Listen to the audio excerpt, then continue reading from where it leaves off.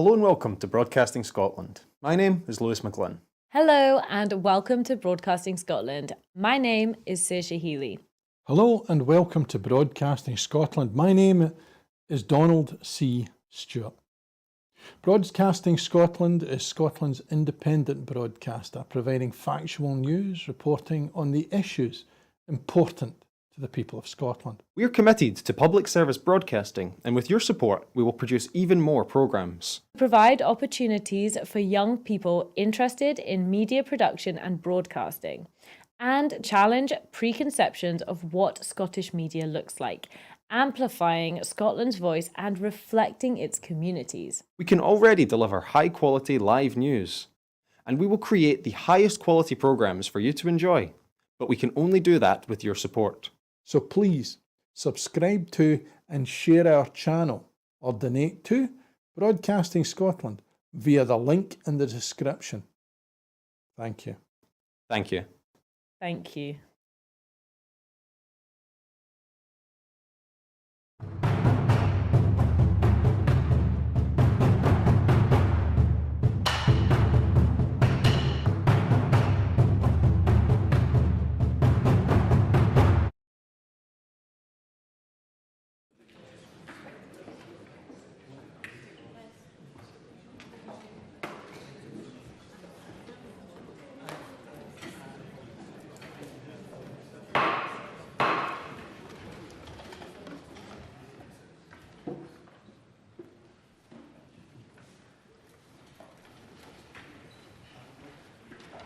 Good afternoon. The first item of business is consideration of Business Motion 18135 in the name of Jamie Hepburn on behalf of the Parliamentary Bureau on changes to business. Any member who wishes to speak to the motion should press the request to speak button now. And I call on Jamie Hepburn, Minister, to move the motion. Move, Presiding Officer. Thank you, Mr Hepburn. No member has asked to speak to the motion. Therefore, the question is that motion 18135 be agreed. Are we all agreed? Yes. Are we all agreed? Yes. The Parliament is agreed, and the motion is therefore agreed. And I turn to the next item of business, which is consideration of Parliamentary Bureau Motion 18133 on suspension of standing orders. I ask Jamie Hepburn, Minister, on behalf of the Parliamentary Bureau, to move the motion. Move, Presiding Officer. I would call other members who would wish to speak. I see Mr Carson has pressed his button. Thank you, Deputy Presiding Officer. I rise in opposition to the motion to suspend standing orders in relation to the legislation consent memorandum for the Animal Welfare Import of Cat, Dogs and Ferrets Bill. Let me begin by clearly stating I support the principles of improving animal welfare. On the surface, the proposals in this bill appear to support that aim. In a letter owner received a few hours ago, the Minister Jim Fairley states that the proposals included in this bill are strongly welcomed by animal welfare organisations as well as being supported by all political parties. And I agree with the Minister. But right now we are not here to vote on principles. I am here to raise objections on how this place has the opportunity to scrutinise legislation. The Rural Affairs Committee, in its letter to the Minister for Agriculture and Connectivity, has made it clear that it has not had the time or capacity to consider this LCM before the motion is due to be debated this afternoon. This is not a procedural inconvenience, it is a fundamental failure of parliamentary scrutiny. The Scottish Parliament has been asked to delegate powers in devolved areas to the UK ministers without sufficient time to consider the implications. The Minister himself agrees that there has not been sufficient time and information for the committee to review this. I do, however, question his view that the Scottish Government has brought this to its attention at the earliest opportunity, given the Senate in Wales was given twice as long to consider the same LCM. The Minister's response to the committee, while appreciated, does not address the core issue of the limitation of this Parliament to scrutinise this properly. The bill proposes to give regulation-making powers not only to Scottish ministers but also to UK ministers in areas of devolved competence, raising serious constitutional concerns. Questions have not been answered. So why is it necessary for UK ministers to have these powers at all? The bill would give powers to the Scottish ministers, and it's not clear why UK ministers would need these powers too. What criteria should be used by the Scottish Government to determine whether regulations are laid by Scottish ministers scrutinised here or by UK ministers scrutinised at Westminster? In his latest letter received this morning, the Minister told us that there would be no set criteria, that decisions are made on an individual set of circumstances, but spells out the guiding factors which would influence these decisions. The Minister has said that there may be circumstances where ministers will wish to give consent to instruments where UK instruments where policy objectives are aligned, but that is not a sufficient explanation. We need to know what those circumstances are. We need to know what specific criteria will be used to decide when it is appropriate for UK ministers to act in devolved areas. And we need to ensure that the Scottish Parliament is notified and given sufficient time to consider those when these decisions are made. The committee has asked for that information. Presiding Officer, we've been told that any UK SIs would be notified to us, but this is a political commitment. And we know that with UK SIs notifications, we don't always have sufficient time to consider them. We also asked for a breakdown of whether powers in this policy area have been delegated to UK ministers or to Scottish ministers under their competence. These are not unreasonable questions. They are the basic requirements of democratic oversight. Presiding Officer, this is not about opposing the policy aims of the bill or LCM. It's about defending the role of this Parliament. It's about ensuring that we do not set a precedent where important decisions are rushed through without due process. It's about ensuring that the Scottish Parliament retains its rightful role in scrutinising legislation that affects the people of Scotland. Yes, Scottish legislation takes up parliamentary time, but that is the price of proper scrutiny. That is the price of protecting devolution, and that is the price of ensuring that this Parliament, not Westminster, decides how devolved powers are exercised. For those reasons, I cannot support this motion to suspend standing orders, and I urge colleagues to do the same. Thank you, Mr Carson. I call on the Minister, should he wish to respond. Thank you very much, Presiding Officer. Let me first of all say I recognise any member's right to speak against any motion that's presented before it. I recognise any member's right to vote against any legislative consent motion. Indeed, I suppose I recognise any member's right to vote against the varying or the suspension of standing orders. I recognise the right of any committee to determine not to report on a legislative consent motion. But what I would say, and I think this speaks to the point that has just been made by the convener, it's about the role of this Parliament. I would be concerned that if we do not agree this motion today, then we would be denying this Parliament the collective opportunity to consider the question of whether or not to grant legislative consent to the UK Parliament. I do not think we should be denying that opportunity. And let me be clear, the effect of not suspending standing orders in this instance would deny Parliament that opportunity, with no guarantee. In fact, I think it's almost inevitable that the UK Parliament will continue to press ahead with this legislation without us even having had the opportunity whether or not to say we grant consent or do not grant consent. Of course, I'll give way to the convener. I appreciate the Minister giving way. I don't know whether the Minister actually listened to the content of my contribution. This was not about this particular LCM. It's the principle of the Government bringing forward LCMs for consideration of this Parliament and not giving sufficient time for the Parliament to undertake its duty to scrutinise those LCMs adequately. Minister. Well, I've heard the convener very clearly. I don't know if he was listening to me. The fundamental point is what he is seeking to do right now in opposing this motion is denying this Parliament collectively the opportunity to even consider the question of whether or not we grant legislative consent. I'm not clear if the convener realises that's what he's doing, but that is what he is seeking to do. And I understand and I recognise that it is regrettable that the committee feels it's not had the time to fully consider this issue. But what I would respectfully say, of course, is that this matter is not entirely in the gift of the Scottish Government. This is a matter that's been considered by the UK Parliament. The UK Parliament determines its own timescale. It is not determined by the Scottish Government. Of course, I'll give way. Roger Grant. I think we're somewhat puzzled in the committee that the Welsh Parliament considered LCMs on considered this LCM some time ago, and we weren't given the same notice in this Parliament. This is not about the content of the LCM. This is very much about the process and giving committees of this Parliament time to consider legislation properly. Minister. Well, and I recognise the importance of doing that, and insofar as we can, we will always do that. In respect of the point that the Senate may have granted its consent. What I would respectfully say is that's because they're considering the legislation in the Welsh context. We have to consider it in terms of its practical application in the Scottish context. Now, I hear members laughing, but that is the fundamental responsibility of this government in the first instance, to then give this Parliament the opportunity to consider it in the Scottish context. And I see Mr Kerr thinks that's embarrassing. He's the great proponent.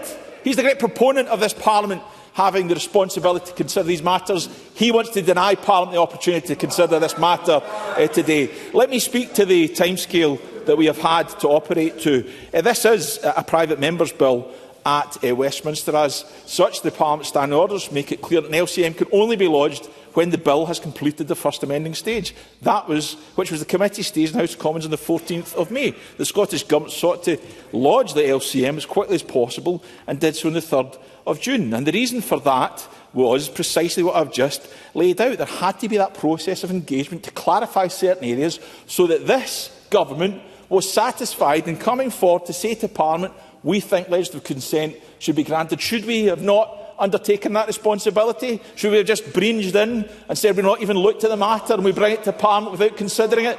I don't think that's something opposition members would expect us to do. And in that sense, I urge Parliament to vote for this motion right now. Thank you, Minister. The question is that motion 18133, in the name of Jamie Hepburn, on behalf of the Parliamentary Bureau, on suspension of standing orders, be agreed. Are we all agreed? The Parliament is not agreed. There will therefore be a move to a vote, and there will be a short suspension to allow members to access the digital voting system.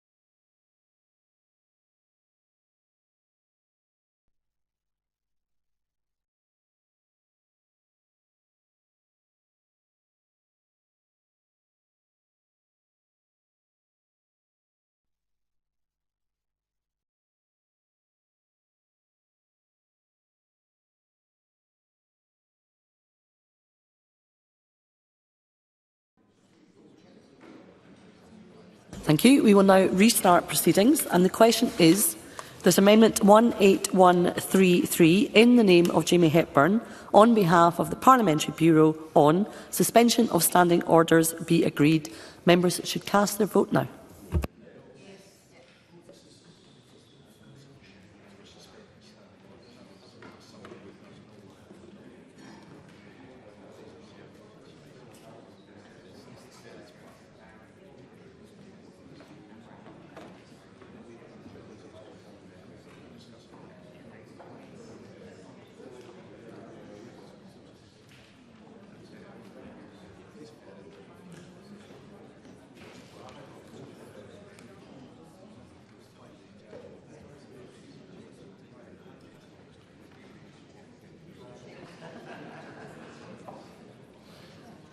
The vote is now closed.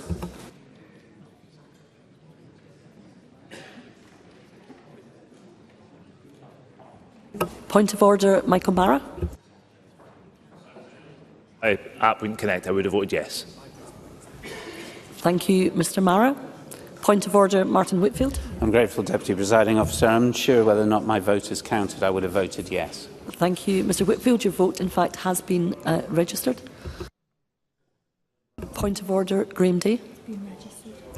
I'm not sure if my vote counted. I would have voted yes. Thank you, Mr Day. Your vote has been recorded.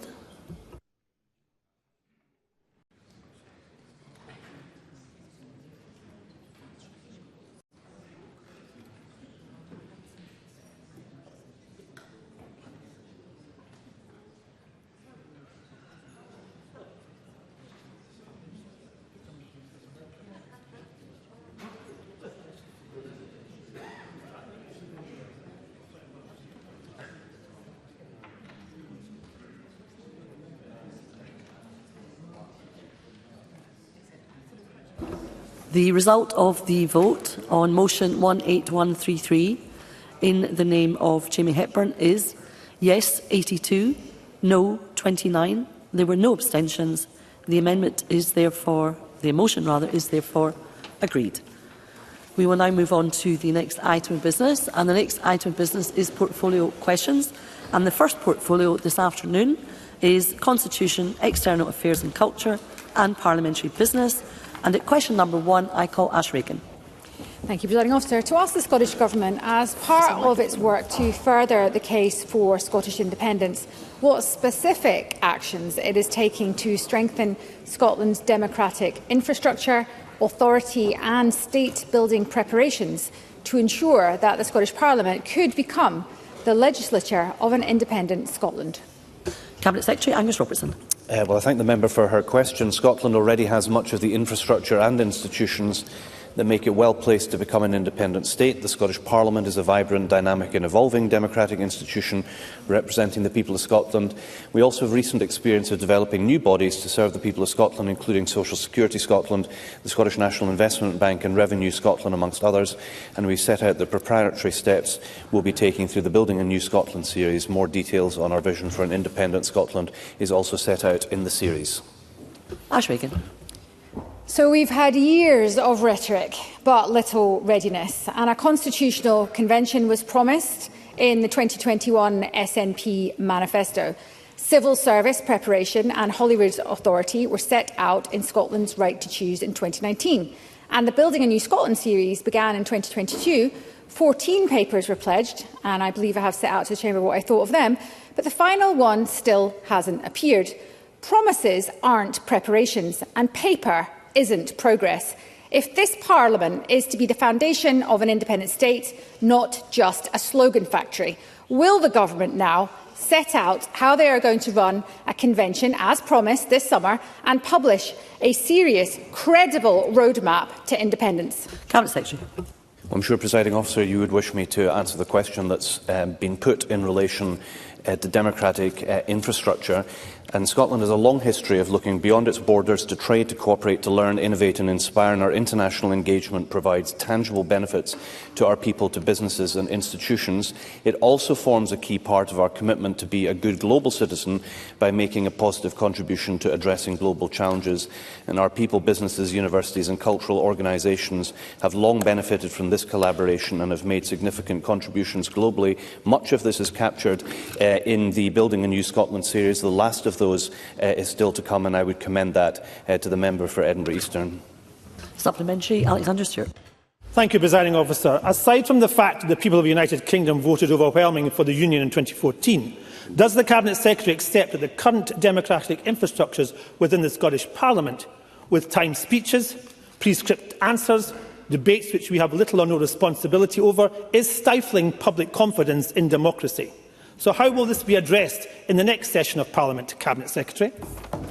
Cabinet Secretary. Well, I listened very closely to Mr Stewart's pre-scripted question, and I hope he is re-elected to the next Parliament. So if in that, and I am happy enough to be re-elected, I look forward to listening to his questions which are not pre-scripted. Look, there are different customs and practices in different parliaments. And I am not reading an answer that has been prepared for me, as everybody can see. And I am a strong believer that parliamentarians, whether in government or in opposition, should have the strength of their convictions to be able to make their case without necessarily reading them out at great length. And if that is something that other members, including Mr Stewart, would like to start doing, I would look forward to that too. Question number 2, Elena Whitham. Ask the Scottish Government what assessment it has made of the latest births and deaths figures published by National Records for Scotland. Cabinet Secretary. Scotland's changing demographic composition, in part driven by deaths continuing to outweigh births, as shown within NRS statistics, has significant implications for our future economy, communities and public services. And this government remains committed to responding to this challenge through delivering our population strategy overseen by the Ministerial Population Task Force. With inward migration as the primary driver of our population growth, we continue to make a strong case to the UK Government for tailored migration solutions such as our rural visa pilot and the Scottish graduate visa to address Scotland's distinct needs and ensure that we maintain and grow our working age population. Elena Whitham.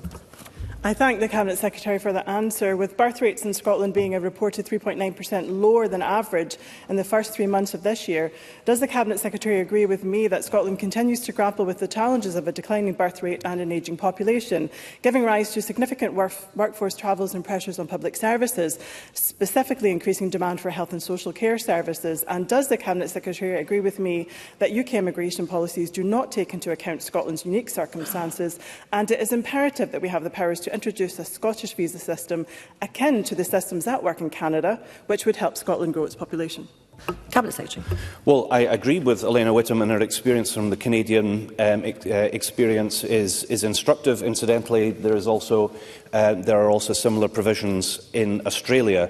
I absolutely agree that we need immigration measures tailored to Scotland's distinct needs. If it's possible in those countries, I don't see why it's not possible here. And as a member of as a previous chair of the Ministerial Population Task Force, I'm very well aware of Scotland's demographic challenges and their potential impacts on our economy, our communities and our public services. All of our current population growth comes from inward migration, and as a result we've long made the case that Scotland needs bespoke migration solutions tailored to our distinct needs to enable us to adequately address these challenges. Question number 3, Stephen Kerr. To ask the Scottish Government for what reason medical supplies were sent to Ukraine with a condition that they be used for civilian purposes only. Cabinet Secretary. The Ukrainian government specifically requested humanitarian assistance for the health care of their citizens and provided a list of requirements which Scottish Government looked at to source via the National Health Service. The medical equipment was transported by established humanitarian aid partner, the International Committee for the Red Cross, to assist hospitals throughout the war-torn country. This was provided as official development assistance which, according to the Organisation for Economic Cooperation and Development and the OECD cannot be spent on military aid, and this is a rule that the UK as a whole, including Scotland, adheres to. The Scottish Government fully supports Ukraine in its defence against Russia's illegal invasion and has provided direct aid for Ukraine's defence in the past alongside the UK Government. Stephen Kerr. Angus Robertson is hiding behind words, as usual, because are Ukrainian soldiers injured in defence of their country not also cases of humanitarian aid? Despite the fact that our country is united in support for Ukraine, the SNP government have managed to tie up vital medical equipment in bureaucracy. So when he says he supports Ukraine, his government have imposed conditions that mean that wounded Ukrainian soldiers can't be treated with Scottish donated equipment. And that is frankly a scandal. So will the Cabinet Secretary take this opportunity to put the record straight? Will he act today to lift those restrictions on the use of that equipment and let our medical aid do what it was meant to do, simply save lives? Cabinet Secretary. The member will be well aware of my long-standing support for Ukraine, including military and humanitarian support, and I can give him the assurance, and he may want to reflect on this, given what he's just said, that medical supplies distributed to Ukrainian hospitals will be used to treat all patients, both civilian and military. I hope Mr Kerr understands that we responded to a request by the Ukrainian government, and we received a letter from the ambassador of Ukraine, General Valery Zaluzhny, who I'm sure Mr Kerr will know was the Commander-in-Chief of the Ukrainian Armed Forces, and he said as follows: "The act of generosity and solidarity demonstrated by NHS Scotland in extending a helping hand to Ukraine in its time of need exemplifies a true spirit of humanity and compassion. The Ukrainian people are deeply grateful for the support and assistance provided by NHS Scotland, knowing that these supplies will make a difference between life and death for many." Supplementary, Willie Rennie. I appreciate the clarification from the Minister. In future, will he consider working with the UK Government on the transport of such medical supplies so that we can have no conditions as we are set out, that the Minister has set out in his response? Because I think it is important that we give the Ukrainian authorities as much flexibility as possible to use the medical supplies in the areas of which they need them to be. Cabinet Secretary. Entirely sensible contribution from Willie Rennie, and of course he'll be aware that funding to the tune of £65 million has already been provided by the Scottish Government, part of the UK's Military Aid for Ukraine programme, which helped provide state-of-the-art equipment, including sophisticated air defence systems and thousands of pieces of vital kit for Ukrainian service personnel. So I think Willie Rennie understands the point that some others don't, which is there are different routes through which aid is provided to Ukraine. There's direct military aid, there's humanitarian aid, and there are other routes. And depending on which organisation transports it and under which spending heading, in this case overseas development aid, there are rules in place about it. I can give him the assurance, and I can give others the assurance, who want to make sure that everybody in Ukraine needs the aid that is required, whether civilian or military. These are things that we will consider very closely as a Scottish Government, because we support Ukraine in its fight against the illegal invasion by Russia. Question number 4, Stephanie Callaghan, who's joining us remotely. Ms Callaghan. To ask the Scottish Government regarding its provision of funding for humanitarian aid when it last engaged with the UK Government in relation to the ongoing humanitarian crisis in Gaza. Cabinet Secretary. We receive regular briefings from United Nations agencies, the Disasters Emergency Committee and our Humanitarian Emergency Fund panel members. Most recently, I wrote to the UK Government this week, seeking information on UK export licences to Israel in support of our consistent calls for an end to licensed arms exports to Israel. The severe humanitarian crisis in Gaza, exacerbated by ongoing conflict and a blockade which is restricting aid to Gaza, is devastating, and the international community, including the United Kingdom, must act now. The £1.3 million in humanitarian funding for Gaza and the wider region, which the Scottish Government has contributed since the outset of the current conflict, is provided from our own budget. This is additional funding from Scotland to that which the UK Government has contributed. Stephanie Callaghan.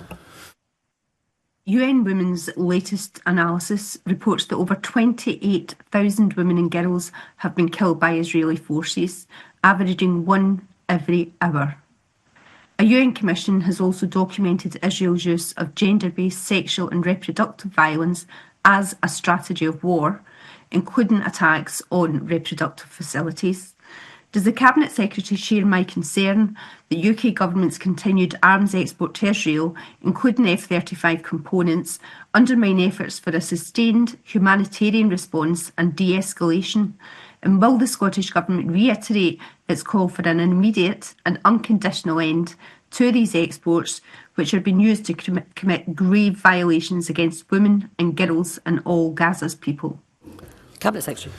Civilians in Gaza are being bombed and left to starve by Israel on a massive scale, and the impact on women and girls is horrific, as the UN Commission's independent inquiry set out in such harrowing clarity. Women and girls in Gaza cannot, by any stretch of the imagination, be considered responsible for Hamas's atrocities on the 7th of October 2023, which also included horrific violence against women and girls, as noted by an earlier report by the Commission. Scottish ministers have consistently called on the UK Government to end all licensed arms exports to Israel, and the UK Government's decision to suspend some arms licences was welcome, but should go further. The Secretary of State for Business and Trade of the United Kingdom Government said, and I quote, "There is a clear risk that military exports to Israel, where used for military operations in Gaza, might be used in serious violations of international humanitarian law. For that reason alone, all licensed arms exports should stop." Supplementary, Faisal Chowdhury. Thank you, Deputy Presiding Officer. Conditions in Gaza are appalling, with 470,000 people facing catastrophic hunger, and reports of desperate Gazans being shot while trying to access life-saving aid. Has the Cabinet Secretary discussed with colleagues what further actions can be taken within devolved powers to end this suffering? Will he provide an update on revised guidance for Scottish enterprise human rights checks? Cabinet Secretary. That is currently in progress, and in answer to specific questions about ongoing discussions around the situation in Gaza, I can confirm to him that I'm meeting with UNRWA tomorrow, and if there are any specific asks from UNRWA about supplying aid to Gaza, that is something that we will, I'm sure members right across the House will be interested in learning about, and I'll be happy to share that with other members. In terms of the response to the situation in Gaza, he will understand that this is mostly a reserve function. I would wish that to be different. I would wish us to be able to impose an arms export ban in Scotland ourselves. We cannot. So I would urge him to use his good offices to speak to his colleagues in the UK Labour Government to do the decent thing and end all arms export licences to Israel. Question number 5, Tim Eagle. To ask the Scottish Government whether it will provide an update on how it supports rural museums. Cabinet Secretary. The Scottish Government has increased funding for Museums Galleries Scotland from £2.7 million in 2024-25 to £4.27 million in 2025-26, and through this additional funding, not only has a new capital fund been created, but MGS's Small Grants Fund will also open to non-accredited museums for the first time. A brand new Museums Capacity and Support programme will also launch shortly, providing £4 million of Scottish Government funding to support museums across Scotland as they innovate and test new ways of working, which will sustain these vital organisations for years to come. Tim Eagle. Well, as the former MP for Murray will know, museums in rural areas like Murray are important amenities for residents, as well as bringing visitors to local communities. Now, thanks to the hard work of staff, Elgin Museum is partially reopening this summer, whilst plans to reopen the Faulkner Museum in Forres, which holds an incredible collection of works from a contemporary of Darwin, are moving forward. Like national museums, these facilities are essential to communities and schools. Will the Cabinet Secretary join me in thanking all those working to support these museums and to help protect against rising costs? What more support can the Scottish Government offer to ensure their long-term future? Cabinet Secretary. Well, Tim Eagle is absolutely right. I do know both Elgin Museum and the Faulkner Museum. I know them to be excellent and would highly recommend them to anybody who's not been to visit them. Put on record my appreciation to everybody that is involved in the running of those fine institutions, and would draw their attention through Tim Eagle to the new Museums Capacity and Support programme. Funding is there. It was voted through in the budget. Tim Eagle didn't vote for that. Maybe I'll persuade him to vote for next year's budget, but I'm sure he can pass on the good news that the Scottish Government has delivered that extra aid and museums will be able to apply for it. Supplementary, Alistair Allen. As the Cabinet Secretary may be aware, Commonwealth Tua, one of the many excellent and very active historical societies across my constituency, are working to open a new heritage hub at Skolharnish. Can the Cabinet Secretary say anything further at present about what further support will be available to community organisations such as local museums and historical societies, particularly in Scotland's Gaelic heartlands in light of last week's passing of the Scottish Languages Bill? Cabinet Secretary. While I cannot say anything further at present about specific support related to the Scottish Languages Bill, I can say in relation to Skolharnish and to Common Yachdrav Uisht Atua that I'm pleased that the Scottish Government's Gaelic team was able to provide important capital funding in 24-25 for renovation work in the old school, and this renovation work at Carinish is proceeding, and the Scottish Government's Gaelic team would be happy to consider a further bid in 25-26. As the member is aware, further significant Scottish Government capital support was provided for the impressive Croxolure Centre in South Uist, and Phase 2 of the building is making good progress. Brief supplementary, Cara Mochan. Thank you, Presiding Officer. Can I thank the Cabinet Secretary for his letter in response to my concerns about rural museums and the cost of displaying delicate articles that need environmental protection, such as the tapestries at Dean Castle in my South Scotland region. I wondered if, in his role and with the many contacts he has within the sector, would it be possible to capture data on this specific reason for items being removed from public display? Cabinet Secretary. I must confess, and in the spirit of answering the question earlier to Alexander Stewart, this is an area that I'm not aware of, and I think it would be something that I would be happy to ask my officials if there is any such data, and if there is not, is it possible to compile that, and would that be commensurate with the challenge that has been identified. I'm happy to be informed about the issue because I am a strong supporter of our museum network around the country, and we want the best displays in all museums, do we not? So I will take the encouragement from the member with me, and I will reply to her in due course. Question number 6, Jamie Halker-Johnson. To ask the Scottish Government what restrictions it places on the use of overseas aid. Cabinet Secretary. The Scottish Government spends official development assistance in line with Organisation for Economic Development Assistance Committee guidance, as do other OECD members, including the United Kingdom. OECD specify that to be counted as overseas development assistance, such funding cannot be spent on military aid. All grants are made subject to legally binding agreements through the issuance of a model offer letter which contains conditions. Standard Scottish Government grant conditions will control a range of key issues relevant to the use of grant funding. These include the purpose for which the grant is being allocated, payment of the grant, reporting on the grant, data protection, termination, default and recovery of the grant, and issues such as safeguarding requirements. Jamie Halker-Johnson. As my colleague Stephen Kerr highlighted in his question, it was reported in the Times earlier this month that the Scottish Government prevented aid being sent to Ukraine from being used to treat injured Ukrainian soldiers. Can the Cabinet Secretary confirm whether or not the same conditions were placed on the funding the Scottish Government provided for UNRWA for use in Gaza? And given the concerns over that organisation, concerns that led to government suspending aid to UNRWA, can he assure the Chamber that no funding from the Scottish Government was used or is being used to treat those fighting for Hamas, and will he seek assurances from the UNRWA when he meets them tomorrow on that? Cabinet Secretary.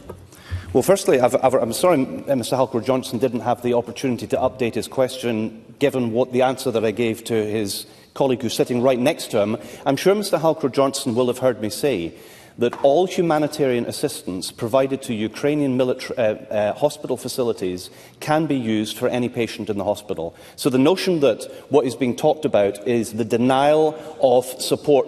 I'm sorry, I wrote down what Mr Halker-Johnson said, Presiding Officer, not treat Ukrainian soldiers.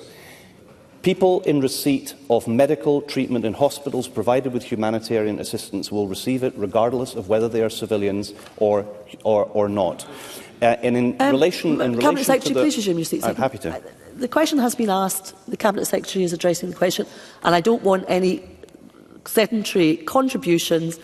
Please show courtesy and respect to the member who has the floor, which is the Cabinet Secretary. Thank you. In answer to...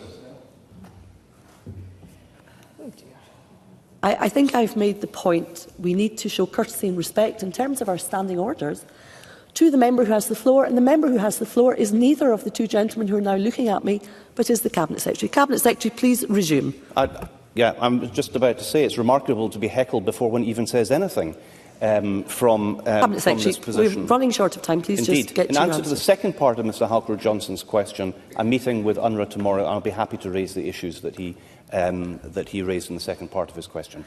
Question number 7, Stuart McMillan.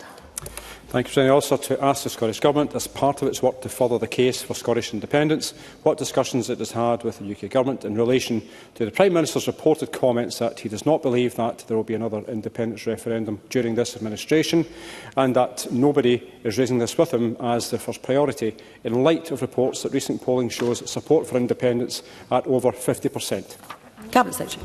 I can confirm that Scottish Government ministers consistently engage with our ministerial counterparts in the UK Government to deliver our policy agenda, and the Scottish Government is absolutely clear that only through the full powers of an independent Scotland can we meet many of our core policy aims, delivering on the things that matter to most of the people of Scotland. And Mr McMillan is indeed right that polling over recent months has shown that a clear majority in Scotland are in favour of Scottish independence. Stuart McMillan.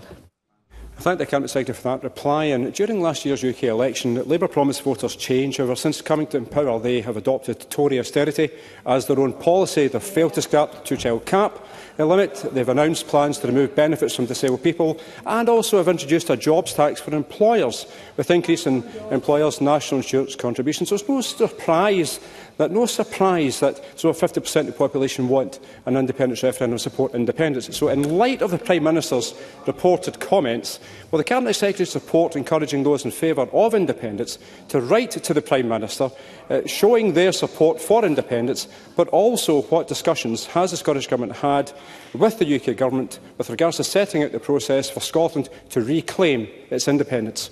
Cabinet Secretary. I think Mr McMillan is absolutely right to point out, sadly, that the UK Labour Government has been continuing with significant areas of austerity, and sadly they now plan to target the disabled, which I think everybody on the Labour benches should be deeply embarrassed about. On the question of Scotland having a democratic vote about its future, I don't think any Democrat or any parliamentarian should be poo-pooing the right of the people to make a decision about their own country's future. The majority in this Parliament were elected on a mandate that there should be a referendum, and a referendum there should be. And supplementary, Martin Fraser. Thank you, President Officer. On the issue of another referendum, we now know that on June the 12th, dozens of anonymous pro-independence online accounts calling for another referendum went dark after the Israeli Air Force took out Iranian cyber infrastructure. Does it not concern the Scottish Government that its central policy objective is being actively backed by the terrorist state of Iran as part of its campaign to weaken this United Kingdom? Cabinet Secretary.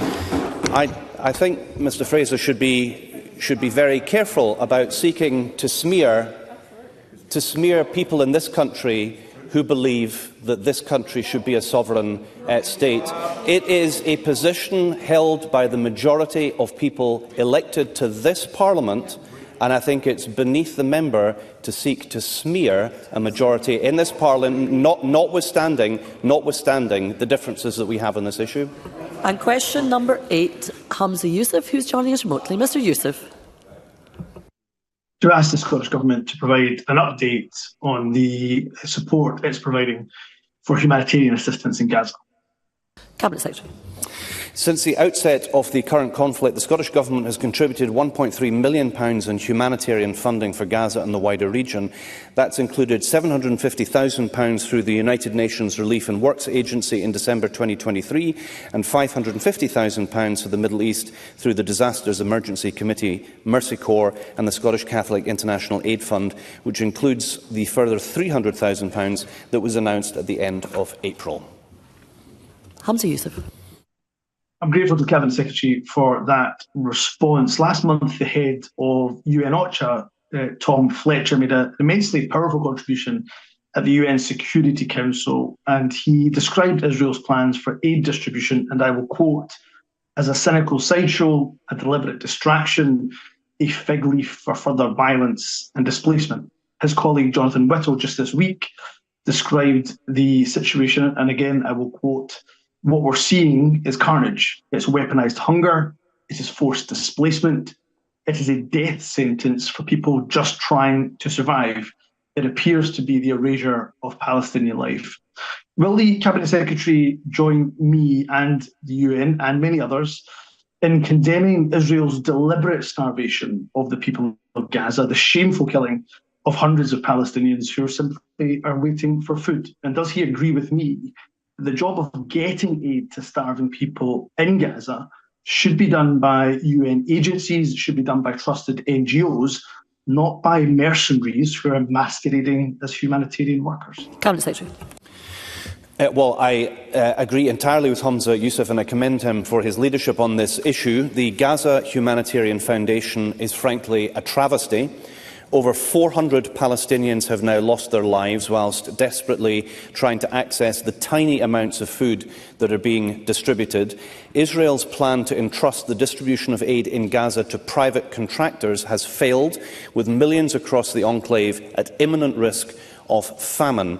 This situation is entirely man-made and preventable. Huge quantities of essential humanitarian aid are sitting on the borders waiting to be delivered by established humanitarian actors with a proven track record of distributing it at scale in an effective, safe and dignified manner through over 400 distribution points across the Gaza Strip. These actors, who are best equipped to deliver life-saving aid, are being obstructed from doing their work. Without safe, coordinated access, the crisis will only worsen. Thank you, Cabinet Secretary. That concludes portfolio questions on constitutional, external affairs and culture and parliamentary business. Apologies to the one member I was not able to squeeze in the supplementary of, and will be a short pause before we move on to the next item of business.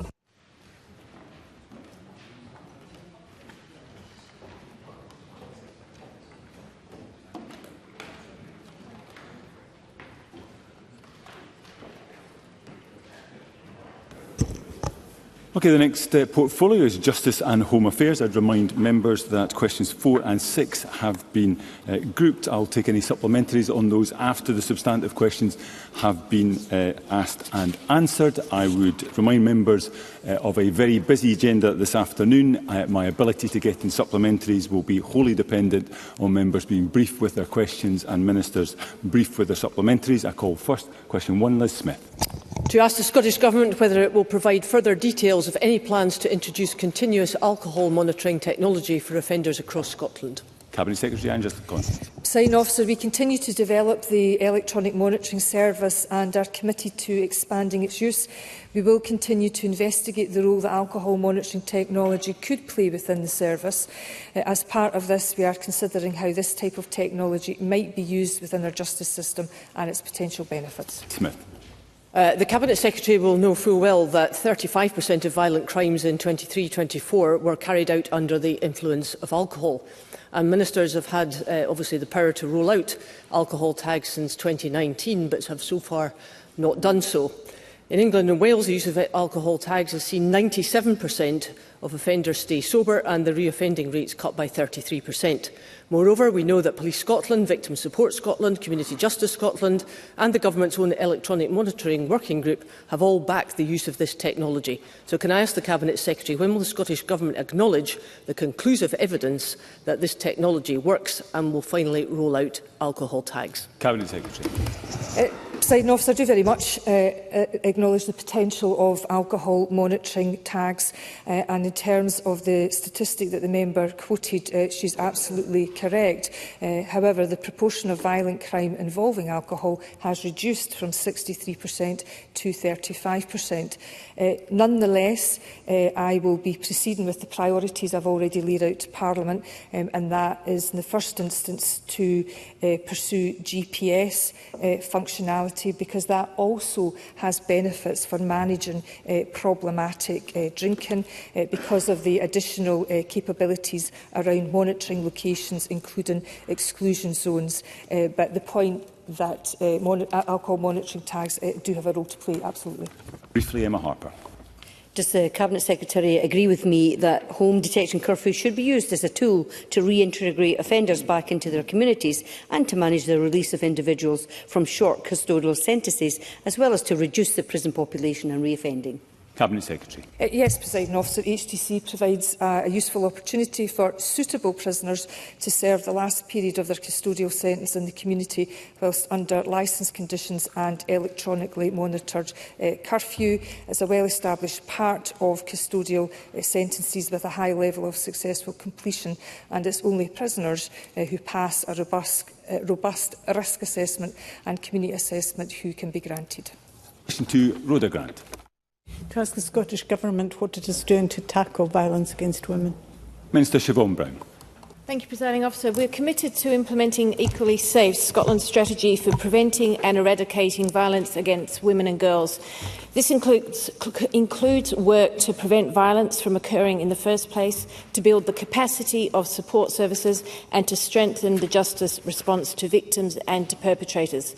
Through our Delivering Equally Safe Fund this year, we will invest £21.6 million to support 115 projects from 107 organisations throughout every local authority in Scotland.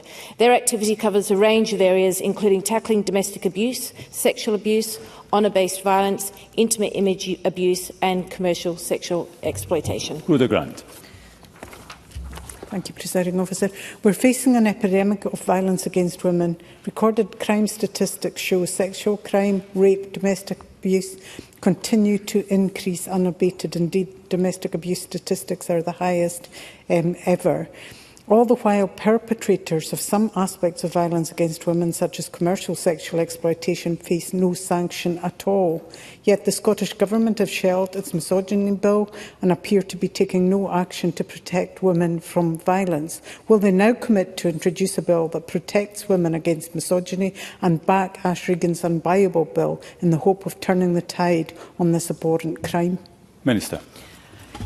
Thank you. And just to let the member know, I did meet with Ash Regan just last week. And as I've said before, I think it was just a couple of weeks ago with the member, the Scottish Government is not opposed to the intent behind the bill.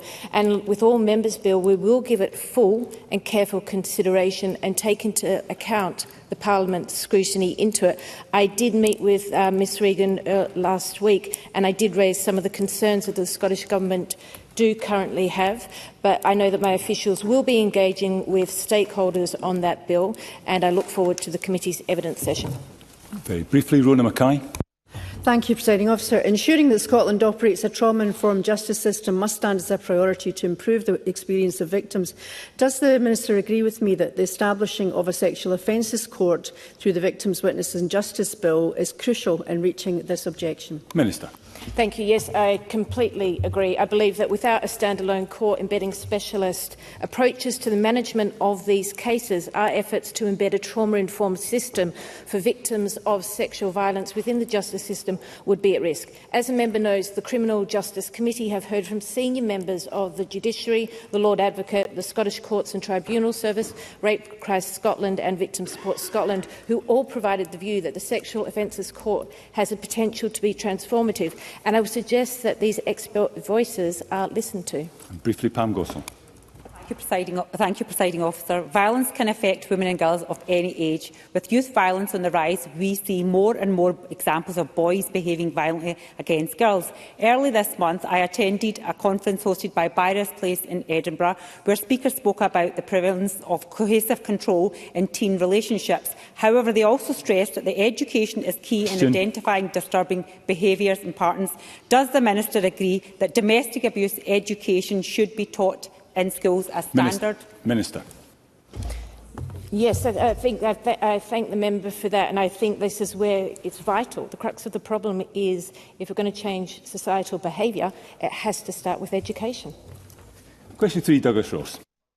Thank you, Presiding Officer. To ask the Scottish Government what discussions it has had with Police Scotland regarding the decision to euthanise police dog Zara in December last year and the subsequent review by the force. Cabinet Secretary. Presiding Officer, as the member is aware, operational policing decisions are the responsibility of the Chief Constable under the oversight of the Scottish Police Authority. I did, however, discuss Police Scotland's approach to animal welfare with the Chief Constable at one of our regular meetings on the 27th of February. She assured me that the welfare of police animals is of absolute paramount and that decisions taken on animal well-being and welfare are informed by the advice of veterinary professionals. I understand that Police Scotland is currently undertaking a review of their processes around decisions on situations of this nature. Douglas Ross. The circumstances around the decision to put down police dog Zara are bad enough, but the cover-up from the very top of Police Scotland is just as bad. Originally, they defended their decision, saying the outlook for the dog was so bad she had to be put down. They refused to issue her notes, but they have been uncovered by the organisation Thin Blue Paw Foundation, which states that police dog Zara's progress was great once recovered from this. There was then an independent investigation led by the very inspector who took the decision to put the dog down. So does the Cabinet Secretary accept that is completely wrong? They have taken the wrong approach with this issue. They should release all the documents relating to this incident. They should have a truly independent investigation, and we should get a statement from the Chief Constable, Joe Farrell, who has so far been silent on this issue. Cabinet Secretary.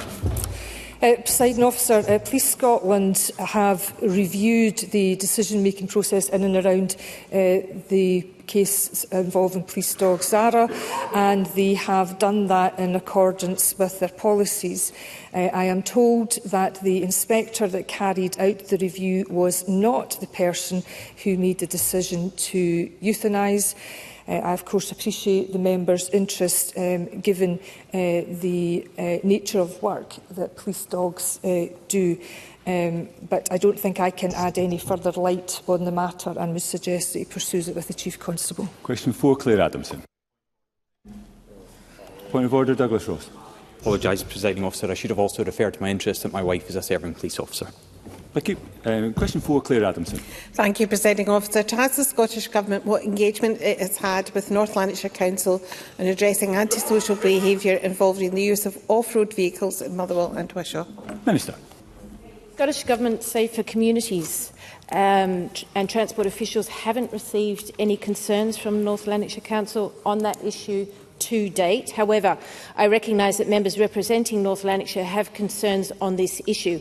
The Government remains committed to working collaboratively with all local authorities, COSLA, and we've been engaged as part of a government work on off-road vehicle misuse, and along with Police Scotland is represented on the Road Safety Framework Strategic Partnership Board. We continue to welcome input from local government in helping inform the Government's own work in this area, such as supporting a summer safety campaign. Claire Adamson. I thank the Minister for her answer. I have been engaging with the local police with regards to this issue, and antisocial use of off-road vehicles is a growing problem in Motherwell and Wishaw. There's particular frustration over the seizure and storage process, where vehicles are confiscated and people are able to pay a storage fee and reclaim the vehicle within a matter of days, only for it to be reused for antisocial behaviour. So the police have raised this frustration. What scope is there to strengthen regulations so that, for example, a higher fee for storage might be applied that would act as a deterrent, or for the police to use have further seize and destroy measures for repeat antisocial behaviour? Minister. Thank you. I recognise this issue and understand the concerns raised by the member and her constituents. It's something that's been raised with us in the working group as well. My officials are working closely with Police Scotland, the Association of Vehicle Recovery Operators, Transport Scotland and wider stakeholders to review statutory charges for vehicle recovery. While the levies referenced are a separate issue, I will ensure that officials take them into account as part of this work and engage with Police Scotland around how the system is currently working to ensure that our communities can be kept safe from the harm that vehicle misuse causes. Question 6, Bob Doris. To ask the Scottish Government what its position is on whether Police Scotland and other public bodies have appropriate powers to tackle the misuse of off-road vehicles and promote community safety. Minister. Thank you. Police Scotland have advised the current powers under the Road Traffic Act 1988 and the Antisocial Behaviour Scotland Act 2004 are sufficient to respond to the misuse of off-road vehicles. However, the Government remains committed to doing all that we can to support enforcement and is open to further legislative action. Ministers have written to the UK Government seeking to work jointly to improve powers, including on reserved matters of vehicle registration. Work is also underway to review police vehicle seizure and disposal powers, including the retention period, and we are working closely with key stakeholders to understand the current landscape. Bob Doris. I thank the Minister for that answer. I think some police officers on the ground may disagree with Police Scotland whether powers are sufficient. When Police Scotland confiscate off-road vehicles for inappropriate use, the ease by which owners have them returned is deeply concerning, something what Minister will address Claire Adamson has mentioned previously. But, Presiding Officer, on a more positive note, I thank the Minister for agreeing with me that a summer information and safety campaign aimed at promoting the responsible and legal use of off-road vehicles is required. What more details can the Minister provide of any planned initiative for this summer, and will they encourage all users of such vehicles to act in a responsible, legal and stay safe this summer? Minister. Thank you, and I thank the member for his question. I can confirm that there are going to be 2 national campaigns that we will launch this summer to promote responsible, safe off-road vehicle use. Fearless has rolled out its Be a Legend, Do It Right campaign as part of a broader summer safety campaign aimed at young people. And Crime Stoppers Scotland will follow with a public awareness campaign about reporting illegal off-road vehicle use. And I would encourage all members to share this material widely. And I would also like to pay tribute to Councillor Alan Gow for all his valuable work on this issue. Question 5, David Torrance. Thank you, Presiding Officer. To ask the Scottish Government to provide details on its engagement with stakeholders on violence prevention during the Youth Violence Summit that took place last week. Minister. Thank you. The cross-party meeting provided an opportunity to hear views on what could be done to address young people being affected by violence and, critically, how to prevent violence from happening in the first place. We heard from those who attended that early intervention through youth work, safe spaces and whole family support are key to tackling and preventing youth violence. Building on that and what we know is working, we're considering what more we can do to strengthen support for young people and communities. David Torrance. The rise of social media has arguably increased accessibility and volume of violent content consumed by young people online. Does the Minister believe that projects such as Quit Fighting for Likes can have a positive impact on young people who may be drawn into violence or indeed to film and share violence without understanding the impact of the content? Minister. Yes, I totally agree with the member. I have heard directly from young peoples and the families and how this has impacted them. In addition to experiencing physical assault, the filming and sharing of their attack online causes additional suffering. The Quit Fighting for Likes campaign, developed by our violence reduction partner organisations, provides practitioners with resources to have conversations with young people to think and to discuss the impact of filming and sharing these violent incidents. Their initial campaign last September attracted an average of 80,000 impressions a day through its 4-week run, and 6,000 visitors accessed further information. I would encourage everyone working with young people to engage with the Quit Fighting for Likes campaign. The more young people who get the opportunity to think and discuss this issue is important, and more the better. Sharon Dowie. Okay. Youth violence, crime and antisocial behaviour are all on the increase, as was confirmed by the figures released yesterday. At the summit, the First Minister said we need effective punishment for offences. I continually raise the under-25 sentencing guidelines. The unintended consequences of them is that criminal gangs are exploiting this policy by targeting young people, involving them in crime, knowing that there will be little or no consequences. Does the Minister agree that this needs to change, and will she review this form of two-tier sentencing? Minister. Thank you. Firstly, I have to correct Ms Dowie. There are consequences available when offences are committed by children over the age of 12 and 18. Significant action, including the potential to restrict or to deprive a child's liberty, can be taken. Action is not always visible to victims because not necessary confidentiality or data protection. But I do know that the member has attended some of the youth violence summits that was hosted by the First Minister, and we had a group of experts there with leading evidence explaining to all of us that it's more about prevention, and I would hope Ms Dowie would accept that. Katie Clark.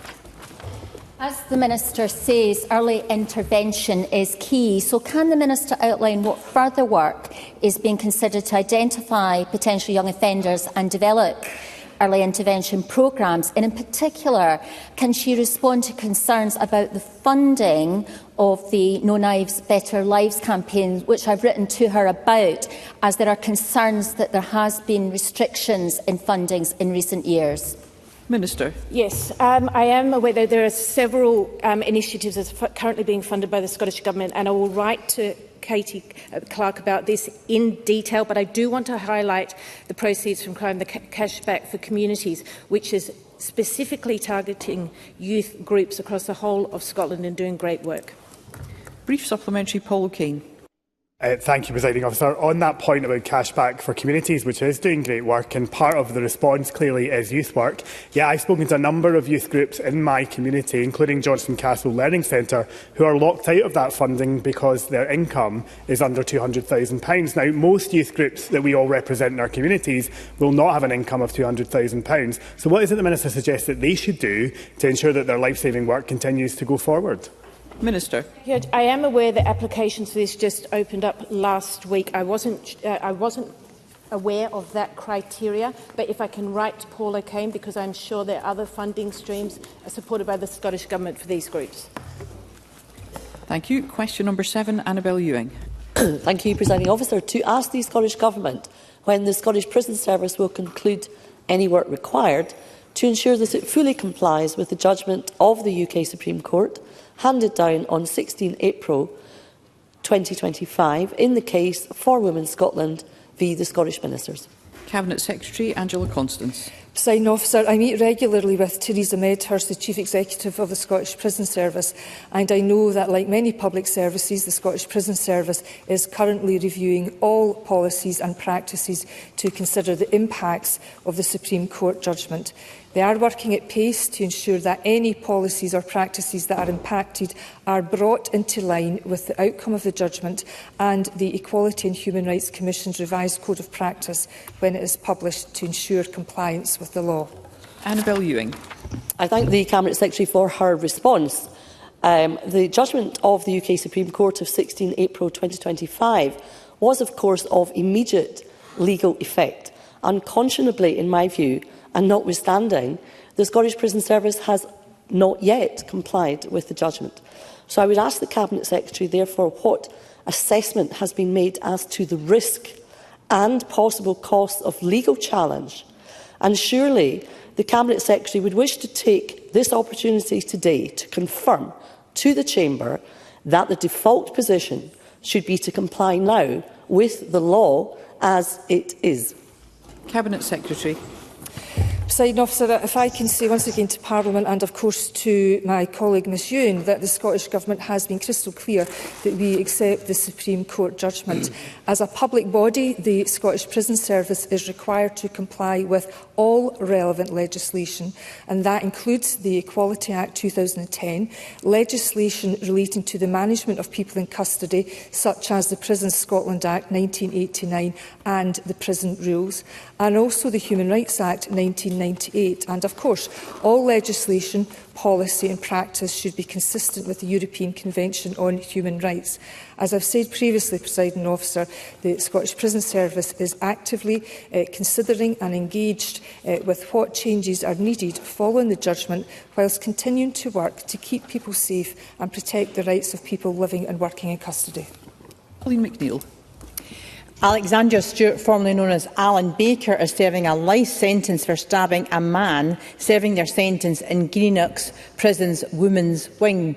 But lawyer Paul Lynch was forced to ask 4 times for the criminal record of this offender, whose offences disappeared when they changed their name due to the self-ID policy which has been in existence. Mr Lynch was told by Crown Office that Stewart had no previous convictions, and it was only after Paul Lynch sent a link to an online news story about Baker's murder conviction that the error was rectified. This policy has done deep damage Does the Cabinet Secretary agree that a full investigation should be conducted to ensure that the impact of this policy is fully rectified, to ensure that criminal records are disclosed to the courts and are accurate in the way they should have been in the first place? Cabinet Secretary. Presiding Officer, with respect, this was the subject of a topical question last week, and I am of the view that I addressed this matter in full. This was an error by Police Scotland, and they acknowledged that. Last week, they had put in record, as I did in Parliament, a course of action that would be taken to ensure that policies and procedures work as they are intended. Question number 8, Claire Hawhey. To ask the Scottish Government what its response is to the findings of the latest Scottish Crime and Justice Survey, which included for the first time new questions around crimes of fraud and computer misuse. Cabinet Secretary. Presiding Officer, the Crime Survey shows a substantial fall in violent and property crime since 2008-09, despite a 34% increase since 21-22. Levels also remain similar to the pre-pandemic position. We welcome the expansion of the survey to include people's experiences of fraud and computer misuse. First results show 1 in 10 adults were the victim of these crimes in 23-24, though most who lost money were reimbursed. Going forward, we will continue to work with partners on the Serious Organised Crime Task Force to raise awareness of the risks that exist and on how criminals try to defraud individuals and organisations. Claire Hawhey. I thank the Cabinet Secretary for that answer. Fraud and computer misuse are estimated to account for over 2/5 of all the crimes in the latest year, with almost half of these crimes being bank and credit card fraud. I hear all too often from constituents about increasingly sophisticated scams, often originating on social media. Can the Cabinet Secretary advise what steps are being taken by the Scottish Government to protect the public from these types of crimes? Cabinet Secretary. Presiding Officer, the Scottish Government, Police Scotland and the National Cyber Security Centre are working together to help protect organisations from cyber criminals. And they do so by identifying fraudulent websites, preventing phishing emails, blocking phone numbers and ultimately bringing those responsible to justice. Police Scotland has also established a cyber and fraud specialist division to enhance their response in Scotland, working with UK law enforcement and partner agencies. And they will develop capability through cyber and online training, ensuring support and guidance for officers and staff. And I encourage everyone to report suspicious sites to the NCSC using the reporting tool on their website, and also encourage anyone who believes they were a victim of crime to contact Police Scotland. Liam Kerr. Thank you, Presiding Officer. In response to the 2019-20 Crime and Justice Survey, then Justice Secretary Humza Yousaf crowed, adults in Scotland are less likely to experience crime than those in England and Wales. But the latest survey shows that Scots are now more likely to be a victim and twice as likely to be a victim of violent crime than those in England and Wales. So after 18 years in charge, does this government accept any responsibility for these frightening figures? And when, if ever, will there be a whole system strategy to arrest these rising rates? Cabinet Secretary. Presiding Officer, both Scotland and England and Wales have seen substantial fall in victimisation rates for violent and property crime since 2008-09. Prior to 23-24, Scotland had either lower or similar violent and property crime victimisation rate than in England and Wales. And Scotland's crime victimisation rate, including fraud, was 19.9% in 23-24, above the equivalent for England and Wales at 16.1%. And findings from the next survey will be needed to understand whether the higher rate this time is a temporary fluctuation. But prior to this, we remain fully committed to tackling crime in Scotland, including through increased police funding year on year since 2016-17. Thank you. That concludes portfolio questions. The next item of business is a statement by John Swinney on historical policies affecting Gypsy traveller communities. The First Minister will take questions at the end of his statement, and so there should be no interventions or interruptions. And I call on the First Minister up to 10 minutes, please. Presiding Officer, today the Scottish Government has published reports which highlight the injustice and prejudice that Gypsy traveller individuals, families and communities have faced as a result of the historical policies and decisions colloquially known as the Tinker experiments. While these events predate this Parliament, it is important to recognise that the impacts of these policies are still felt today. I know that there are members of the communities impacted in the public gallery today. I welcome them to the Chamber and I applaud their tenacity in pursuing these issues over such a long period of time. Since its inception, this Parliament has demonstrated its willingness to address uncomfortable and, for some, incredibly painful elements of our national story. My statement today is set within that context. I invite Parliament to consider that only by confronting these difficult truths from our past, we are able to move forward, learning from the mistakes of the past as we work towards a more just and equitable Scotland, a Scotland that truly honours and celebrates the rich culture of Gypsy travellers. Presiding Officer, it falls to this Government to state without ambiguity that what happened to Gypsy traveller communities in Scotland was unacceptable. This starts with formally acknowledging and apologising for the harm caused by these actions. It is clear to the Government that stark prejudice and lack of cultural awareness led to a series of unfair and unjust policies. These policies resulted in children being removed from families, and families were forced to live in substandard accommodation and degrading conditions. The trauma that this has caused to individuals, families and groups, including those who regard themselves as victims of Tinker experiments, is significant and long-lasting. So, as First Minister of Scotland, I want to say this directly to Gypsy traveller communities. The Tinker experiments should not have happened. Those policies were wrong, and we recognise how much it is still hurting so many today. And more than anything else, I want to say this. On behalf of Scotland, we are sorry. Presiding Officer, we have come a long way since the Tinker experiments, but there is still much to do.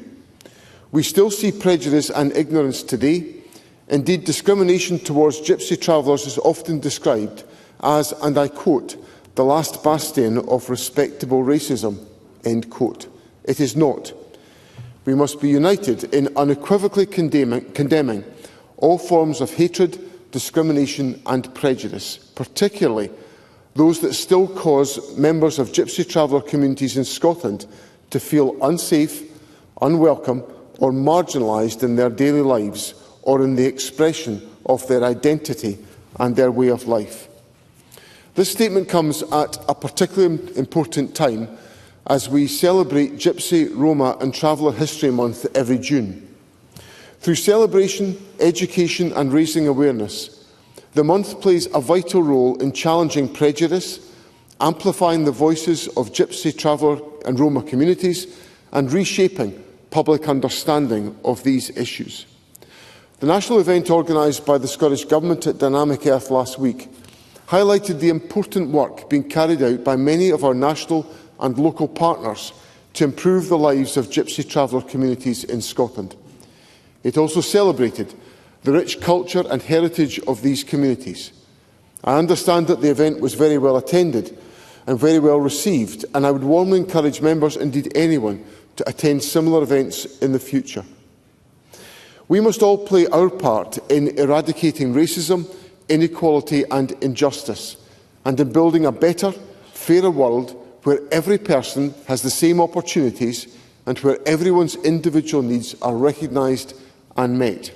We can only achieve this by working together in partnership, ensuring communities are at the very heart of our discussions. That is why a short initial community consultation was commissioned to engage with members of Gypsy traveller communities impacted by historical policies. I know that the Minister for Equalities attended one of these sessions in person and was deeply moved by the powerful insights and experiences that were shared with such courage. We recognise that revisiting past trauma is never easy, and we are truly grateful for the generosity and the openness shown by members of the community throughout this process. We are also aware that that others may still wish to share their stories, and I want to reassure them that the Government is here to listen whenever and however those individuals feel ready to explain their story. We have now published a summary of the results of this consultation, along with the archival research report, and are keen to continue the conversation to find the best and the most effective way forward. We also recognise that historical policies have affected individuals and groups differently, with both direct and indirect impacts. These effects vary based on multiple factors and often carry intergenerational consequences. Understanding this complexity is crucial as we work towards collective progress on this issue. Improving the lives of our Gypsy traveller communities is essential if we are to tackle deep-rooted inequalities and deliver a fairer Scotland. The progress we have made since the events outlined in this report is significant. It is testament to the collaborative work of national and local government, the dedication and tireless efforts of third sector organisations, and most of all, the determination of Gypsy travellers to ensure better futures for their communities. Since the publication of our first Gypsy Traveller-focused action plan, the Scottish Government has taken specific actions to improve the lives of Gypsy traveller communities in Scotland in key areas such as accommodation, tackling discrimination and improving representation, access to public services and also access to education. Last year, we published an updated action plan building on the successes we have had to date. At the same time, we recognise that there is still much more work to be done, and the experiences shared underline the need for systemic change, greater accountability and, crucially, a shift in attitudes at every level. We must do better. Recognising the harm caused by this prejudice is only the first step. It must be followed by meaningful action. This includes challenging stereotypes, confronting everyday discrimination and committing to long-term efforts that promote understanding, respect and equity for Gypsy travellers. Presiding Officer, we have reached this moment due to the efforts of many people. Individuals in Gypsy traveller communities have argued with care and tenacity for these injustices to be addressed. Some have not lived long enough to hear the words that I have shared with Parliament today. I pay tribute to all of their commitment to the pursuit of justice. I would also like to pay tribute to our late and former colleague and Minister for Equalities, Christina McKelvey. Christina fought tirelessly to address the inequality and the injustice that Gypsy traveller communities faced. I know that this apology today would be the recognition and the long-anticipated justice that Christina worked so hard to deliver for so many.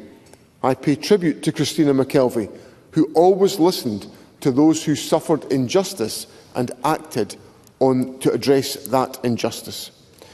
Presiding Officer, our hope is that we now have a foundation for continuing to build trust and the fostering of renewed relationships with all those who have been impacted by historical policies. As we look ahead, the Scottish Government is determined to maintain a strong leadership role in advocating for the rights of Gypsy traveller individuals and in celebrating the rich history, culture and contribution of these communities. An apology is not the end, but I hope the beginning of a new conversation. We want to continue this dialogue and to work together to keep improving the lives of Gypsy traveller individuals, families and communities in Scotland. That is the commitment I make to the communities and to Parliament today. Our duty is to address the errors of the past and to work for a better future.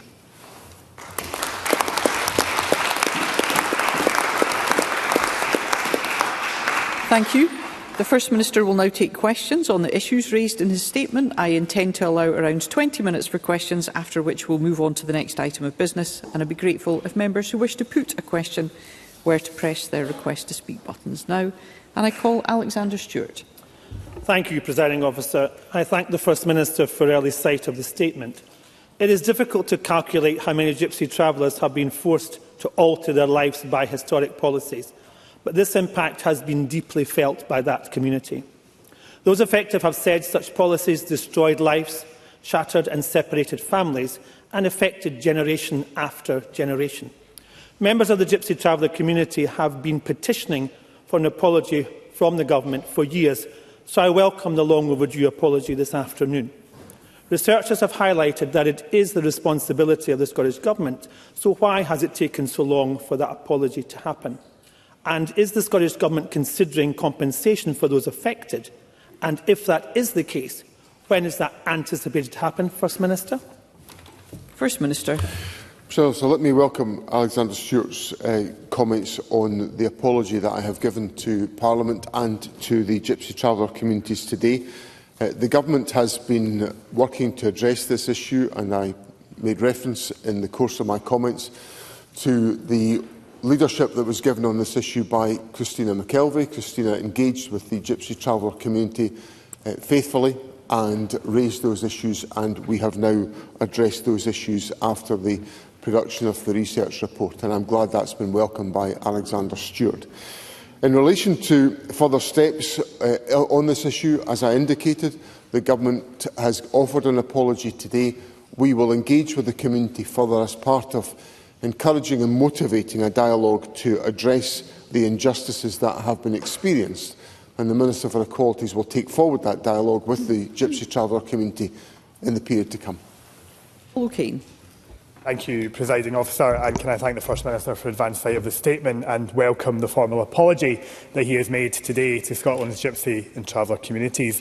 The Government is right to acknowledge that, whilst occurring before the establishment of this Parliament, the Scottish State and its public institutions should recognise the wrongs that were visited upon Gypsy and Traveller communities. The Tinker experiments were wrong and should never have happened, and they expose cultural injustice and prejudice and failures to some of our most marginalised communities. And whilst they occurred many decades ago, it is clear that they have a lasting effect. And, Presiding Officer, on behalf of the Scottish Labour Party, I add our apology to that of the First Minister. We have heard already that it has taken a long time to come to this day, and it is important that we pay tribute once again to all of the individuals in the Gypsy Traveller community who have spoken out and have had to relive those injustices in order to get the recognition and the apology they deserve. And I think it's also important to put on record not just the work of Christina McKelvey, which I accord myself with the comments of the First Minister on, but all of the other organisations in Scotland, in particular the Scottish Human Rights Commission, under the stewardship of Professor Angela O'Hagan, and others who continue to work on these issues. Now, in response to Alexander Stewart, the First Minister, I acknowledge once again that this is the beginning of a conversation and a process, but I don't think he said in any definitive terms whether there would be consideration of a redress scheme. So I wonder if he's able to say anything further on that, and if not, if he's able to say why that is, and whether he thinks that redress in the form of compensation is appropriate in this case. First Minister. Can I welcome the comments that Paul O'Kane has put on the record and the acknowledgement of the shared obligation that we have on this matter. And it is right, as I indicated in my statement, for those who hold office today to act on behalf of the state in relation to failings and errors that have happened long before our responsibilities started. And I do that unreservedly to Parliament today. I also associate myself very much with his comments in relation to the contribution of other organisations such as the Scottish Human Rights Commission, who of course have advanced many of these questions. Mr O'Kane's question to me raises the issue of cultural prejudice, and of course we live in a society today where issues of prejudice are issues that we are wrestling with in different forms and in different shapes in our society today, and we must be vigilant, and Mr O'Kane knows the degree to which I am concerned about these issues, in confronting the sources of that prejudice, because we are acknowledging here historic prejudice, but there are versions of prejudice which are prevalent in our society today. The Government does not have immediate plans on a redress scheme, but as I indicated in my response to Alexander Stewart, this is the start of further dialogue with the community, and I am keen to make sure that we follow up the apology with means of supporting the community and individuals within the community to be able to overcome the damage that's been done in the past. Elena Whitham, to be followed by Pam Gossel. Presiding Officer, today is a historic moment on the path to reconciliation, and I welcome the First Minister's apology and much-needed recognition of the deep harms caused by state policies like the Tinker experiment and the associated practice of trafficking Scottish traveller children overseas.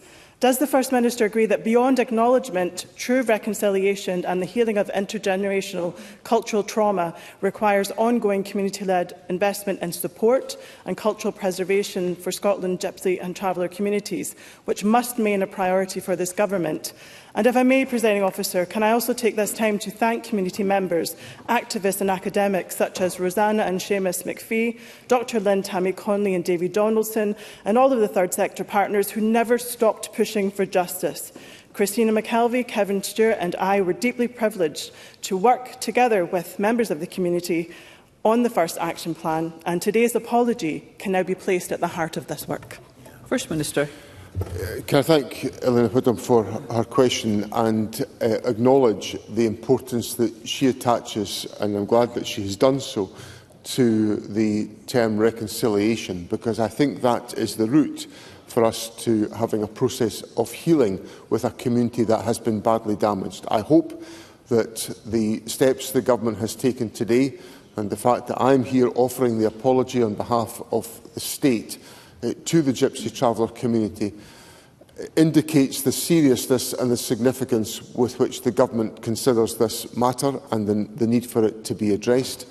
I have, in my own constituency capacity, engaged with a number of the individuals that Elena Whitham referred to, Roseanne and Seamus McPhee, who are constituents of mine, so I am familiar directly with the experiences that have been recounted here, and I'm grateful for their engagement on this question, and I'm determined to ensure that the approach to reconciliation can be built on the basis of the apology that's been offered today, and that's the commitment the Government offers to Parliament.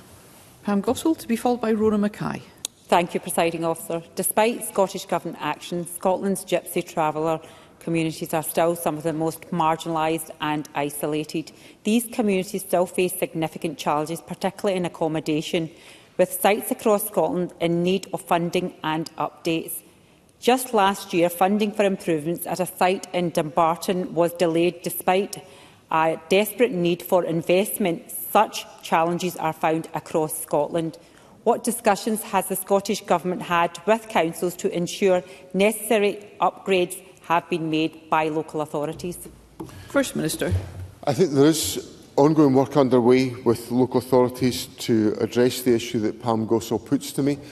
Obviously, we work, many of these issues are, indeed all of these issues, will be taken forward at local level because they involve local planning considerations to be taken into account, and it's right that local authorities are in the lead in this respect. The Government will, as part of the process that I'm setting out today, be engaged with local authorities about how that agenda is taken forward, because the best way to address the errors and the failings of the past, particularly in relation to questions such as poor accommodation, is to make sure in the future accommodation is better and meets the needs of the communities. And that's the objective that the Government brings to Parliament today. Rona Mackay, to be followed by Katie Clark. Thank you, Presiding Officer. I welcome the First Minister's statement today, and I'd like to thank Minister Cockab-Stewart for the work and passion she's put into fulfilling the legacy of our dear colleague Christina McKelvey, and to all organisations and people involved. Would the First Minister agree with me that the Gypsy traveller communities should be involved every step of the way in progressing their futures, and that their voices must be heard as a priority in light of the terrible injustices they have historically endured? Minister. President Officer, it's absolutely vital that the community is involved every step of the way in that endeavour. It is the failures of the past were because people were not listened to and not respected. They must be listened to and respected in the future, and that's what the Government will deliver. Katie Clark, to be followed by Stuart McMillan. 2 UN reports have highlighted the persecution of the Gypsy traveller community in Scotland, the need for an apology and further action. The First Minister says the Scottish Government will listen. The community here today are asking for restitution and reparations. Would the First Minister agree with me that where there are human rights abuses, compensation is appropriate? First Minister. Well, these are the issues that we now have to consider, and the starting point to the dialogue is the apology that I have made today on behalf of the State. It is not the end of the process, it is the beginning of another part of that process, and that is what we will take forward in dialogue with the community. And as I've just explained to Rona Mackay, that will be an engaged process that involves the community every step of the way. Stuart McMillan, to be followed by Maggie Chapman. Thank you, President Officer. The report describes, and I quote, a forced and systematic initiative to remove Gypsy traveller children from their families and communities. Now, how is the Scottish Government going to work to ensure that members of the Gypsy traveller community who were affected by this shameful period in their history are supported in coming to terms with the ordeals they suffered and also in getting closure? First Minister. President Officer, Mr McMillan highlights some of the truly disturbing contents of the archival report that has been set out. And as Mr McMillan will be familiar, the Government's approach in relation to the whole area of children's policy is to try to, in all circumstances, as far as is possible, to act to keep families together when they face any form of challenge or difficulty. So therefore, to read in a report of essentially a policy that was forcing separation between parents and families is deeply, deeply uncomfortable and disturbing, hence the importance of the apology that I've given to Parliament today. But Mr McMillan's question highlights one very clear example of the trauma that the Gypsy traveller communities have suffered. And what we must do as part of the ongoing work is support individuals through having the assistance in coming to terms with that trauma through the various interventions that we make through the action plan. And that will be listening to the community, understanding their needs and addressing those needs will lie at the heart of the Government's response. Maggie Chapman, to be followed by Kevin Stewart. I thank the First Minister for his statement, and on behalf of the Scottish Greens, I welcome Gypsy Traveller community members to the Parliament.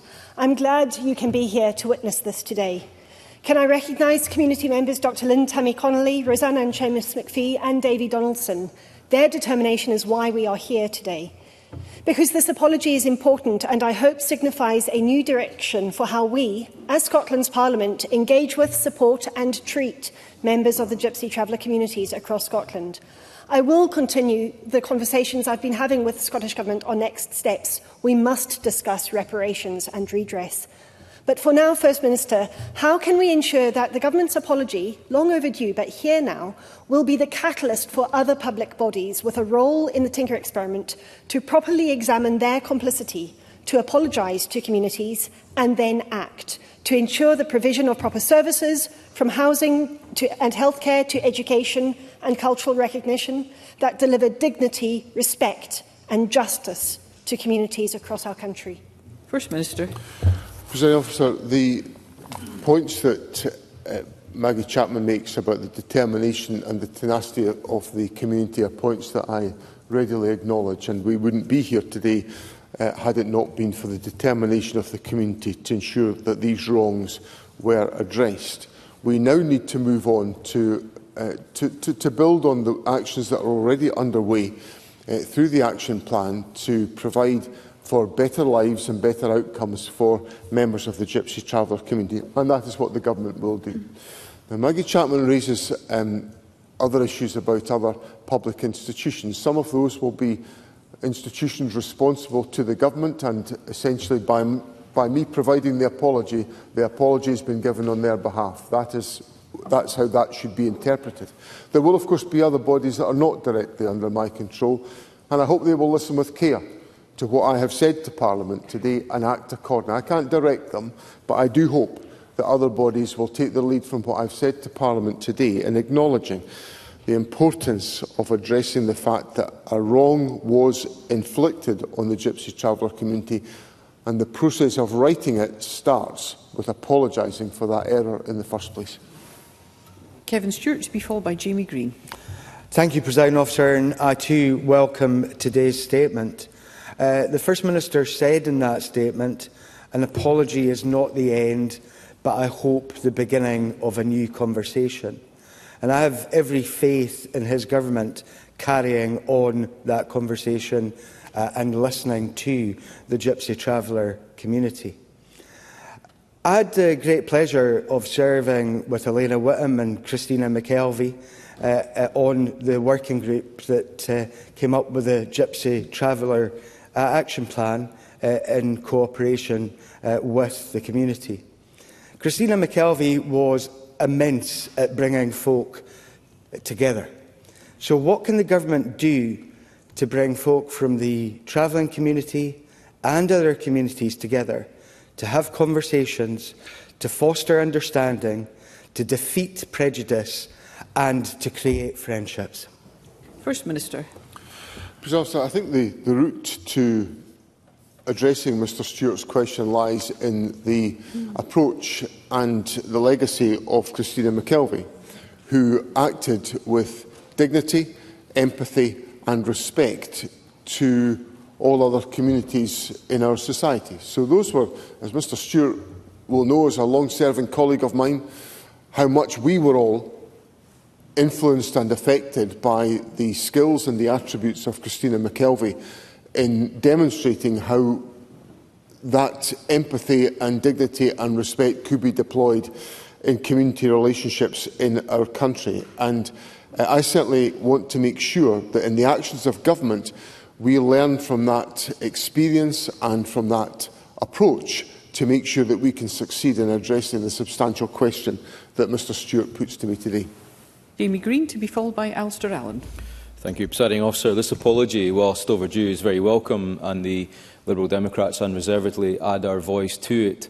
But let's not pretend that the rhetoric and narrative towards the Gypsy Traveller community from some quarters has always been just or justified, particularly from politicians. And I hope that apology is universal in this chamber.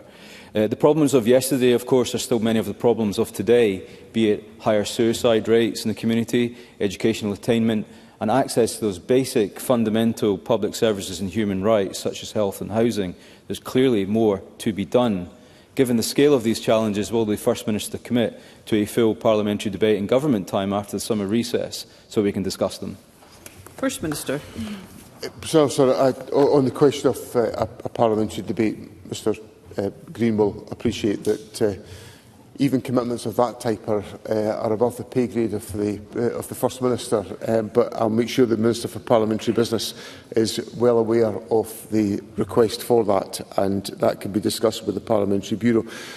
I think Mr Green's point is really important, that we have to take a human rights-based approach to all of these questions, and that's the foundation of respect for treatment of individuals in our society. And that's what lies at the heart of the government statement that's been made to Parliament today. Parliament has endorsed a human rights-based approach to so many aspects of our policies, which should be reflected in the outlook and the perspective of members of Parliament and how we respond to this challenge. And lastly, Mr Green is absolutely right to highlight the fact that there remains a significant prevalence of prejudice within our society today. It will take different forms. It has all got to be confronted, because that prejudice is unhealthy in our society, and I give him the commitment from me that that will be confronted by the government on my behalf. And Alistair Allen. Presiding Officer, can I warmly welcome today's recognition by the First Minister of the grievous wrongs that have undoubtedly been done to the Gypsy Traveller community over the decades, and for the national apology which he has just made. Can he say anything further, therefore, about the significance of the Scottish Human Rights Commission's ongoing Spotlight project on the cultural recognition of Scotland's Gypsy Traveller community, and when the findings of this research will be published? Minister. The Spotlight project is an approach which has been taken forward by the Scottish Human Rights Commission, who act independently of government. So at this stage, I don't have the information on publication timescales.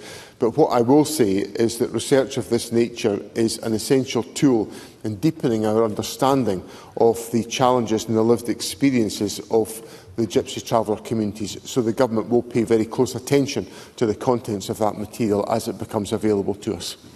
Thank you. That concludes the First Minister's statement on historical policies affecting Gypsy Traveller communities. I'll allow a moment for front benches to organise before we move on to the next item of business.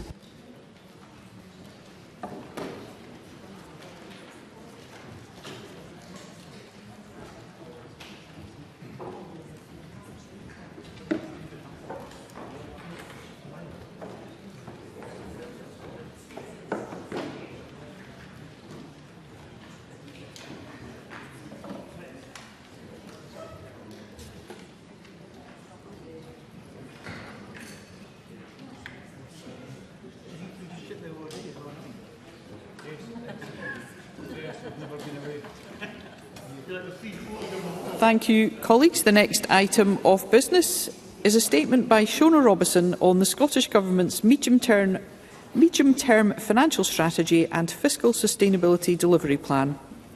The Cabinet Secretary will take questions at the end of her statement, and so there should be no interventions or interruptions.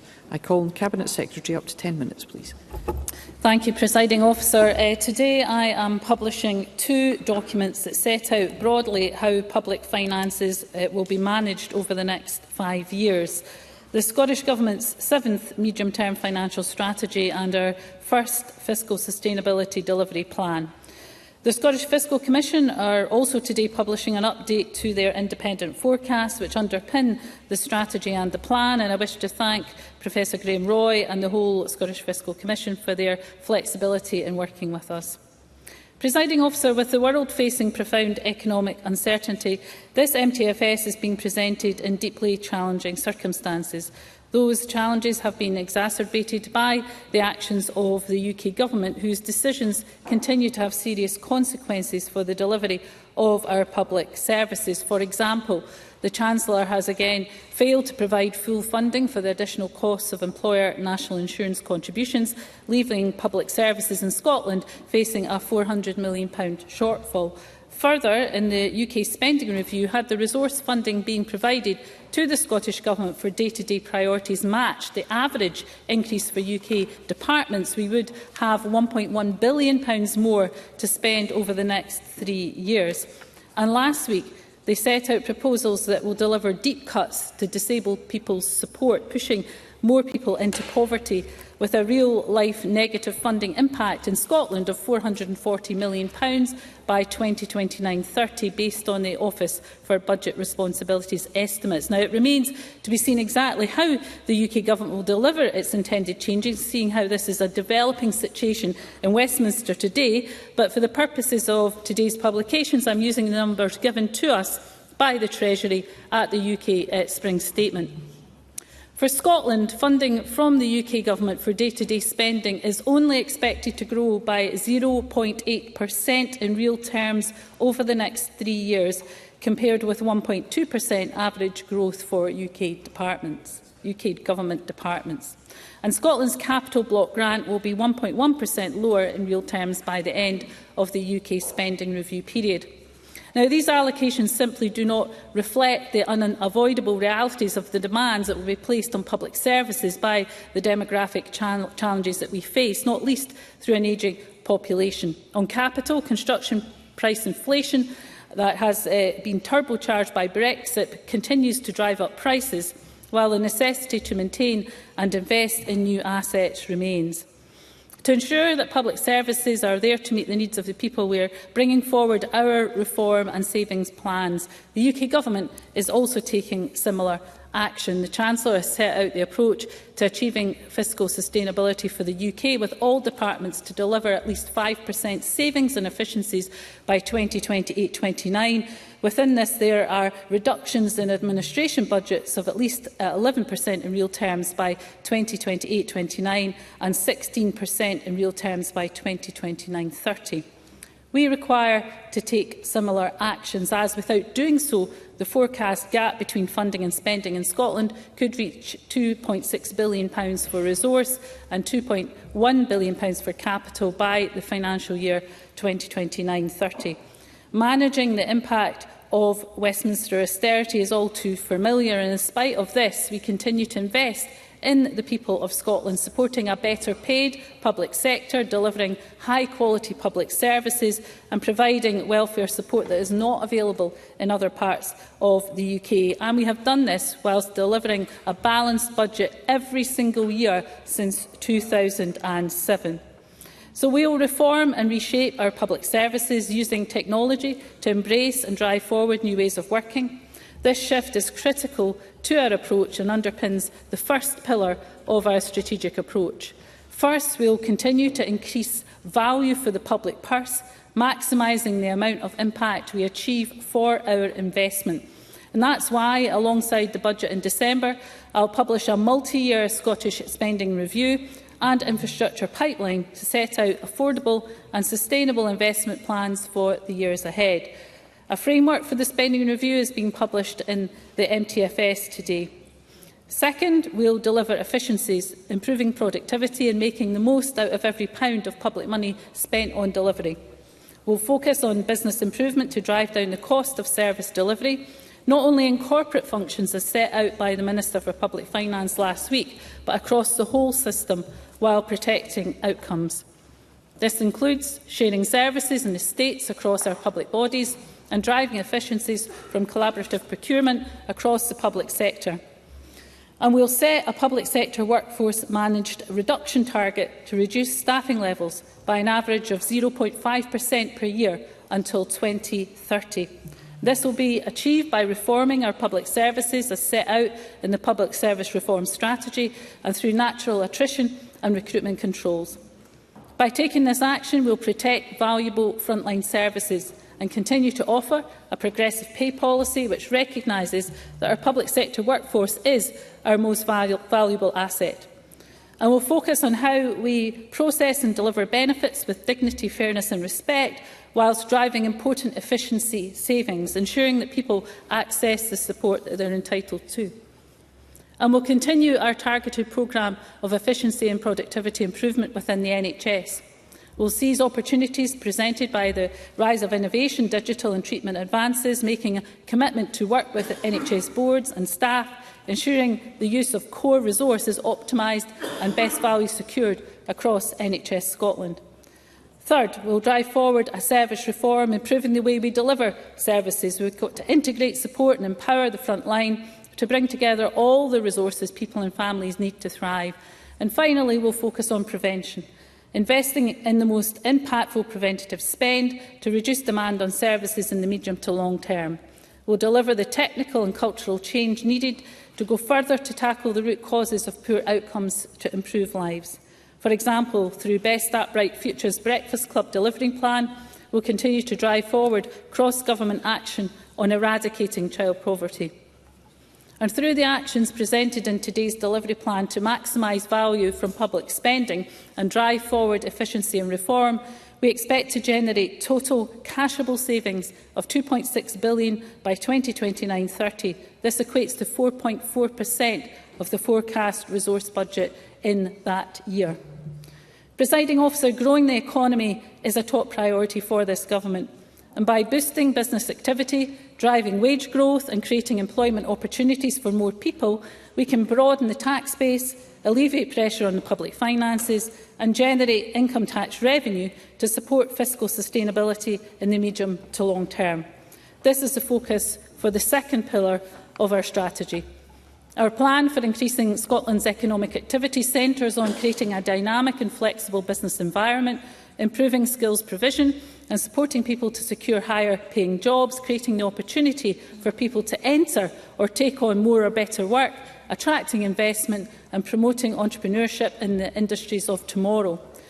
Yet the levers available to us to stimulate economic growth are of course limited. For example, the UK Government's current approach to immigration harms Scotland by failing to address our demographic and economic needs, exacerbating labour supply issues. Despite these constraints, this Government will continue to take action and make the most of Scotland's strengths and opportunities to boost our long-term economic prospects.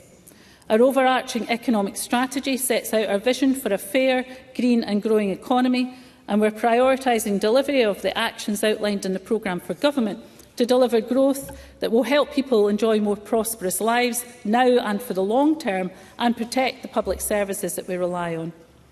The third pillar of our approach focuses on delivering a strategic approach to tax policy decisions. Presiding Officer, despite limited tax powers, we have taken bold and necessary action in recent years to ensure that our vital public services are prioritised. Our decisions on income tax since devolution helps protect investment in public services. Scottish income tax is forecast to raise a record £20.5 billion in 2025-26, with the latest SFC forecast showing a positive contribution to the 2025-26 Scottish budget of £616 million, and the total tax net position to be £2.3 billion by 2029-30. Our delivery plan sets out further the range of actions to improve the operation and performance of the existing tax system. For example, we are implementing new devolved taxes, including the UK Aggregates Levy in 2026 and the Building Safety Levy in 2027. And we are continuing to work in partnership with local government to ensure that local taxes are fair and sustainable.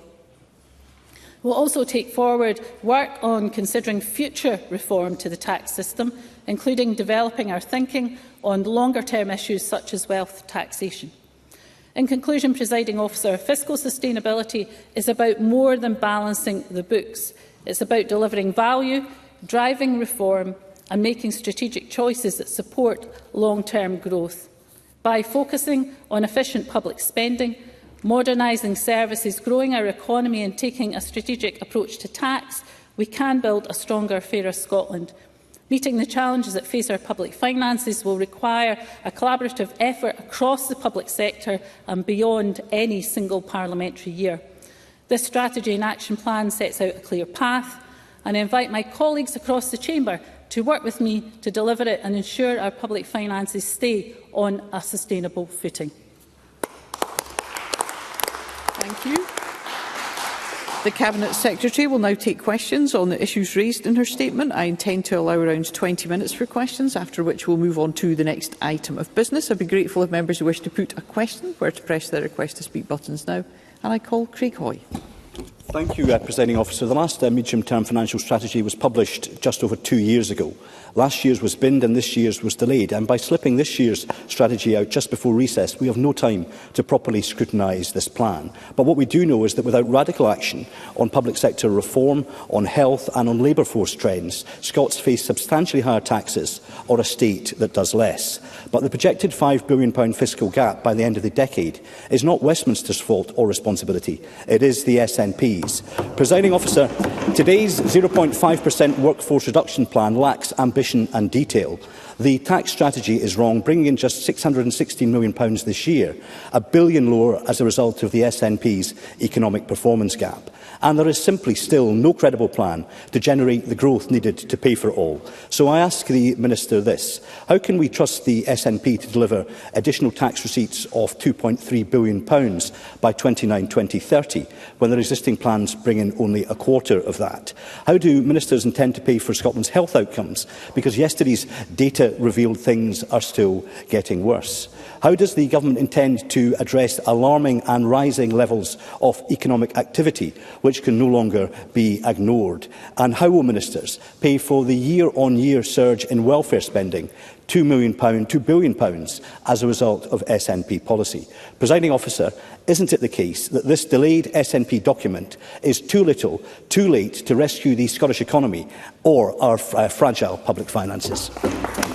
Cabinet Secretary. Well, again, from Craig Hoy, we hear hyperbole rather than anything about the detail of the plans that I have produced today. And let me take Craig Hoy through a couple of facts. The first fact is, of course, that our funding is largely determined by Westminster, and I set out the impacts that are driving the gap in 29-30, three in particular. One, the cuts to disability benefits, which will impact the Scottish budget by £440 million. Of course, the cost of mitigating the UK Government's two-child cap could be offset if the UK Government decided to do that. The impact of employers' national insurance contributions with a gap of £400 million. And then, of course, we have the very low rate of funding growth of 0.8%, lower than the average of UK funding departments. Let's hear one another. It sounds to me like Greg Hoy wants to defend the Labour Government's spending review rather than defending Scotland's public finance and funding. That is a political decision for Craig Hoy to make. But let me explain, probably for the fourth or fifth time, a point that Craig Hoy seems to have misunderstood. The Scottish Fiscal Commission have produced an illustrative policy-only income tax net position. This is not supposed to represent what income tax policy could raise for the Scottish budget. Time and time again, I have told him that, and more importantly, Professor Graham Roy of the Scottish Fiscal Commission has told Craig Hoy that. Perhaps he has to start listening a bit more rather than talking. I call Michael Mara. So today is the day when years of gross mismanagement of the public finances by SNP ministers caught up with them. Yes. And the price is being paid by ordinary Scots. Let's be crystal clear. By no definition other than the SNP's can the budget they receive be described as austerity. Scotland's budget will increase in real terms each and every year of this forecast. An additional £9.1 billion for Scottish public services. By 2930, the block grant will be £52 billion.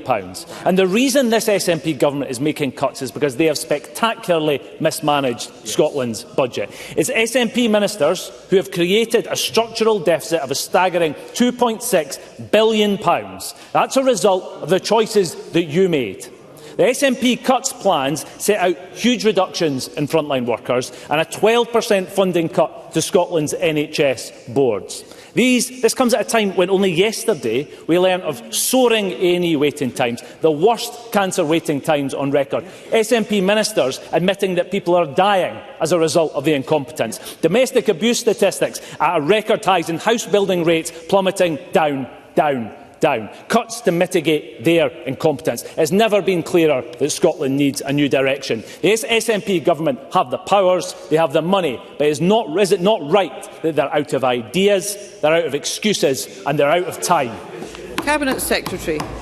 Well, Michael Mara has outdone Craig Hoy's hyperbole as usual. So let me give Michael Mara some facts. Firstly, one fact is, of course, that the Chancellor is also delivering savings, 5% savings in efficiencies by 28-29, 11% reduction in administrative budgets in real terms by 28-29 and 16% in real terms by 29-30. Why is it that it's okay for Michael Mara's Labour UK government to make these reductions in corporate costs and back office costs, but it's it's not okay for the Scottish Government to make reductions in corporate costs and admin costs in order to protect frontline services? Michael Mara needs to explain why it's okay for the Labour UK government to do that, but it's not okay for this Scottish government to do that. We will take the action on reforms, on reduction in corporate costs, on reduction in back office and costs in order to protect frontline services, in order to protect welfare spending, something Michael Mara and his colleagues wants to cut. So we'll protect the priorities of this government and we'll let Michael Mara defend a UK government record on disability cuts, which is indefensible. Thank you. I would just say there's a lot of interest in this statement, and if we could all hear one another, we will be able to include more members. I call Paul McLennan to be followed by Murdo Fraser. Thank you, Presiding Officer. East Lothian is one of the fastest growing areas in Scotland, along with the broader South East of Scotland region. Extensive economic and housing opportunities are possible within the region. This was highlighted in the Strategic Sites Programme October 2024, published by the Edinburgh and South East Scotland City Region team. Can I ask how the Scottish Government can engage with the local authorities in the area within the medium-term financial strategy to maximise opportunities? Cabinet Secretary. Well, Scotland's regional economies and regional economic partnerships are critical to growing our economy. The Strategic Sites programme highlights that targeted government capital and revenue support can help unlock those strategic sites. That's why we're funding areas such as the Granton waterfront with targeted funding to help unlock vital investment, and we'll continue discussions with strategic partners focusing on emerging business cases such as Blind Wells over the next months to develop a joint approach to facilitate the progress of these strategic sites. Murdo Fraser, to be followed by Rona Mackay. Thank you, Presiding Officer. In May 2022, the then SNP Finance Secretary Kate Forbes, who I don't see in the chamber this afternoon, pledged the Scottish Government would reset the public sector, return the size of the workforce to pre-COVID levels and freeze the pay bill. We now know that all three of these promises were broken. The public sector pay bill has ballooned, while the civil service full-time equivalent headcount is up from 17,700 in 2019 to 27,400 now, a staggering 54% increase. At the rate of reduction of 0.5% a year announced today, how many years will it take to get back to pre-COVID levels as promised? I make it 70 years. Does the Cabinet Secretary agree with my arithmetic? Cabinet Secretary. Well, of course, what Murdo Fraser forgot to mention was the growth in areas over welfare spending that we now have devolved powers over, which required the establishment of Social Security Scotland. What I've set out today is an achievable and deliverable workforce reduction plan. It can be done in a way that focuses on back office and corporate costs. It will help and contribute a sizeable contribution to the overall cost reduction that I've set out in my statement, alongside the other work set out by Ivan McKee in his statement. What we will not do is we will not try to put forward propositions of unfunded, unaffordable £1 billion tax cuts that the Tories have absolutely no way of funding. And what we will also do is we will set out our spending review at the end of this year. It is up to the other parties in this chamber, Presiding Officer, whether it's the Tories or Labour, to set out their spending plans. The envelope is the envelope, and it will be very interesting to see whether they divert from our spending plans and, more importantly, what they will cut from those spending plans. So we will wait and see what they bring forward, Presiding Officer. Thank you, and it would be very helpful if all front benches were always to set a very good example to the rest of the chamber. I call Rona Mackay to be followed by Daniel Johnson. Thank you, Presiding Officer. The UK Government decision to cut disability benefits is completely wrong-headed. It's simply unacceptable to be trying to balance the books on the backs of some of the most vulnerable people in our society. Can the Cabinet Secretary advise what assessment has been made of the impact this will have on Scotland's public finances? And can she advise what steps the SNP Scottish Government will be taking to protect disabled people from these Westminster cuts? Cabinet Secretary. Well, the DWP's own impact assessment highlights that by 2029-30, 3.2 million families will lose out as a result of these reforms. 96% of those families include a disabled person. These changes will push a further 250,000 people, including 50,000 children, into poverty by 29-30. The UK Government disability benefit reforms will reduce the block grant adjustment funding we can expect to receive for social security benefits in 2029-30 by £440 million. This Government will not let disabled people down or cast them aside, and we will not cut Scotland's adult disability payment. Daniel Johnson, to be followed by Kenneth Gibson. As already referenced, the Fiscal Sustainability Plan sets out that the devolved public sector workforce will fall by 0.5% in each year over the next 5. Now, given that the public sector workforce in Scotland is 469,000, I make that decrease will be 2,300 a year to a cumulative 11,700. Now, such stark action is perhaps unsurprising given the NHS headcount has increased just by 1/3 that of the NHS, and while police, fire, local government and colleges are all down over the last 5 years. So can the Cabinet Secretary confirm the figure of over 11,000 headcount FTE reduction? Will NHS and other frontline services be protected? And are these targets compatible with a no compulsory redundancy policy? Cabinet Secretary. So, Daniel Johnson asked some very important questions. So let me say, first of all, on health funding, the scale of the challenge in recent years and across the medium term will see a 3.3 real terms increase in spending for the health service, and that is important. But like the health service in England, they will require to be reform and efficiencies. In England, it's about £9 billion by 28-29. That's about 4.4%. In Scotland, we are requiring the health service to also reform, and particularly focused on the back office and corporate costs in order to protect frontline services. In terms of compulsory redundancy, what I have set out is, and I've been engaging with the unions and the STUC around this, is that no compulsory redundancy maintains to be the default position. But as a last resort, once all steps have been taken through voluntary severance, through redeployment, if there is no other route and there are no jobs for those people involved, then the compulsory redundancy can be considered, but only at the end of that route. So we believe that these reductions can be made through natural attrition and voluntary severance, and it is only in that extreme position that would be enabled, and we don't see that happening in very many cases. Kenneth Gibson, to be followed by Patrick Harvey. Thank you, Presiding Officer. It's disappointing that the UK Government's central capital allocation for Scotland in 4 years will be £163 million less than this year. Can the Cabinet Secretary advise what this will mean for capital investment in our infrastructure? And the statement mentioned a modest 0.5% annual decline in public sector workforce, as we have already heard. Can the Cabinet Secretary advise if this will be concentrated in specific departments or across the board, and how will frontline services be protected? Cabinet Secretary. Well, on Kenny Gibson's last question, we absolutely are going to focus the reductions on back office and corporate costs. We believe that through reform we can make major changes to the way that back office and corporate functions are delivered to protect the front line. What we want to do is to be able to deliver our spending plans of the government's priorities of protecting frontline services, eradicating child poverty and growing the economy and net zero by taking the action that's set out in these plans. Kenny Gibson also mentioned capital.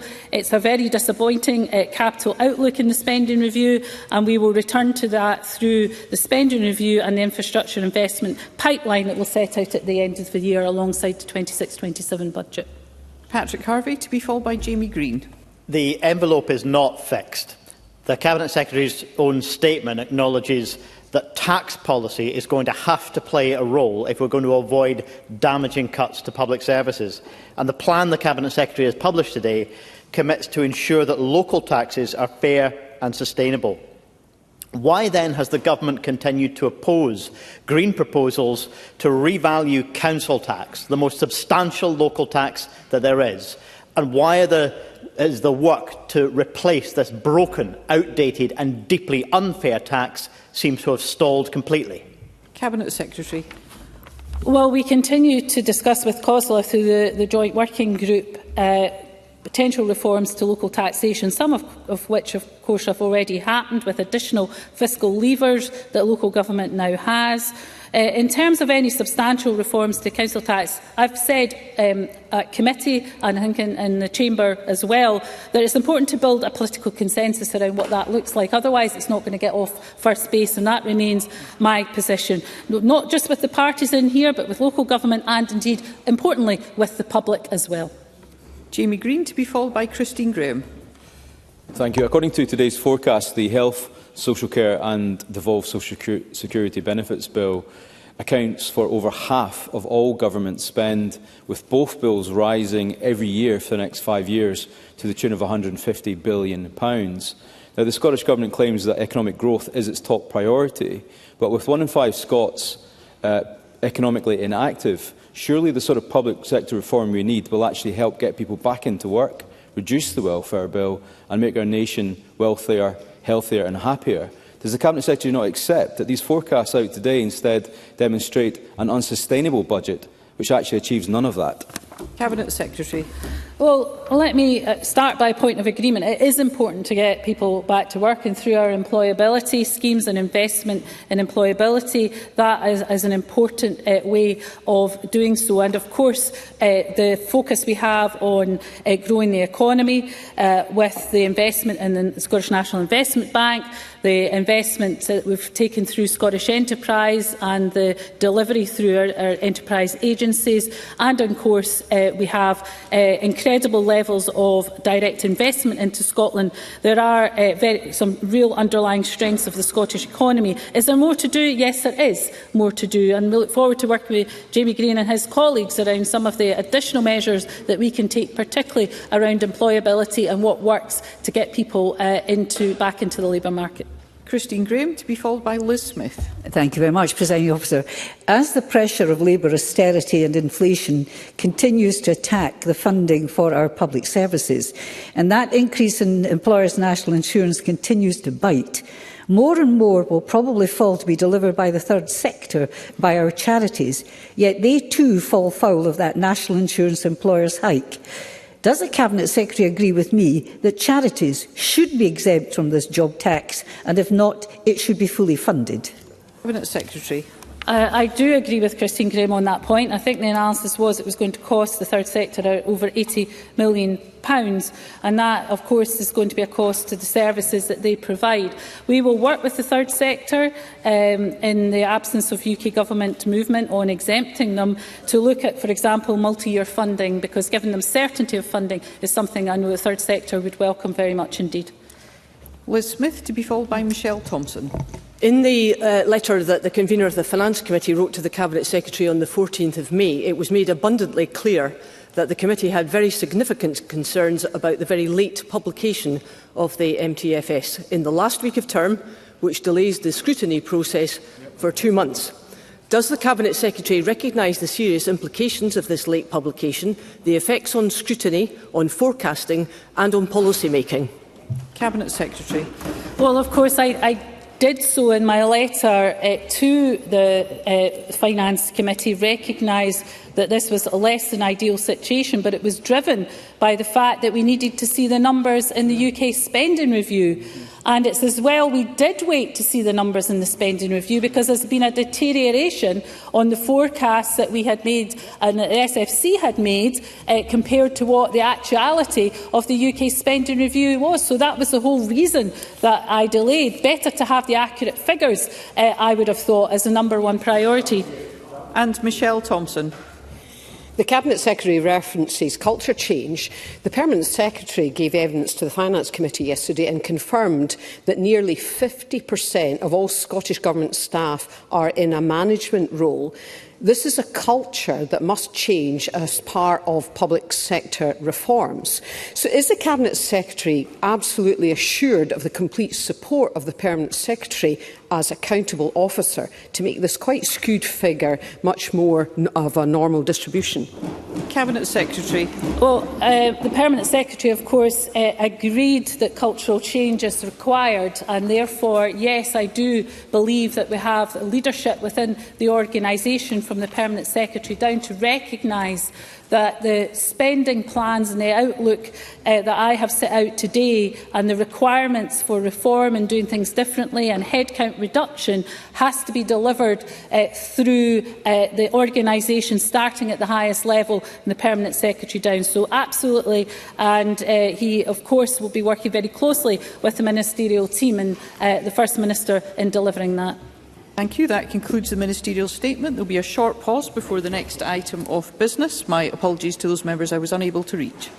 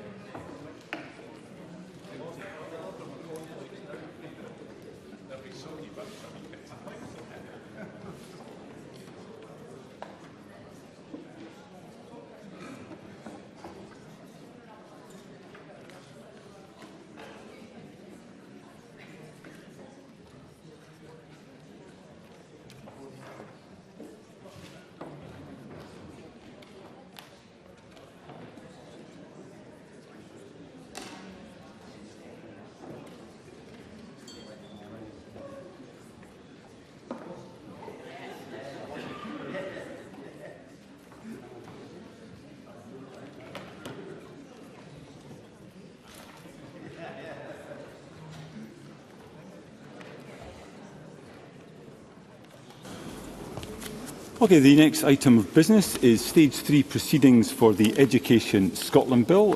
In dealing with the amendments, members should have the bill as amended at Stage 2, that is SP Bill 49A, the revised Marshal's list, the grouping of amendments. The division bell will sound and proceedings will be suspended for around 5 minutes.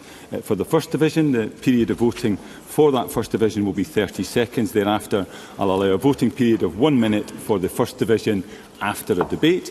Members who wish to speak in the debate on any group of amendments should press the request to speak buttons or enter RTS in the chat function as soon as possible after the group has been called. Members should now refer to the marshalled list of amendments. Before we get underway, I also wish to remind members that the length of time needed to consider this afternoon's amendment proceedings reflects the timetabling motion proposed by the Bureau and agreed to by Parliament yesterday afternoon. The motion is based on the assumption raised with business managers prior to Stage 3 proceedings in the usual way that contributions from members with a right to speak in each group would last up to 5 minutes. The timetabling motion also allows time for other contributions, the disposal of amendments and for the Cabinet Secretary to speak and respond to amendments. The timing lines agreed in the motion give a guide to how to allow steady progress through the proceedings, and I'd encourage members to be mindful of the agreed timetable during this afternoon's proceedings.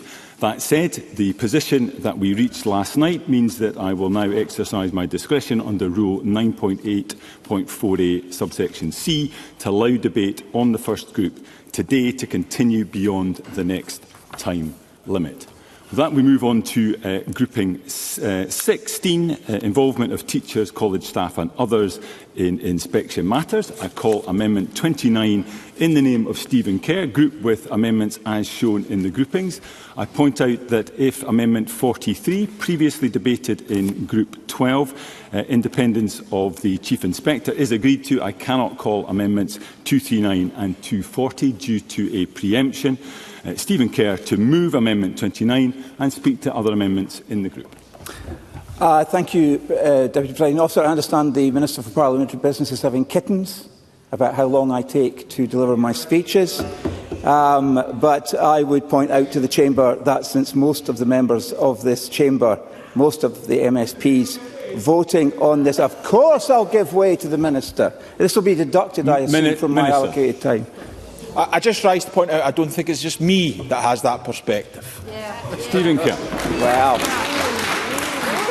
Well, I'm sure that anyone watching, and I would qualify that, anyone who's watching, will be interested to see how much the SNP do not want this bill to be scrutinised. The reality is it should be scrutinised. We have a duty as members of this Parliament to scrutinise the bills that come before us, and that is exactly what I intend to do. And any attempt to curtail or constrain the debate that will follow this afternoon, I think, is entirely counterproductive, because it will only feed the growing reputation this Parliament has for performative scrutiny and predetermined outcomes.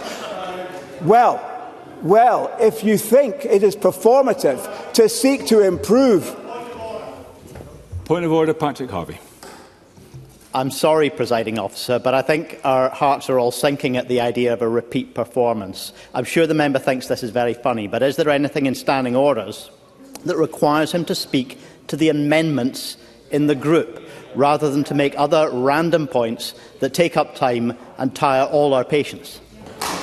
Thank you, Mr Harvey. I think I have made clear how the Chair will intend to proceed this afternoon in accordance with the timetabling motion that was agreed by all of Parliament yesterday afternoon. It is for members to speak to amendments, but they may well wish to draw on other points in so doing. Stephen Kerr, please continue. Harvey could take up the time of the Chamber to make a point about me making points that are not relevant to an amendment. It's a ridiculous point of order. The reality is that every one of the amendments brought yesterday by opposition members from all opposition parties was tabled in were all tabled in good faith.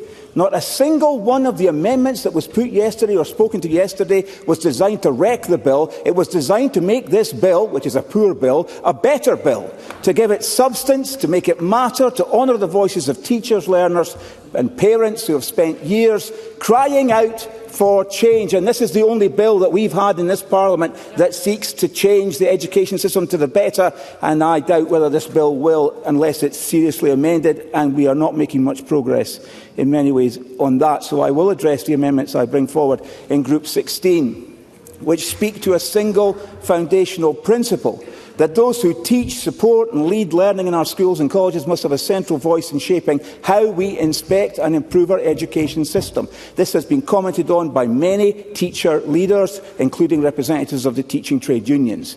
Amendments 29 and 81 establish that inspection process. Its design, structure and practical application must be developed in genuine consultation with the representatives of teachers and college teaching staff. This is not an optional courtesy, it is a necessity, because we have heard time and time again that there has been a profound breakdown in the trust between the profession and those charged with inspecting and evaluating it. The Muir report, putting learners at the centre, was clear in its critique of Education Scotland's dual role and its failure to engage meaningfully with the teaching profession. That report was underpinned by the testimony of over 5,000 voices across Scottish education, and one of its clearest messages was that teachers and practitioners felt unheard. We must take that message seriously, and these amendments are about creating an inspection system that teachers can trust, not by lowering expectations, but by listening, really listening, to the profession. Because when we fail to engage with those at the chalk face, we don't just alienate them, we impoverish our understanding of what is really happening in our schools and colleges. These are not meaningless amendments. These amendments mean a great deal to the people that are engaged in teaching. In the Stage 2 proceedings, I raised the issue that top-down models of inspection often miss the local contextual knowledge that classroom teachers and college lecturers possess. That argument is not abstract. It is grounded in the evidence of what went wrong with previous models. The OECD report made a related point when it criticised the lack of robust feedback mechanisms between policy and practice. There is no point inspecting a system if the process does not learn from the professionals delivering it.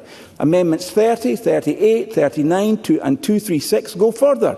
They provide an annual structured mechanism by which teachers and lecturers can make recommendations on how inspections are conducted. The Chief Inspector will then be required either to act on those recommendations or to explain in writing why not. This creates not only a pathway for a practitioner influence, but a safeguard against indifference.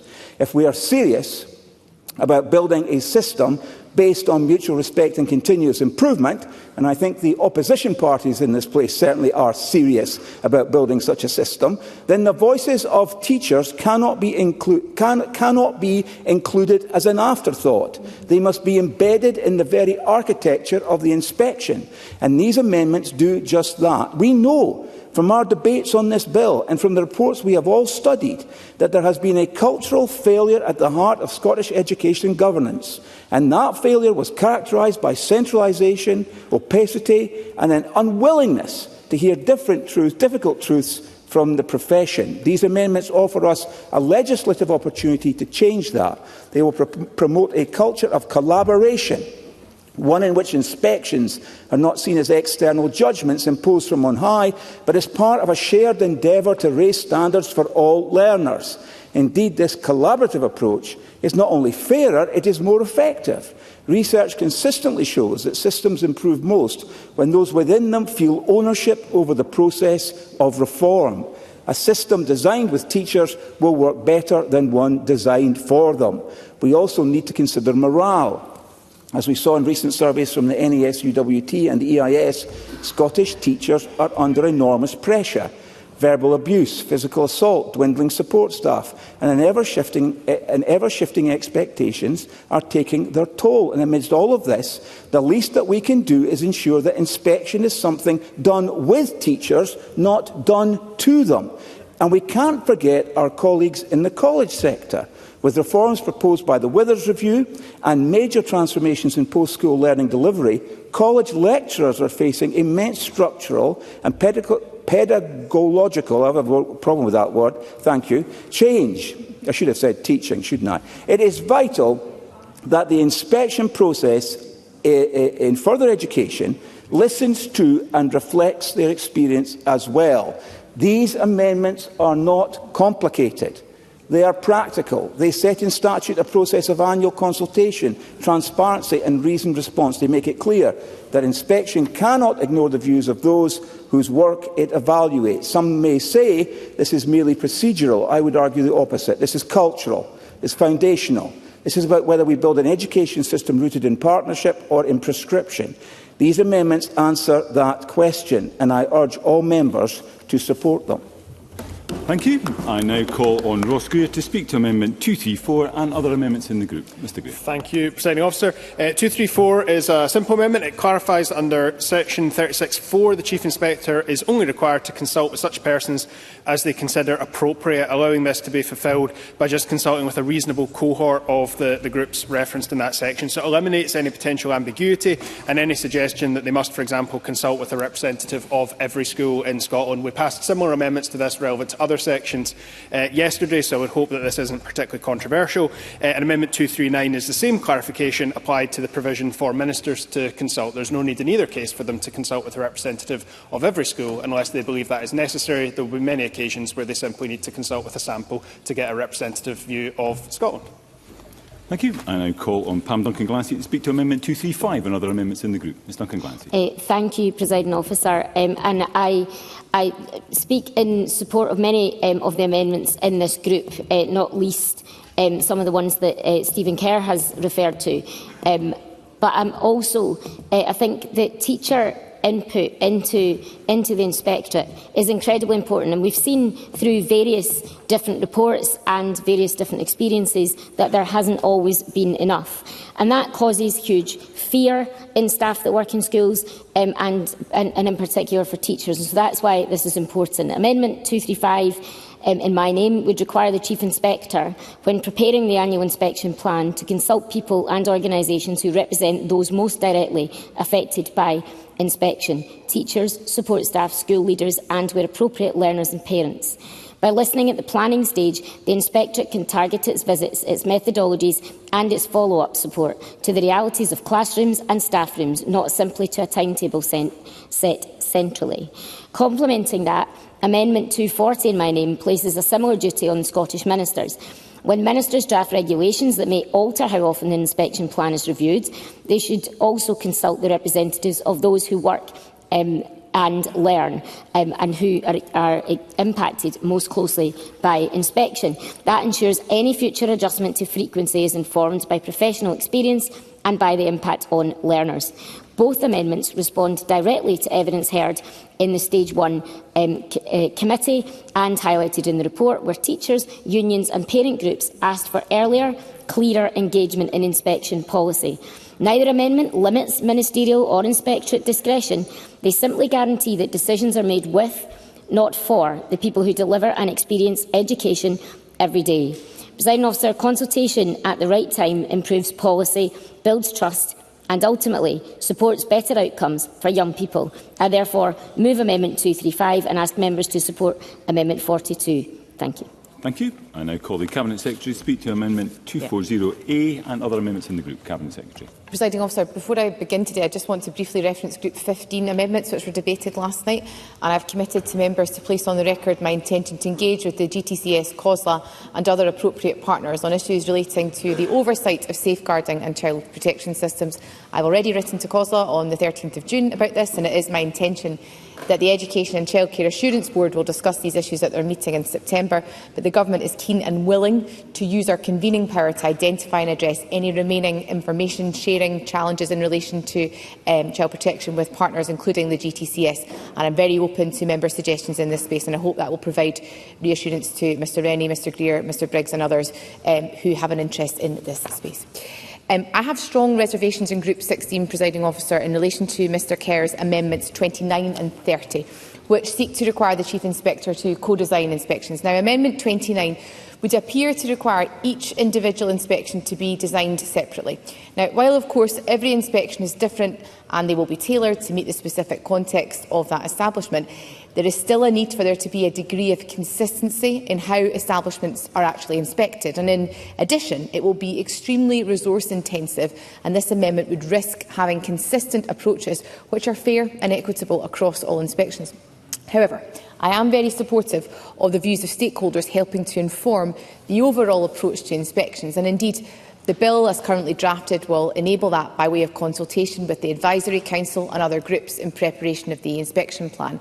At an individual inspection level, though, I believe the manner in which that inspection is conducted should be a matter for the Chief Inspector.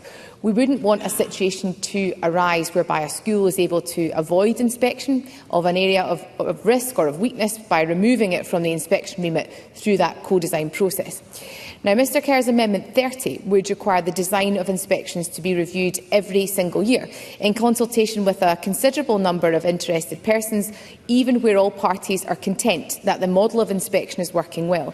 This amendment would further create a presumption that the Chief Inspector will accept any recommendations made by consultees regarding the design of inspections. So, whereby such recommendations were wholly inappropriate for inspections, and they did not accord with the views of the rest of the consultees, the Chief Inspector would still be required to provide a written response, unduly taking up their time, which could be better used carrying out inspections. So I therefore cannot agree with Mr Kerr's amendments, with one exception.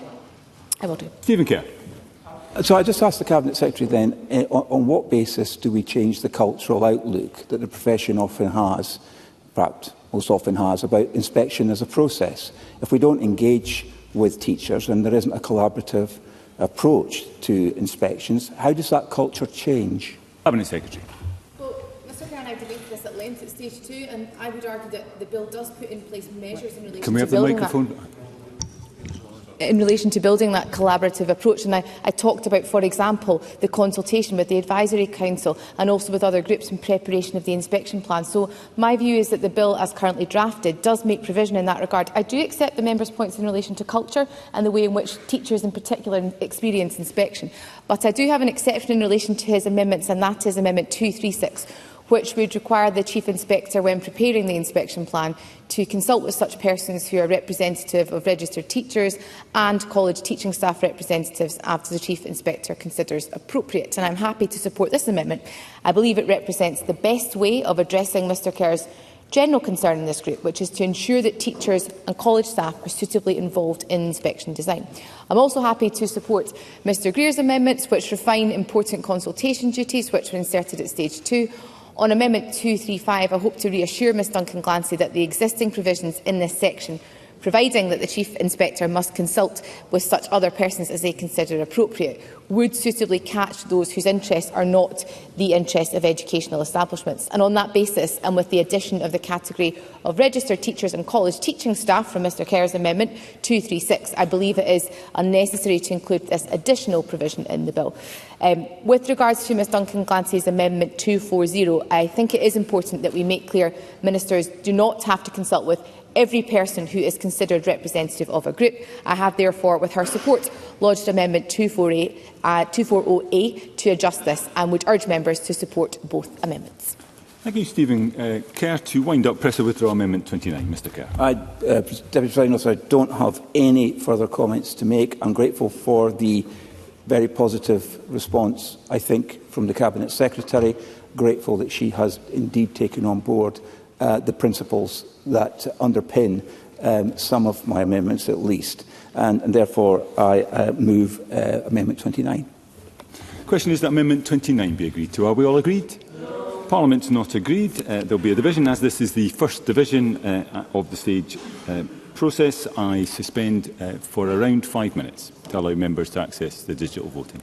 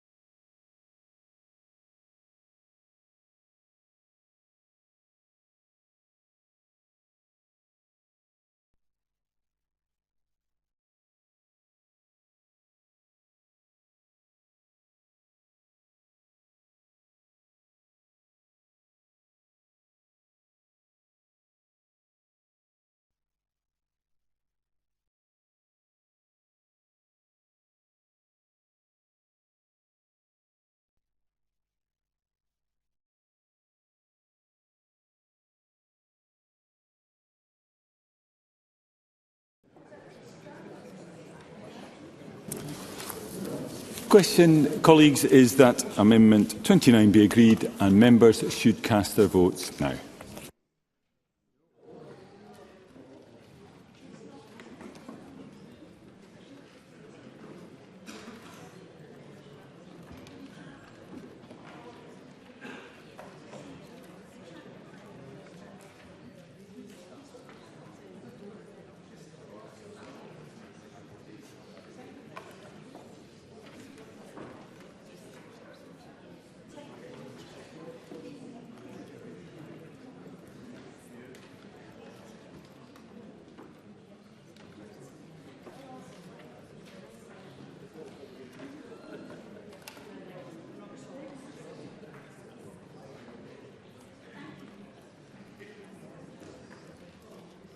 And the vote is now closed.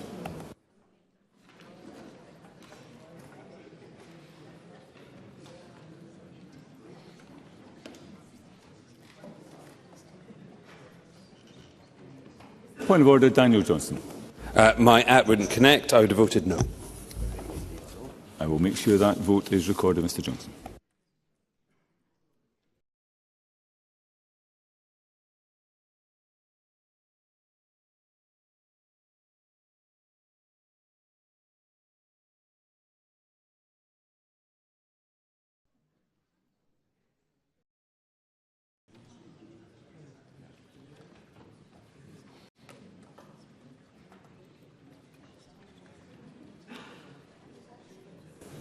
Okay, the result of the vote on Amendment 29 in the name of Stephen Kerr is yes 25, no 88. There were no abstentions. The amendment is therefore not agreed. Call Amendment 30 in the name of Stephen Kerr, already debated with Amendment 29. Stephen Kerr, to move or not move? Not moved. That is not moved. I call Amendment 31 in the name of Stephen Kerr, already debated with Amendment 11. Stephen Kerr, to move or not move? Not moved. Not moved. I call Amendment 32 in the name of Stephen Kerr, already debated with Amendment 11. Not moved. That is not moved. I call Amendment 205 in the name of Ross Greer, already debated with Amendment 204. Ross Greer, to move or not move? Not move. It is not moved. I call Amendment 206 in the name of Ros McCall, already debated with Amendment 204. Ros McCall, to move or not move? Not moved. Thank you. That is not moved. Call Amendment 33 in the name of Stephen Kerr, already debated with Amendment 11. Stephen Kerr, to move or not move? Not moved. Thank you. Call Amendment 34 in the name of Stephen Kerr, already debated with Amendment 11. Stephen Kerr, to move or not move? Not moved. Thank you. Call Amendment 35 in the name of Stephen Kerr, already debated with Amendment 204. Stephen Kerr, to move or not move?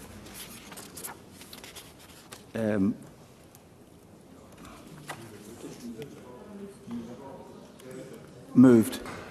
Question is that Amendment 35 be agreed to. Are we all agreed?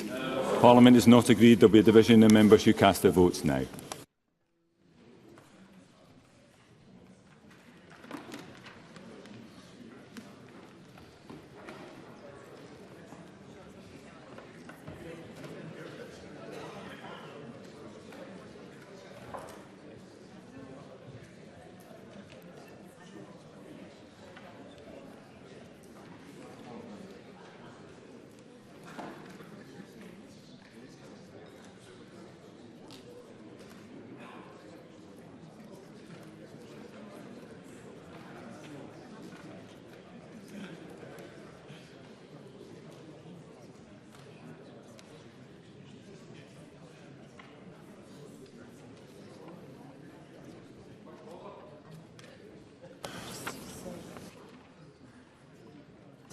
Vote is now closed. Point of order, Ros McCall.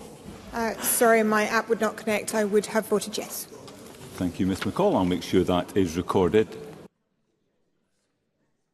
Order, Stuart McMillan. So it seems to have worked now. Thank you.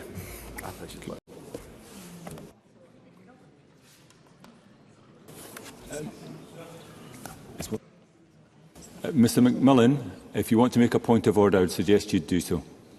No, it's okay. It seems to have worked. Thanks. Well, okay. Well, it's saying that I did vote and I voted no. So I did vote no. Do you want to clarify, Mr McMillan? Please record I voted no. I will make sure that that is recorded.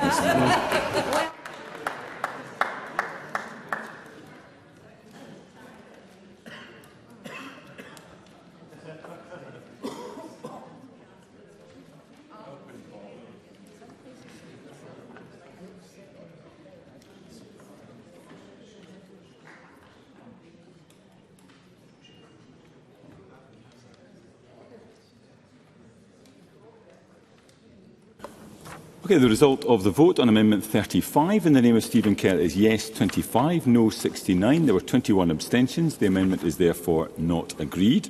Call Amendment 207 in the name of Pam Duncan-Glancy, already debated with Amendment 98. Pam Duncan-Glancy, to move or not move? Not move, Presiding Officer.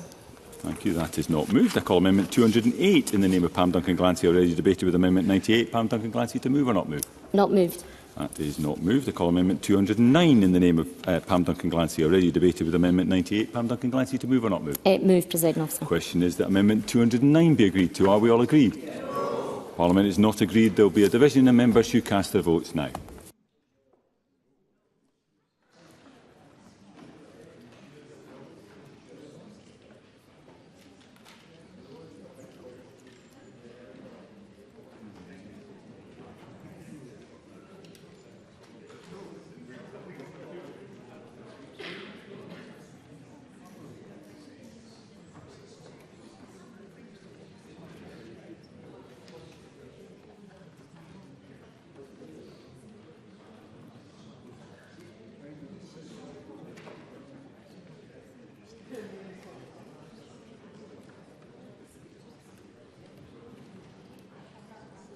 And the vote is now closed.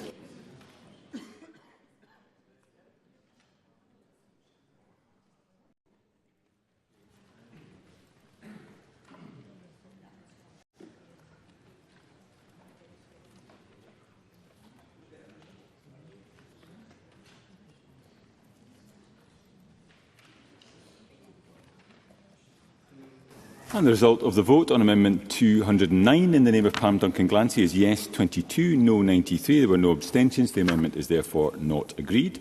Call Amendment 210 in the name of Miles Briggs, already debated with Amendment 204. Miles Briggs, to move or not move? In light of the Cabinet Secretary's comments at the beginning of this session, not moved. Thank you, Mr Briggs. That takes us to Group 17, Chief Inspector Duties when exercising functions. I call Amendment 211 in the name of Pam Duncan-Glancy, grouped with other amendments as shown in the groupings. Pam Duncan-Glancy to move Amendment 211 and speak to the other amendments in the group. Thank you, Deputy Presiding Officer. Inspection earns credibility when it reflects the real world of education, its strategic priorities, its diverse learners and the people who teach and support them every day. The amendments in this group embed those perspectives in the Chief Inspector's statutory duty. First, Amendment 211 tightens the obligation on the Chief Inspector to work with other bodies when exercising inspection functions, in collaboration rather than parallel effort, making findings more coherent and follow-up support more effective. Secondly, Amendments 212 and 219 ensure that the Inspectorate pays heed to the national priorities for school education that the Ministers may set from time to time. This strikes the right balance. The Chief Inspector remains operationally independent, but inspection activity is aligned to agreed national objectives, such as closing the attainment gap or improving STEM participation. Thirdly, Amendments 213 and 220 require the Chief Inspector to consider the needs and interests of children and young people and all other learners who require additional support. That mirrors the inclusive communication duties the Chamber endorsed earlier and guarantees that inspection reports evaluate how well additional support legislation is being put into practice. And there's rarely a member, I'd imagine, in this chamber who doesn't have an inbox full of the experience of young people with additional support needs and the need to really improve their experience. And so I think these amendments, particularly 213 and 220, are incredibly important because it's that I think we need the inspector to have a duty when they're inspecting schools, to have regard to those particular young people and their outcomes. Fourthly, Amendment 214 adds the lived experience of teachers and trainers to the list of matters the Inspectorate must weigh, whilst 215 will do the same for support staff who work with learners requiring additional help. Again, we've all got in our inboxes the experience of teachers and support staff, which we're seeing poor behaviour and violence on the rise as a consequence of some of the environments in schools, and I think it's only too important that the Inspectorate looks to these issues and considers their inspections on the impact on those staff. And support staff are particularly important here. They are often a forgotten group when it comes to staff who work in schools. Yet we know through various surveys such as NES UWT's and the GMB survey, and I should refer members to my register of interests, a member of the GMB, but they have made us aware that support staff experience significant concerning behaviour in schools, and so I think this amendment is really, really important. These voices, I believe, are essential. They understand the daily barriers and input and can point inspectors to solutions that might already be tested on the ground. So it's not just about addressing concerns, it's also about helping to find solutions. Amendment 216 instructs the Chief Inspector to take account of the morale and well-being of teachers and staff. And this speaks to some of the experience that I highlighted a moment ago. We know that morale among the teaching workforce and staff in schools is at a difficult place just now. We know that they're experiencing incredibly high workloads, that they're having to do more for their young people than they have in the past, and that young people have different support needs than they might have had in the past. And we also know that resources and input and support hasn't necessarily kept pace with the numbers of young people who need it. That's affecting morale and well-being of teachers and staff, and I think it's incredibly important that when we're inspecting schools, we take that into consideration.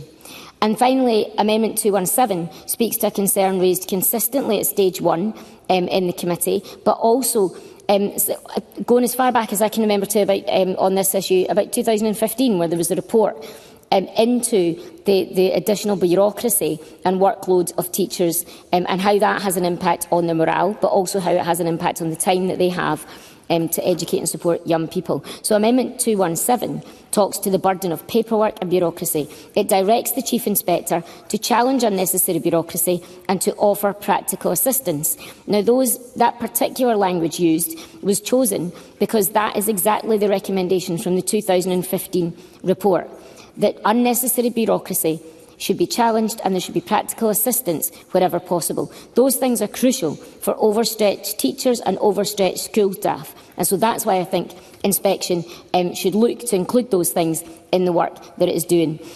Scottish Labour are also happy to support amendments in the name of the Cabinet Secretary, Amendments 319 and 320, which will complement other amendments in my own name to ensure the Chief Inspector acts with regards of the needs to those with additional needs. Presiding Officer, these amendments turn broad aspirations, collaboration, inclusion, professional voice, practical help, young people's voice, support for additional learning support, all of these things into clear statutory duties so that when the inspector is carrying out their role, they're taking these things into consideration. By doing that, they'll make sure that inspection is more relevant, is more humane and more useful to the people who rely on it. I therefore move Amendment 211 in my name and invite members to support the others in the group. Thank you. Thank you. I now call the Cabinet Secretary to speak to Amendment 319 and other amendments in the group. Cabinet Secretary. Presiding Officer, I'm pleased to be able to support Ms Duncan Glancy's Amendment 211 alongside my own Amendment 319, which makes it clear that the Chief Inspector must work with others in every case in which they consider it appropriate to do so. I also welcome Ms Duncan Glancy working with me on Amendments 212 and 219, whereby the Chief Inspector must have regard to the strategic priorities for education that are set out in the National Improvement Framework when exercising their functions. Now, moving to Ms Duncan Glancy's Amendment 213 and Amendment 220, which support it, I have some concerns about the reference to inclusive communication, as I believe it is not helpful in this context. However, I am supportive of the intention behind these amendments. On that basis, I would ask members to support my Amendment 320 instead, which will require the Chief Inspector to have regard to the needs and interests of persons with educational support needs when exercising their functions. I believe that this amendment... Yes, I will do. Pam Duncan-Glancy. I thank the Cabinet Secretary for taking an intervention on that point. And the amendment in the Cabinet Secretary's name 320, I think she referred to, says that it should include those with educational support needs. My Amendment 213 says that it should include those young people as well, but also have regards to inclusive communication. So would she not agree that at the very least they complement each other, if not mine goes further? Cabinet Secretary. have in relation to the amendment as drafted, particularly in relation to the use of inclusive communication, is the way in which that's interpreted, and we want to see consistency across the face of the bill. I spoke to a similar amendment in a different group on this exact point yesterday, and the point I'm making today via Amendment 320 is to provide that consistency across the bill. I'm also happy to support Ms Duncan Glancy's Amendment 214 and 215, which require the Chief Inspector to have regard to the experiences of teachers and staff, subject to expanding this via my Amendments 215A to align with Mr Briggs' Amendment 76, and to ensure that those working with college students and support needs are also covered by Amendment 215. And I'm grateful to Ms Duncan Glancy for also indicating her support for my Amendment 215A. I do have some concerns with Ms Duncan Glancy's Amendment 216. Now, it's of course important that the morale and well-being of teaching staff is considered appropriately. This amendment could be read, though, as meaning that the Chief Inspector should not report frankly on a school's challenges, notwithstanding any impact on learners. We should not risk those kinds of unintended consequences, and I therefore ask Ms Duncan Glancy not to press this amendment, and if pressed, I would ask members to resist. Ms Duncan Glancy's Amendment 217 would require the Chief Inspector to challenge bureaucracy as they exercise their functions, which may have some value. But the amendment would also require the Chief Inspector, in very sweeping terms, to offer practical assistance to both schools and local authorities. That would be an additional role for the Chief Inspector with unknown scope and resource implications, and it would also risk blurring the lines between inspection and the provision of support, which the removal of the inspection function from Education Scotland seeks to emphasise, and I would urge Ms Duncan Glancy not to press. With regard to Mr Whitfield's Amendment 218, I have every sympathy with this intention of strengthening, wherever possible, arrangements for safeguarding and child protection. I do fear that this amendment, though, will not do that.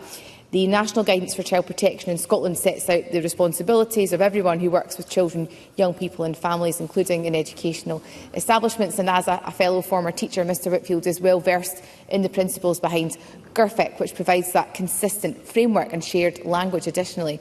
We would therefore expect the Chief Inspector to work in line with those well-established practices and that guidance and framework which already exists. I would also like to point out, as I have done in a previous group presiding officer, that I have already taken steps to initiate a discussion with COSLA, ADES and the GTCS and other partners on related matters in the forum of the Education and Childcare Assurance Board. But I am happy to put on the record today for Mr Whitfield that I will commit the Government to writing to the Chief Inspector on a regular basis to draw their attention to all the guidance which has been published and to which they should have regard in fulfilling this duty. And on that basis, I would respectfully ask Mr Whitfield not to press. Thank you. And I call Martin Whitfield to speak to Amendment 218 and other amendments in the group. Mr Whitfield. I'm very grateful, Deputy Presiding Officer. And as this is a new day, I again draw attention to my declaration of interests regarding payments at the start of this session. And can I, in the first instance, thank the Cabinet Secretary for the statement that she's made, and indeed the interaction that we've had over this challenging area of safeguarding, because there exists at the minute an area which is perhaps best described as grey, and that is where the General Teaching Council of Scotland, GTCS, interacts or doesn't interact with local authorities who have a responsibility for employing teachers.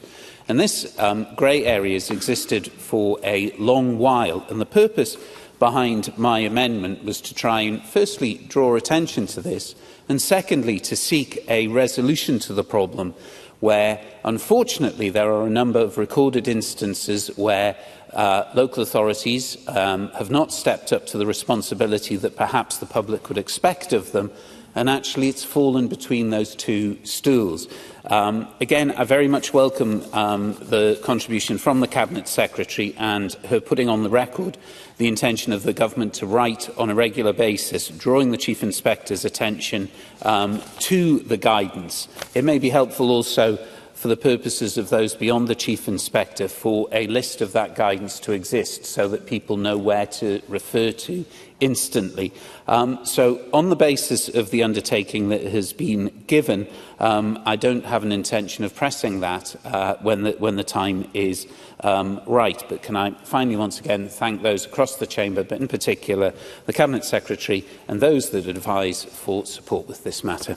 Thank you. I now call Pam Duncan Glancy to wind up. Press or withdraw Amendment 211. Ms Duncan Glancy. Thank you, Presiding Officer. And I take on board the comments that the Cabinet Secretary has made, and I'm pleased that the Cabinet Secretary can support some of our amendments. On morale and wellbeing, I take the point about that meaning that could mean the Inspector may worry that they may not be able to make a negative comment, but I still don't think it would restrict them having constructive feedback, and I'm pretty sure that an Inspector, with all the other duties on how they're going to exercise their function, can do so in a way that doesn't bring down morale in the education system, and I think that would be quite important. So I don't accept that would curtail their ability to give commentary on the system. On bureaucracy and concerns around the points about practical assistance, inspections should be about improvement, and if it isn't about improvement, then that's when we get back to the point about it being something that staff will fear, which speaks a bit to the point the Cabinet Secretary has just made.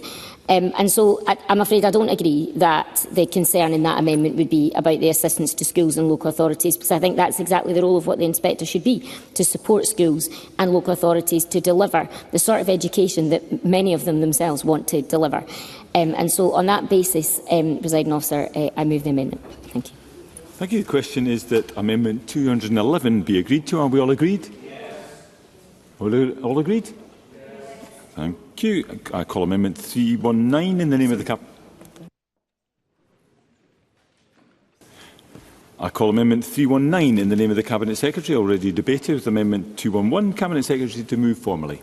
Formally moved. Question is that Amendment 319 be agreed to. Are we all agreed? That is agreed. I call Amendment 212 in the name of Pam Duncan-Glancy, already debated with Amendment 211. Pam Duncan-Glancy to move or not move? It moved. Question is that Amendment 212 be agreed to. Are we all agreed? Yes. Parliament's not agreed. There will be a division and members should cast their votes now.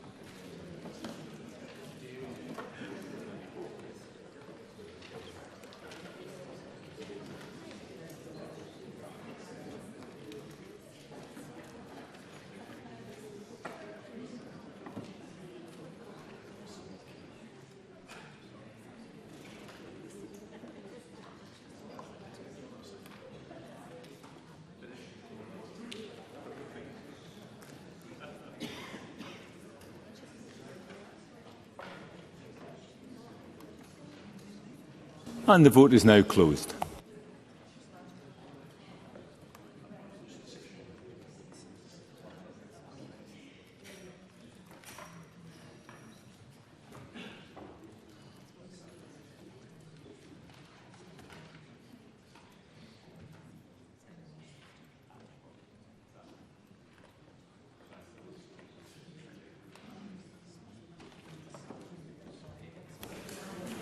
And the result of the vote on Amendment 212 in the name of Pam Duncan-Glancy is yes 88, no 27. There were no abstentions. The amendment is therefore agreed.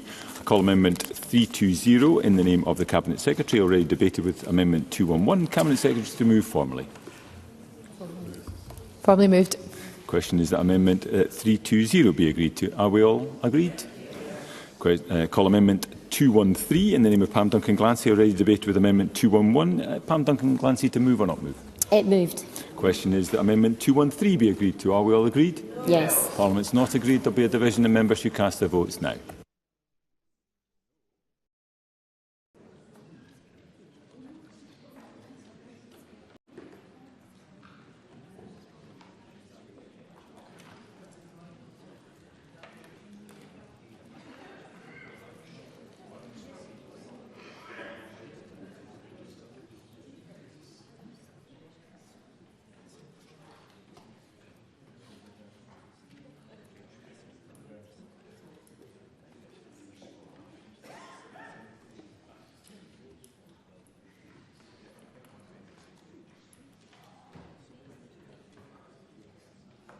And the vote is now closed.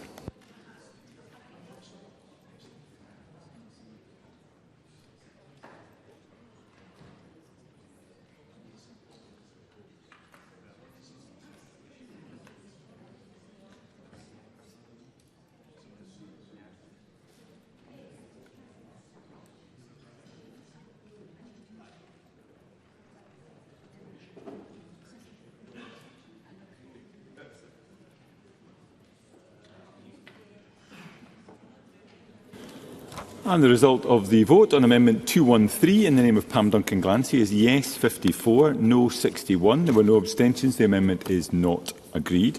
Call Amendment 214 in the name of Pam Duncan-Glancy, already debated with Amendment 211. Pam Duncan-Glancy to move or not move? Moved. Question is that Amendment 214 be agreed to. Are we all agreed? Yes. That is agreed. I call Amendment 215 in the name of Pam Duncan-Glancy, already debated with Amendment 211. Pam Duncan-Glancy to move or not move? Moved. Thank you. I call Amendment 215A in the name of the Cabinet Secretary, already debated with Amendment 211. Cabinet Secretary to move formally. Moved. Question is that Amendment 215A be agreed. Are we all agreed? Yes. That is agreed. Pam Duncan-Glancy to press or withdraw Amendment 215 as amended. Moved. The question is that Amendment 215 as amended be agreed to. Are we all agreed? Yes. That is agreed. To call Amendment 216 in the name of Pam Duncan-Glancy, already debated with Amendment 211. Pam Duncan-Glancy to move or not move? Moved. Question is that Amendment 216 be agreed to. Are we all agreed? Yes. Parliament's not agreed. There will be a division and members should cast their votes now.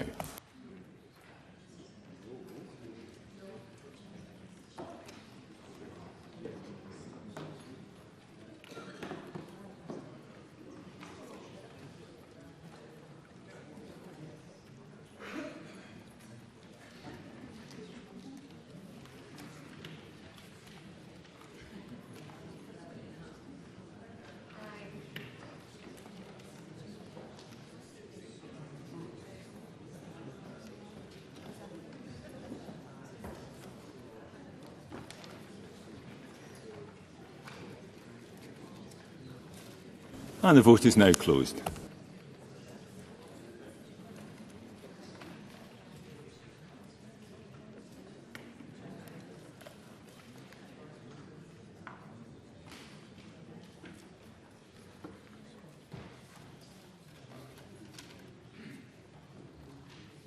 And the result of the vote on Amendment 216 in the name of Pam Duncan-Glancy is yes 55, no 61. There were no abstentions. The amendment is therefore not agreed. I call Amendment 217 in the name of Pam Duncan-Glancy, already debated with Amendment 211. Pam Duncan-Glancy to move or not move? Moved, I'm afraid, Presiding Officer. The question is that Amendment 217 be agreed to. Are we all agreed? Yes. Parliament's not agreed. There will be a division. Members should cast their votes now.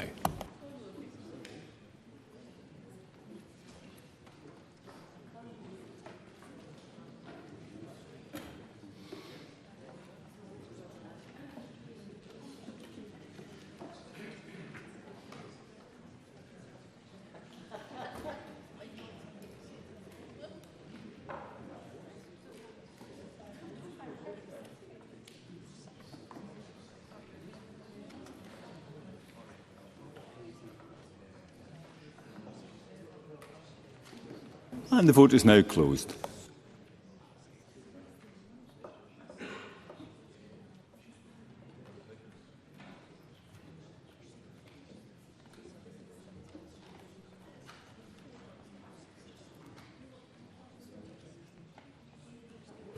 And the result of the vote on Amendment 217 in the name of Pam Duncan-Glancy is yes 48, no 68. There were no abstentions. The amendment is therefore not agreed. I call Amendment 218 in the name of Martin Whitfield, already debated with Amendment 211.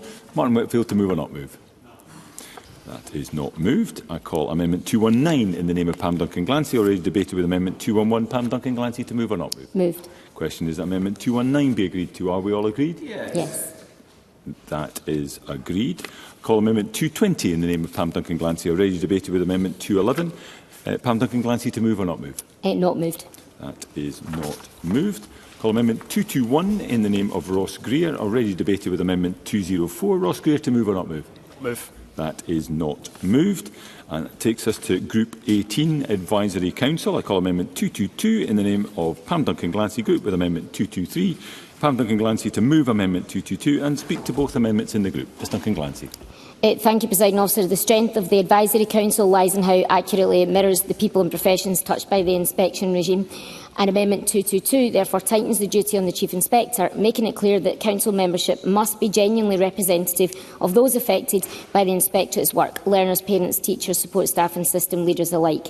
And on the other amendment in this group, in my colleague Ross Greer's name, I'm supportive of it until the sentence where we include the Inspector's own staff, and from our point of view we think that goes just a step too far. So I will finish my comments there in the interest of time, and I press Amendment 222 in my name.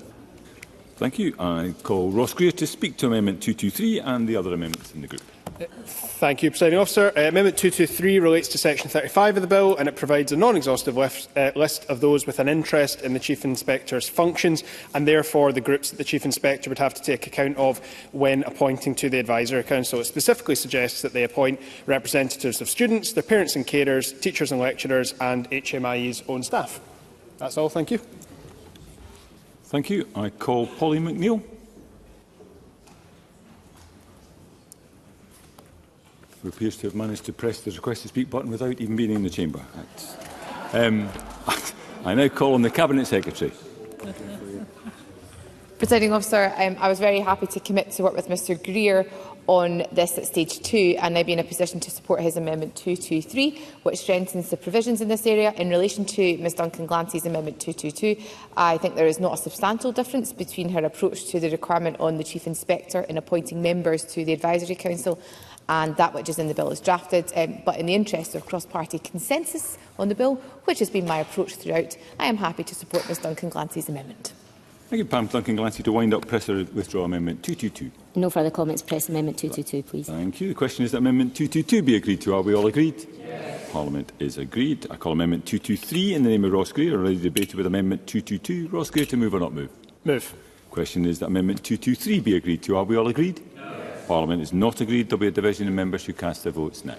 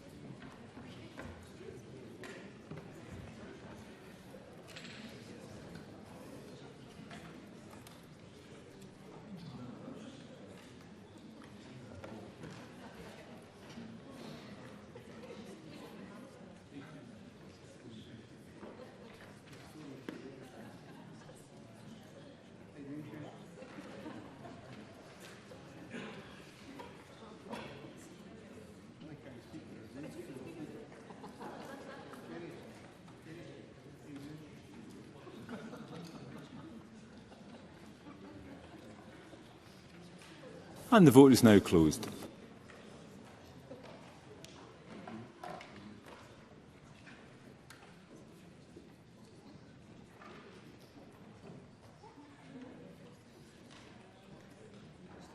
Point of order, Shirley-Ann Somerville. Thank you, Presiding Officer. I would have voted yes. Thank you. I'll make sure that is recorded.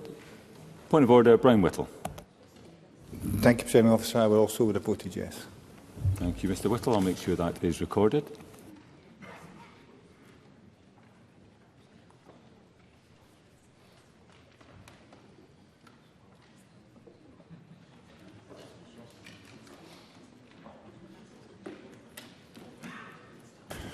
And the result of the vote on Amendment 223 in the name of Ross Greer is yes 93, no 22. There were no abstentions. The amendment is therefore agreed. I call Amendment 224 in the name of Pam Duncan Glancy, already debated with Amendment 109. Pam Duncan Glancy, to move or not move? Moved. That is not moved. I call Amendment 225 in the name of Pam Duncan Glancy, already debated with Amendment 98. Pam Duncan Glancy, to move or not move? Not moved. That is not moved. I call Amendment 226 in the name of Pam Duncan Glancy, already debated with Amendment 98. Pam Duncan Glancy, to move or not move? Not moved. That's not moved. I call Amendment 227 in the name of Pam Duncan Glancy, already debated with Amendment 98. Pam Duncan Glancy, to move or not move? Not moved. That is not moved. I call Amendment 228 in the name of Pam Duncan Glancy, already debated with Amendment 98. Pam Duncan Glancy, to move or not move? That is not moved. I call Amendment 229 in the name of Pam Duncan Glancy, already debated with Amendment 19. And I remind members that if Amendment 229 is agreed, I cannot call Amendment 36 due to our preemption. Pam Duncan Glancy, to move or not move? Moved. The question is that Amendment 229 be agreed to. Are we all agreed? No. That is not agreed. We will have a division and members should cast their votes now.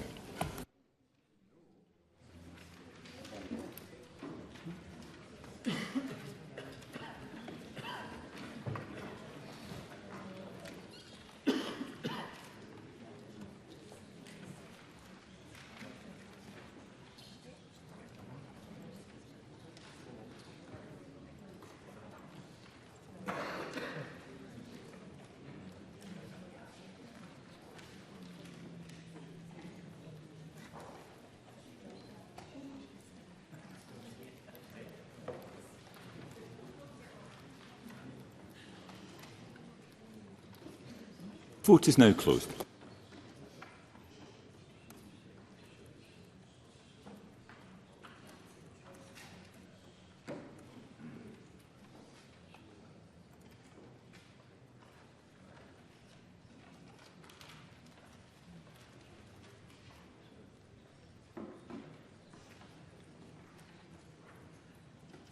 And the result of the vote on Amendment 229 in the name of Pam Duncan-Glancy is yes 22, no 93. There were no abstentions. The amendment is therefore not agreed. I call Amendment 36 in the name of Stephen Kerr, already debated with Amendment 11. Stephen Kerr to move or not move? Not moved. That is not moved. Call Amendment 230 in the name of Pam Duncan-Glancy, already debated with Amendment 19. Pam Duncan-Glancy to move or not move? Not moved. That is not moved, which takes us to Group 19, the inspection plan. As we're nearing the agreed time limit under Rule 9.8.4a, subsection C, I consider it necessary to allow the debate on the group to continue beyond the limit in order to avoid debate being unreasonably curtailed. So I call Amendment 231 in the name of Pam Duncan-Glancy, group with Amendments 232, 233, 37, 237, 238, 41 and 42. Pam Duncan-Glancy to move Amendment 231 and speak to all the amendments in the group. Ms Duncan-Glancy. Thank you, Presiding Officer. Yesterday we spoke about the frequency of inspection, and the frequency of an inspection schedule means very little unless those it affects know when it's coming and what it will look at. And the two amendments that I brought in this grouping add that clarity to the annual plan. Amendment 231 requires the published inspection plan to set out who will receive advance notice of an inspection and how it will be given, wherever notice is usually appropriate. I have spoken to head teachers and teaching staff who have told me that timely, transparent notice reduces anxiety, allows constructive preparation and ensures that staff, parents and learners all understand the process and their role within it. This amendment makes that good practice a statutory expectation. Amendment 233 addresses the substance of an inspection. It instructs the Chief Inspector to explain in the plan how inspectors will assess an establishment's duty of care, both to the learners in its charge and to the staff it employs. In practical terms, that means looking at safeguarding health and safety and wellbeing policies and confirming that these are not paper exercises but living procedures. Together, these strengthen transparency and focus on welfare without adding any new layer of bureaucracy. Presiding Officer, predictable process and clear emphasis on duty of care built into inspection will build in trust and ultimately improve the quality of Scottish education. I therefore move the amendments in this group in my name. Thank you. I now call Ross Greer to speak to Amendment 232 and other amendments in the group. Mr Greer. Thank you, Presiding Officer. Amendment 232 requires the Chief Inspector's inspection plan to set out how the inspections will consider the extent to which relevant establishments are securing the rights of children. Hopefully that is an uncontroversial suggestion. Amendment 237 has focuses on an area that has turned out to be of significant controversy between myself and the Cabinet Secretary, that being the difference between 60 days and 40 days.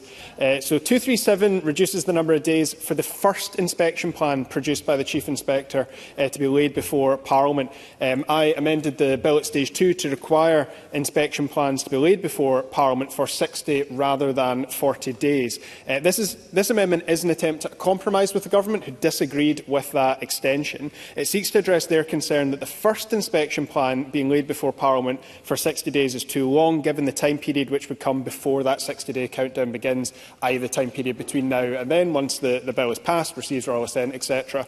Adding 60 days on top of that, I can understand their concern. However, further inspection plans should not and do not need to be produced in a rush. There should be time for Parliament to consider them. That, I think, is a reasonable compromise with those who believe that the Inspectorate should be accountable to Parliament rather than Government. Now, that's not a view view that I share, but this is an area where I think that we can reach a level of accommodation and ensure a substantial role for Parliament. Yes. Whitfield. I'm very grateful for the member taking an intervention.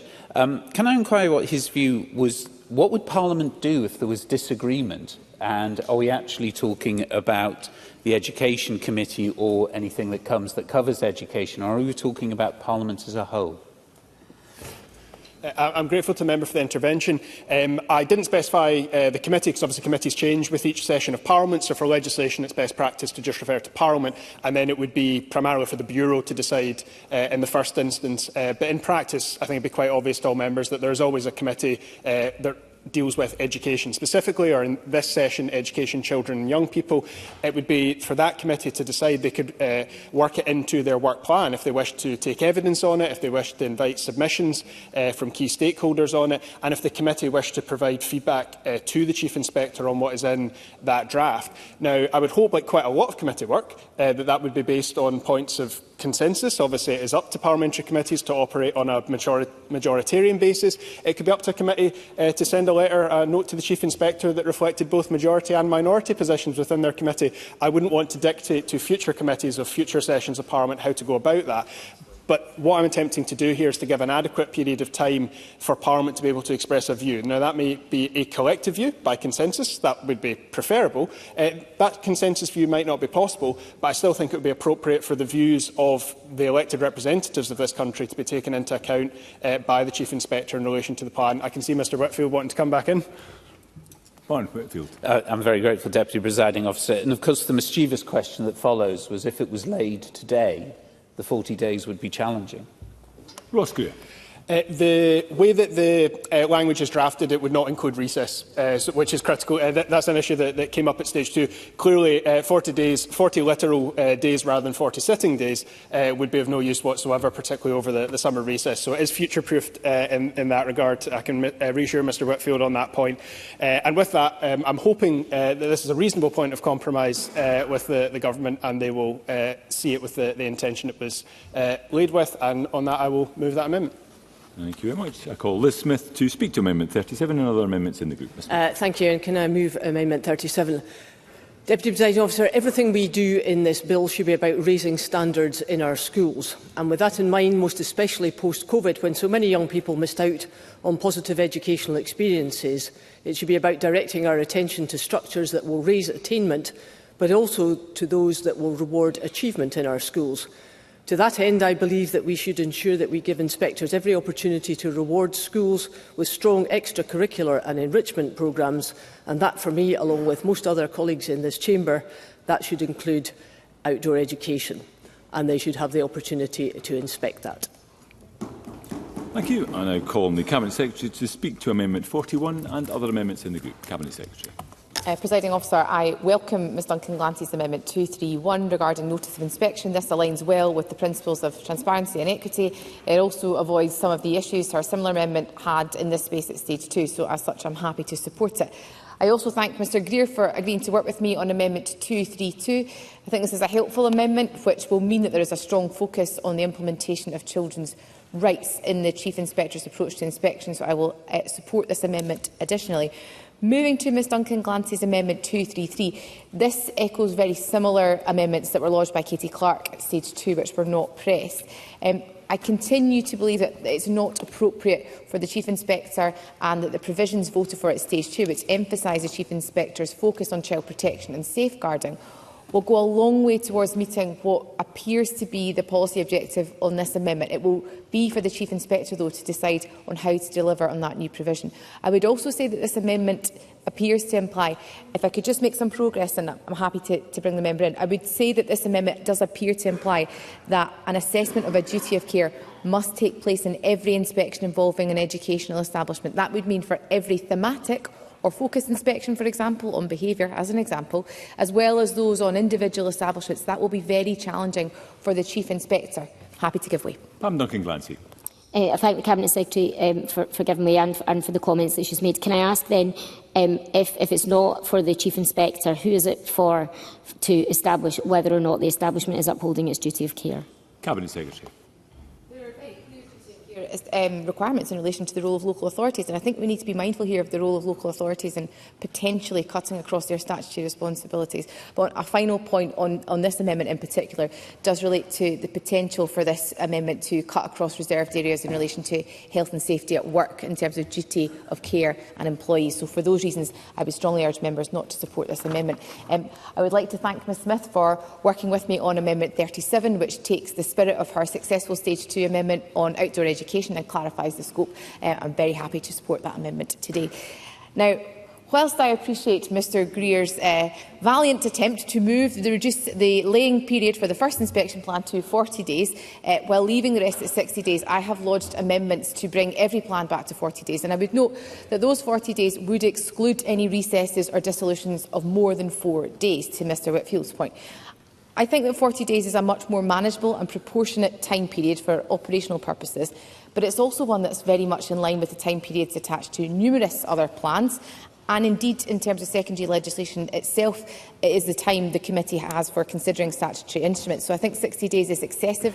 It's not standard practice. One really practical example, though, is that the bill requires the Chief Inspector to consult with Advisory Council, ministers, representatives of educational establishments and, under Amendment 236, also teachers and college staff when preparing the plan, separately to laying it in Parliament for consultation. So if you take that together, this might mean that the Chief Inspector becomes pressed into a shorter period of time to consider the representations made following consultation. So I would ask Mr Greer not to move his amendments 237 and 238, which I would note also do not exclude recess or dissolution periods from the 40 days of the first plan. And I ask members to vote in support of my amendments 41 and 42 instead, to ensure consistency on laying periods with other reports. Now, I believe all committees in Parliament are under the same significant pressure and generally work to within a more standard laying period of 40 days. And if members would find it helpful, I can list the similar types of documents which are subject to the 40-day laying period. But that will take some time, and in the interest of time, Presiding Officer, I will rest there.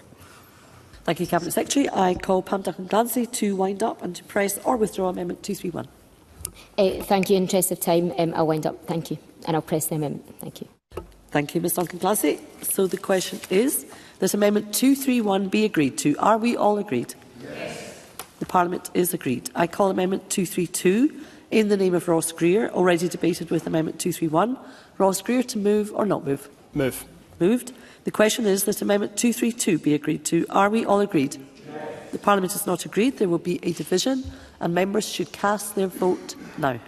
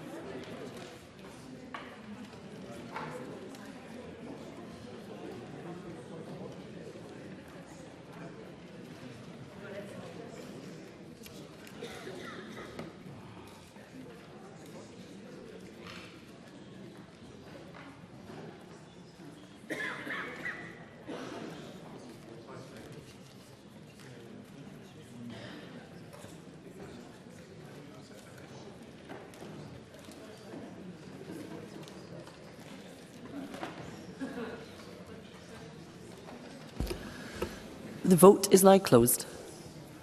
I call a point of order from Brian Whittle. That wouldn't connect, Presiding Officer. I would have voted no. Thank you, Mr Whittle. Your vote will be recorded. Point of order, Bill Kidd. Connection difficulty, Presiding Officer. I would have voted yes. Thank you, Mr Kidd. Your vote will be recorded.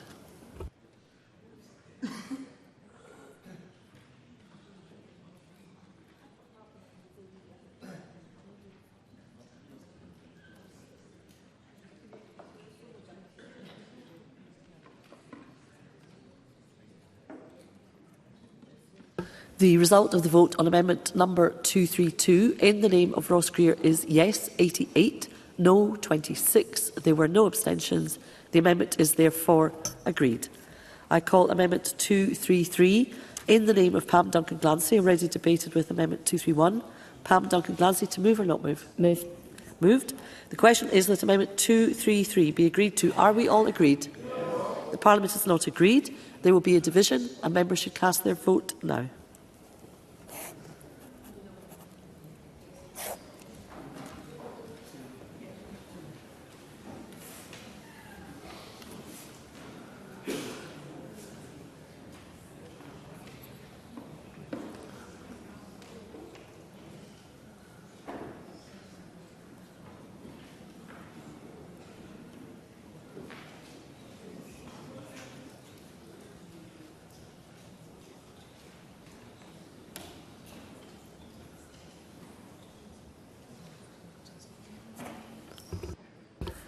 The vote is now closed.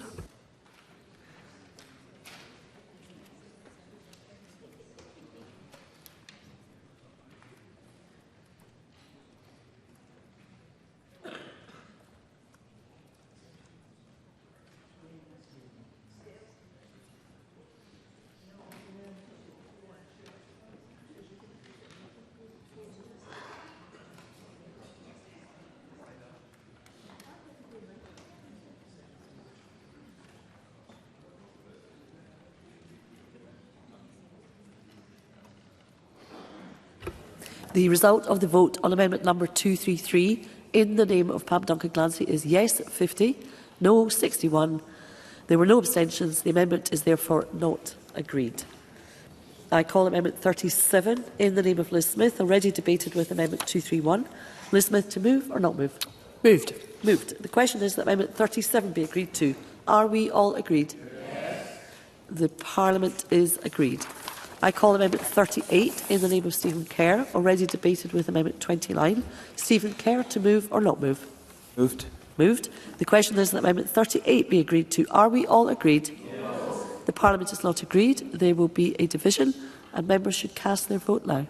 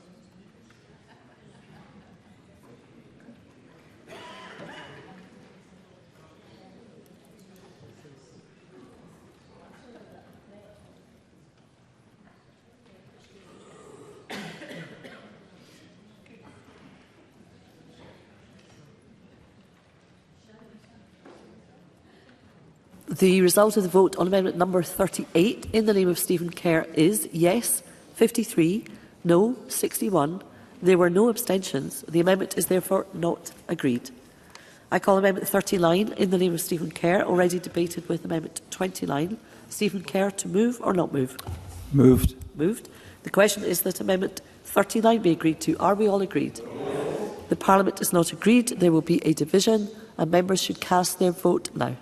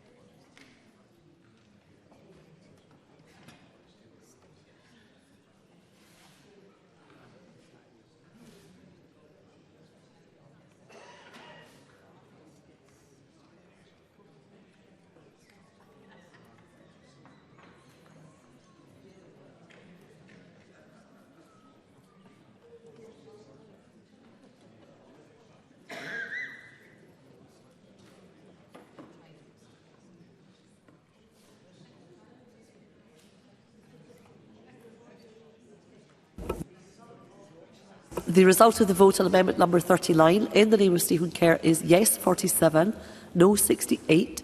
There were no abstentions. The amendment is therefore not agreed.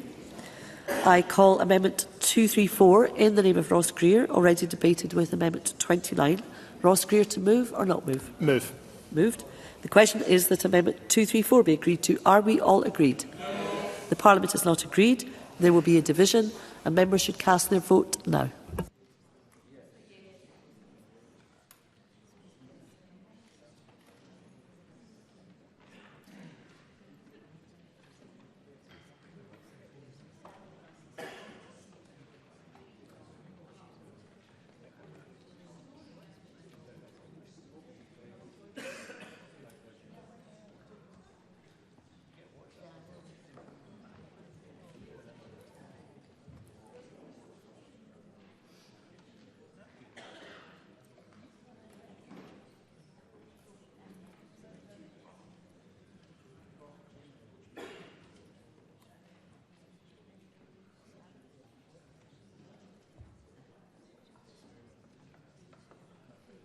The vote is closed. Point of order, Jennifer Ruth. My app failed to connect, Presiding Officer. I would have voted yes. Thank you, Cabinet Secretary. That will be recorded.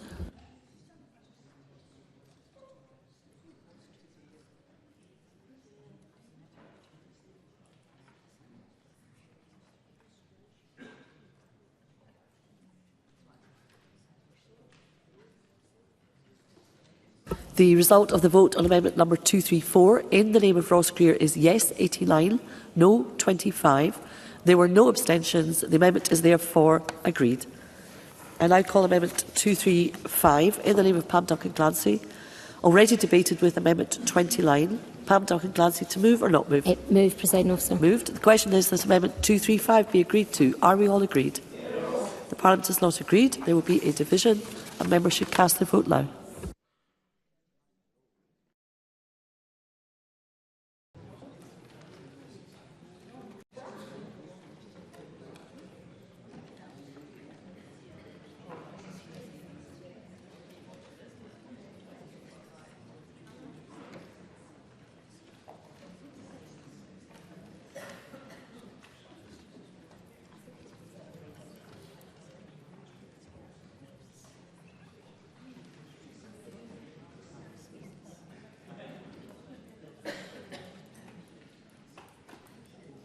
The vote is closed.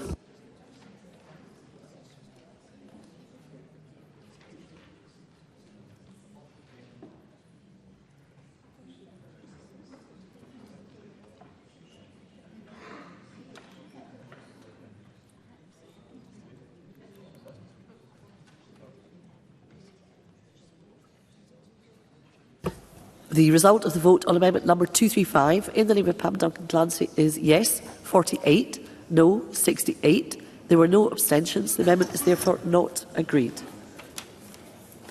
I now call amendment 236 in the name of Stephen Kerr, already debated with amendment 29. Stephen Kerr, to move or not move? Moved. Moved. The question is that amendment 236 be agreed to. Are we all agreed? Yes. The Parliament is agreed. I call amendment 237 in the name of Ross Greer, already debated with amendment 231. Ross Greer, to move or not move? Not move. Not moved. The question is, I now call amendment 238 in the name of Ross Greer, already debated with amendment 231. Ross Greer, to move or not move? Not move. Not moved.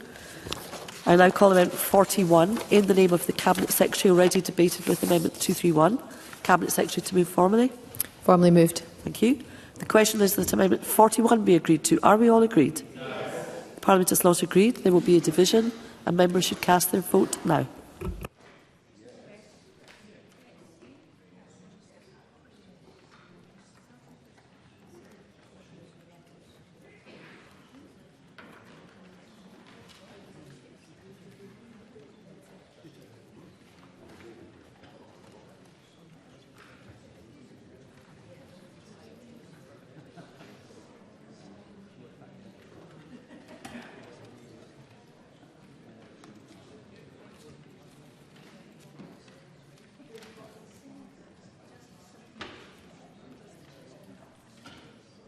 The vote is closed.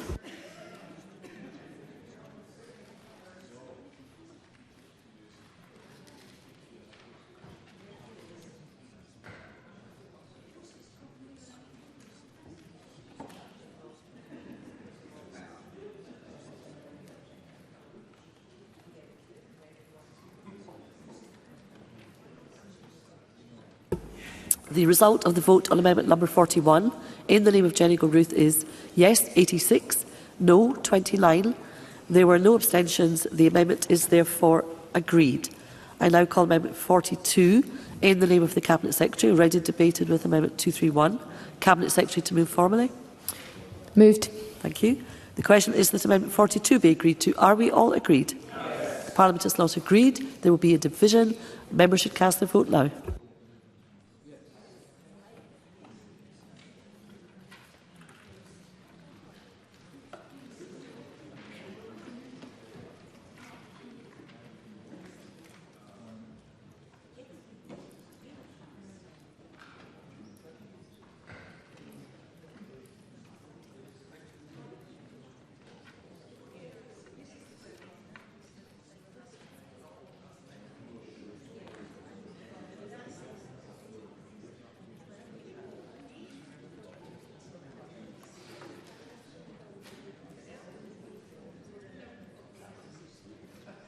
The vote is closed. Point of order, Jackie Bailey. I'm afraid my app wouldn't connect, and I would have voted no. Thank you, Ms Bailey. That will be recorded.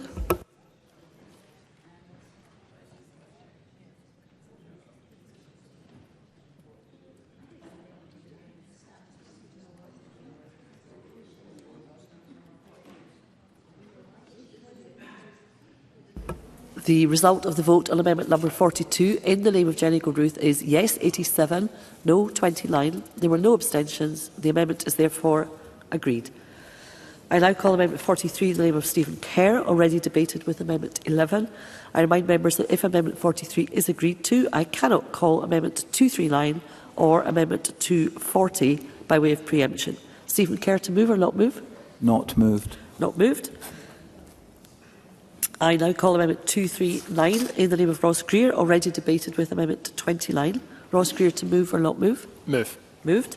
The question is that amendment 239 be agreed to. Are we all agreed? The Parliament has not agreed. There will be a division. A member should cast their vote now.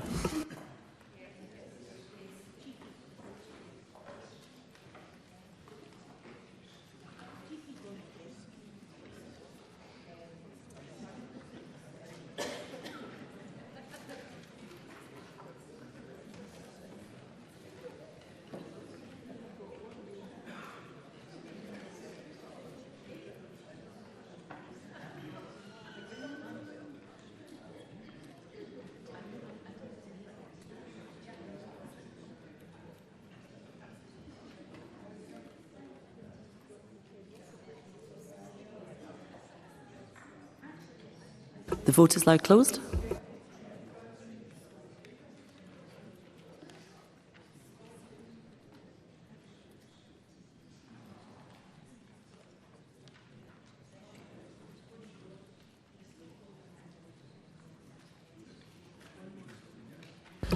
The result of the vote on amendment number 239 in the name of Ross Greer is yes 90, no 26. There were no abstentions. The amendment is therefore agreed. I call amendment 240 in the name of Pam Duncan-Glancy, already debated with amendment 29. Pam Duncan-Glancy to move or not move? Move. Moved. The question is no, it's not, because there's an amendment to amendment. I now call amendment 240A in the name of the Cabinet Secretary, already debated with amendment 29. Cabinet Secretary to move formally. Moved. Thank you. The question is that amendment 240A be agreed to. Are we all agreed? Yes. Is the Parliament agreed? Yes. The Parliament is agreed. I ask Pam Duncan-Glancy to press or withdraw amendment 240 as amended. Press. Press. The question, therefore, is that amendment 240 as amended be agreed to. Are we all agreed? Yes. The Parliament is not agreed. There will be a division. And members should cast their vote now.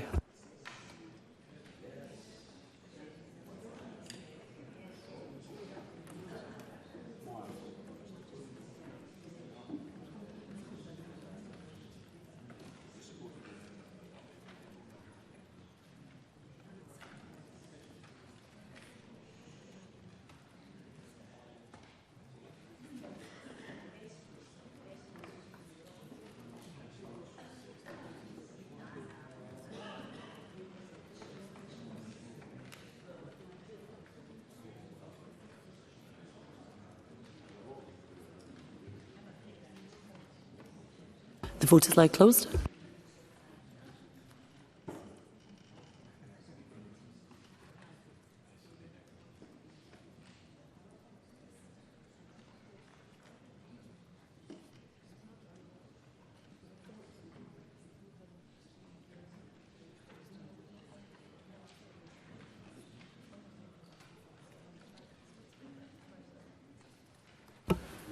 The result of the vote on amendment number 240 as amended in the name of Pam Duncan-Glancy is yes 90, no 22.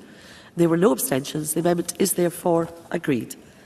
I now call amendment 44 in the name of Stephen Kerr, already debated with amendment 11. Stephen Kerr to move or not move? Not moved. Not moved. I now call amendment 241 in the name of Pam Duncan-Glancy, already debated with amendment 19.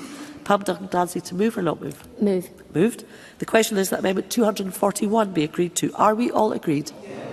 The Parliament is not agreed. There will be a division and members should cast their vote now.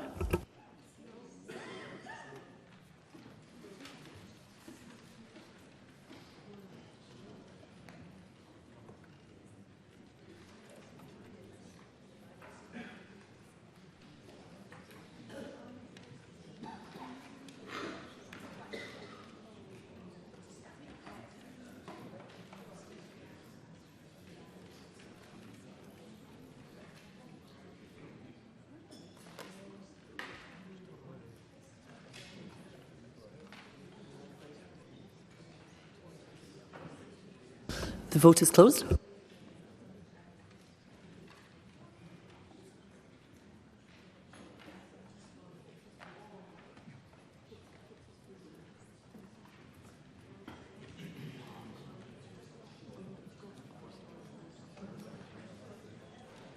Point of order, David Torrance. Presiding Officer, I would have voted no. Thank you, Mr Torrance. Your vote will be recorded.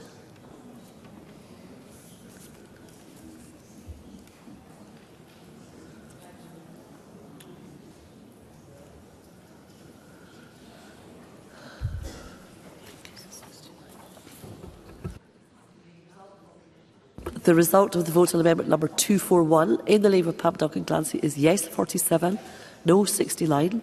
There were no abstentions. The amendment is therefore not agreed. I call amendment 45 in the name of Stephen Kerr, already debated with amendment 17. Stephen Kerr to move or not move? Moved. Moved. The question is that amendment 45 be agreed to. Are we all agreed? Yes. The Parliament is not agreed. There will be a division and members should cast their vote now.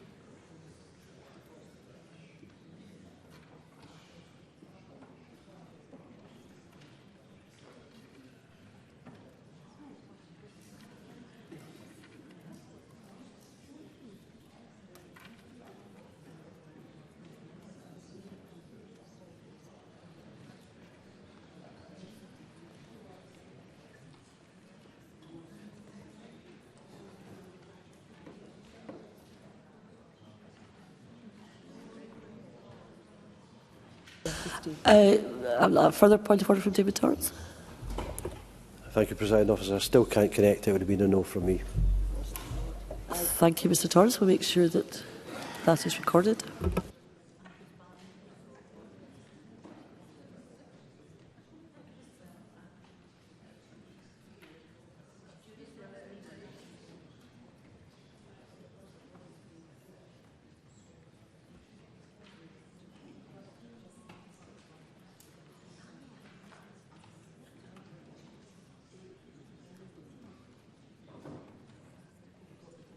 The result of the vote on amendment number 45 in the name of Stephen Kerr is yes 46, no 67. There were no abstentions. The amendment is therefore not agreed. We now turn to Group 20, reports of the Chief Inspector. I call Amendment 46 in the name of the Cabinet Secretary, grouped with amendments as shown in the groupings. I call on the Cabinet Secretary to move Amendment 46 and to speak to all amendments in the group. Presiding Officer, my Amendment 46 adjusts Section 37(1)A, which was introduced at Stage 2 by Pam Duncan-Glancy. And as we know, there are establishments in Scotland which offer qualifications such as A-levels, and so I do not believe that it is the intention to restrict this provision to teaching or training on qualifications Scotland qualifications only. My amendment therefore ensures that regard will be given to representations made by those representing teachers or college staff without any limitation upon where they are teaching, and I believe this better captures Ms Duncan-Glancy's intentions on this point. Mr Greer's amendments in this group are ones that I am very happy to support. I will leave him to speak to the detail, but the committee discussed very similar amendments at Stage 2. And at that time it was agreed that those should be pursued at Stage 3 instead in order to get the wording right, which I believe his amendments now do. Turning to Mr Kerr's amendments, Amendment 48 is one which we discussed at Stage 2. I thought we had agreed that the right place for information about the performance of relevant educational establishments is the report that is produced under Section 39 on the performance of the Scottish education system. So I would ask Mr Kerr not to press this amendment on the basis that his Amendment 51 is to be preferred. I am supportive of Amendment 51, which ensures that the report on the performance of Scottish education includes an overview of the inspection findings published in that period, and this will obviously mean that there is information provided about the performance of individual schools, for example, which have been inspected. So I think this addresses the intention behind Amendment 48. Finally, I would ask Mr Kerr not to press Amendment 52, as I don't think it is necessary. Section 39(2) of the bill allows the Chief Inspector to determine the form of the reports on the performance of the Scottish education system. We do not need to qualify that rule, despite the addition of Amendment 51, because Section 39(2) is a rule about the format of the report, not its content. I move 46, Presiding Officer. Thank you, Cabinet Secretary. I call Ross Greer to speak to Amendment 242 and other amendments in the group. Mr Greer. Thank you. Amendments 242, 244 and 245 would require the Chief Inspector, where an inspection concerns a single establishment or what they consider to be connected establishments, to give a copy of the inspection report to those establishments before publishing it, unless they consider that there are exceptional circumstances which justify not doing so. Sending copies of inspection reports to establishments before they are published is already current practice within the existing inspectorate, but it is not a requirement, and I think we should make it such. This amendment is worded in terms of an inspection which concerns a single or a linked establishment, to avoid any situations where, in the event of a thematic inspection, the inspectorate would have to give advance notice to, for example, every single school, or advance copy of it to every school in Scotland. That's not what's intended here. It also includes provisions that if there were exceptional circumstances where sending the report before publication might be detrimental, then the Chief Inspector can decide not to send it in advance in that case. I think we can all appreciate situations where, due to, for example, welfare concerns, or in a worst-case scenario, where an inspection has surfaced issues that need passed on to other bodies such as the police, that advance notice wouldn't be appropriate. However, under Amendment 245, the Inspector must set out in their annual report how many times they've exercised that option and decided not to share in advance. 243 is an updated version of an amendment I brought forward at Stage 2, which would require establishments to have regard to inspection reports. So, although each establishment might find some benefit in reading every single report that is published, as I know the Cabinet Secretary does every Friday when Education Scotland sends them on, there will be a great deal of advice and guidance in each of those reports that's clearly not applicable to every establishment in Scotland based on their circumstances. So, for absolute clarity, this amendment builds on what I was proposing at Stage 2 and makes it clear that it's only reports related to those establishments that their managers are required to have regard to. Additionally, the annual report on the performance of education in Scotland should capture some key points of interest that all establishments may find most helpful, and Amendment 246 makes similar provisions in that regard. Thank you. Thank you, Mr Greer. I now call Stephen Kerr to speak to Amendment 48 and other amendments in the group. Mr Kerr. Yeah, thank you, Deputy Presiding Officer. I will speak in favour of Amendments 48, 51 and 52 in my name. They are straightforward in form but far-reaching in purpose. They are designed to do one thing: ensure that the Chief Inspector's reports are not mere bureaucratic outputs but purposeful, illuminating, worthy of the public trust placed in our education system. So, beginning at Amendment 48, which I think hangs with Amendment 51, this places a clear duty on the Chief Inspector to include in their annual report an account of how Scottish schools are actually Performing, that's the essence of this provision. Performance, not just process. It's not enough to say that inspections took place or that frameworks were adhered to. Parents, teachers, local authorities and this Parliament want and deserve to know what those inspections revealed, what is working, what isn't, where is progress being made, where is it not. Without that level of reporting, inspection risks becoming a closed system, a ritual rather than a mechanism for improvement. And I think we've all agreed that the whole basis of the inspection system is continual improvement. This amendment seeks to anchor the Chief Inspector's report in substance, to present an honest, accessible and evidence-based assessment of performance across the school system during the preceding financial year. It's a necessary correction to what has too often been an overly descriptive, opaque and self-referential reporting process. You must remember that the Chief Inspector occupies a privileged position. They will have access to school-level data, trends, thematic reviews and direct evidence of what is happening in classrooms across the country. That insight must not sit in files.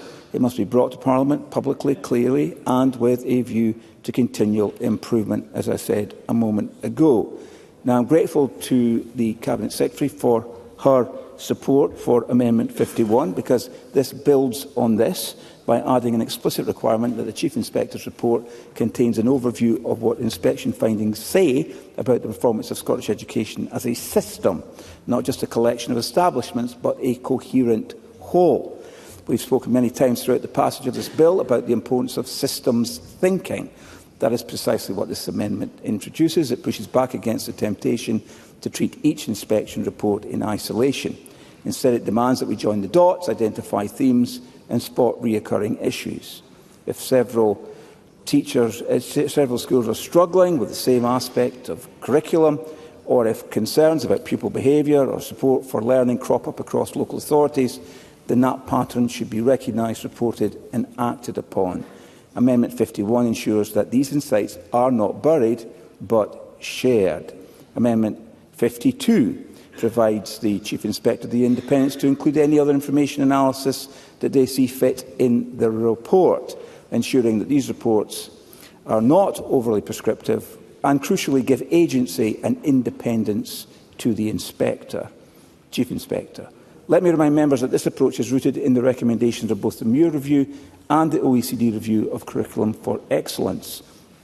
The Muir Review called for stronger accountability and clearer structures for evaluating improvement at school level. The OECD stated, and I quote, that there is a need for an integrated evaluation and assessment framework, including monitoring of system-level outcomes.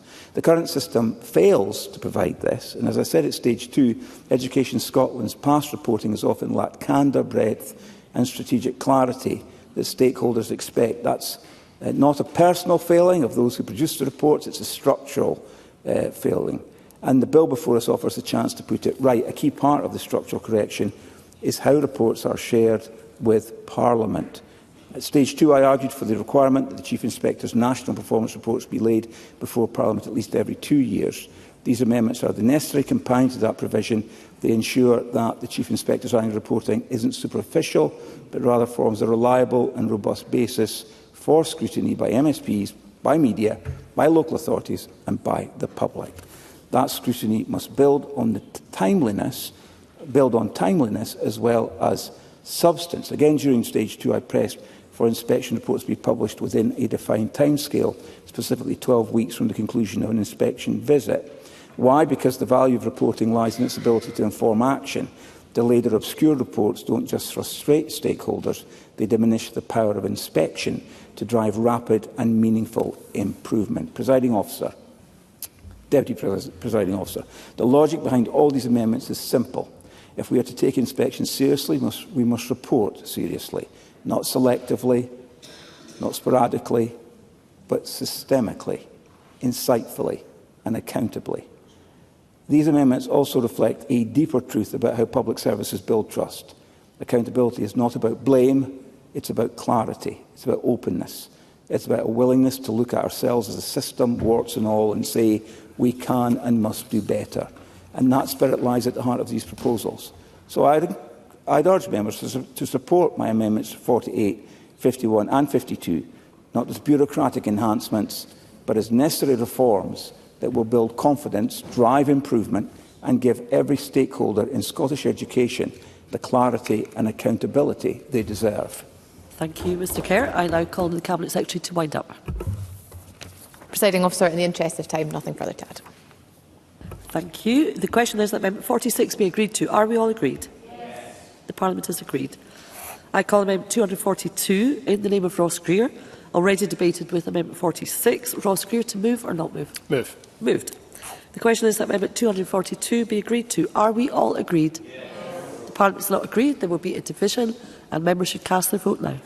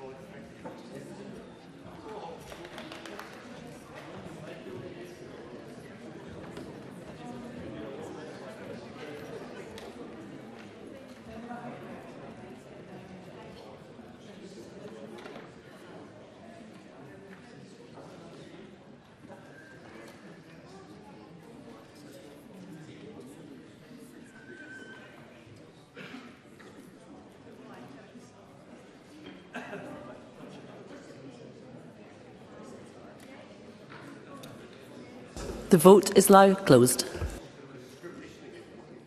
Point of order, Gordon MacDonald. My phone wouldn't connect and I would have voted yes. Thank you, Mr MacDonald. Your vote will be recorded. Point of order, Christine Graham. Yes. I couldn't access it. I'm just taking a collective judgment here and I believe it's a yes. Thank you. Thank you, Ms Graham. That will be recorded. Point of order, Shona Robinson. I couldn't connect. I would have voted yes. Thank you, Cabinet Secretary. That will be recorded.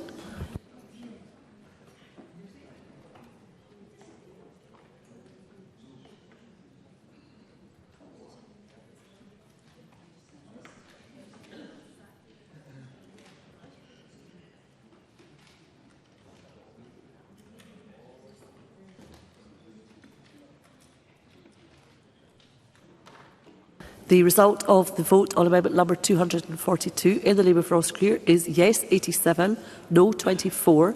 There were no abstentions. The amendment is therefore agreed. I now call amendment 47 in the name of Stephen Kerr, already debated with amendment 152. Stephen Kerr, to move or not move? Moved. Moved. The question is that amendment 47 be agreed to. Are we all agreed? No. The Parliament is not agreed. There will be a division and members should cast their vote now.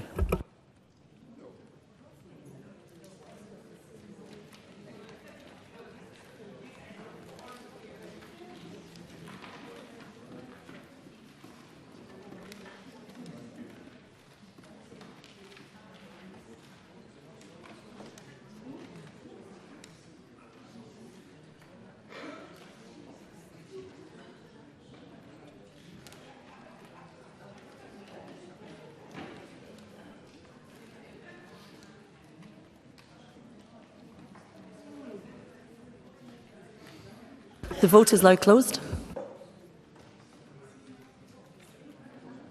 Point of order, Gordon MacDonald. Again, I couldn't connect. Presiding Officer, I would have voted no. Thank you, Mr MacDonald. Your vote will be recorded.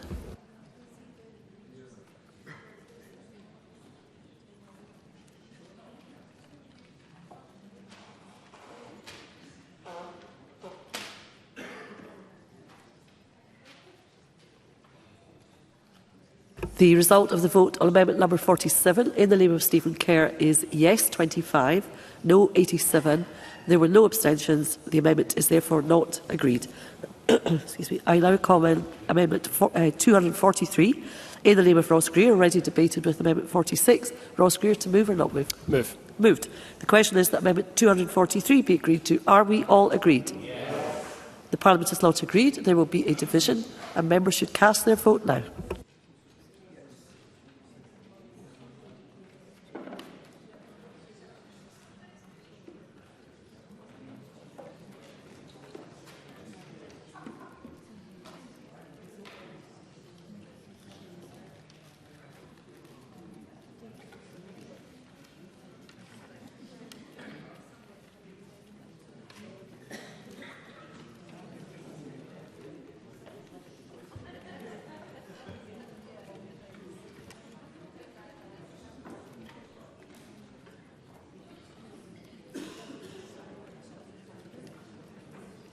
The vote is now closed. Point of order, Gordon MacDonald. Still can't connect. I would have voted yes.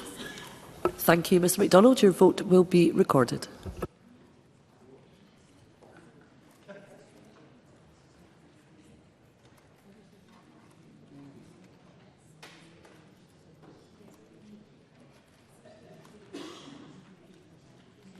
The result of the vote on amendment number 243 in the name of Ross Greer is yes 86, no 27.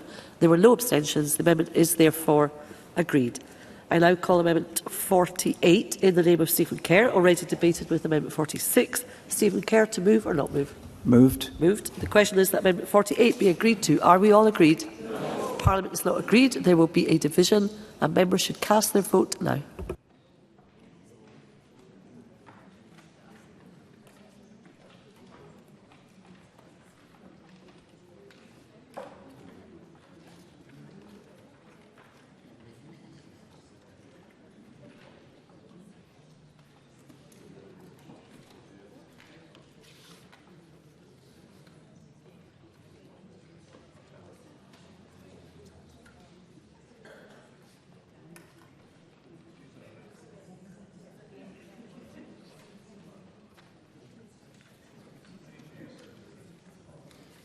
The vote is closed.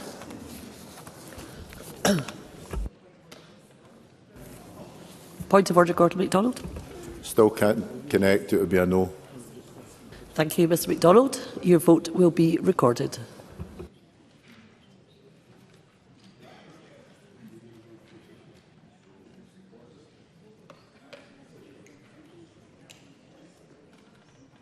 The result of the vote on amendment number 48 in the name of Stephen Kerr is yes 26, no 88.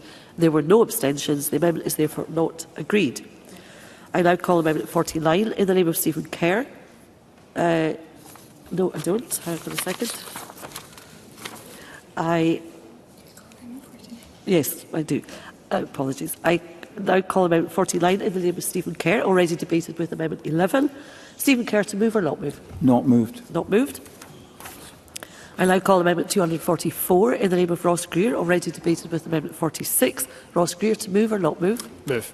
Moved. The question is that amendment 244 be agreed to. Are we all agreed? Yes. Parliament is not agreed. There will be a division and members should cast their vote now.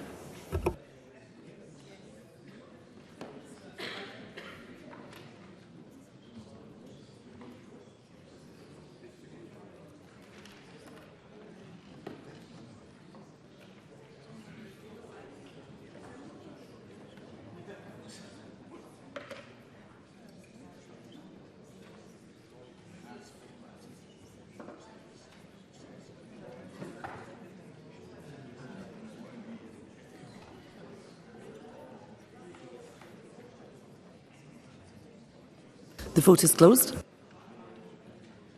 Point of order, Gordon MacDonald. Still can't connect. It would be yes. Thank you, Mr MacDonald. Your vote will be recorded.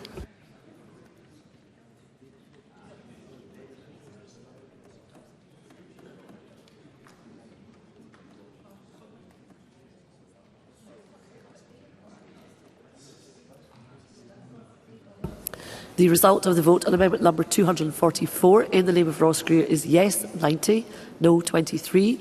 There are no abstentions. The amendment is therefore agreed. I now call amendment 245 in the name of Ross Greer, already debated with amendment 46. Ross Greer, to move or not move? If. Moved. The question is that amendment 245 be agreed to. Are we all agreed? Yes. The Parliament is not agreed. There will be a division and members should cast their vote now.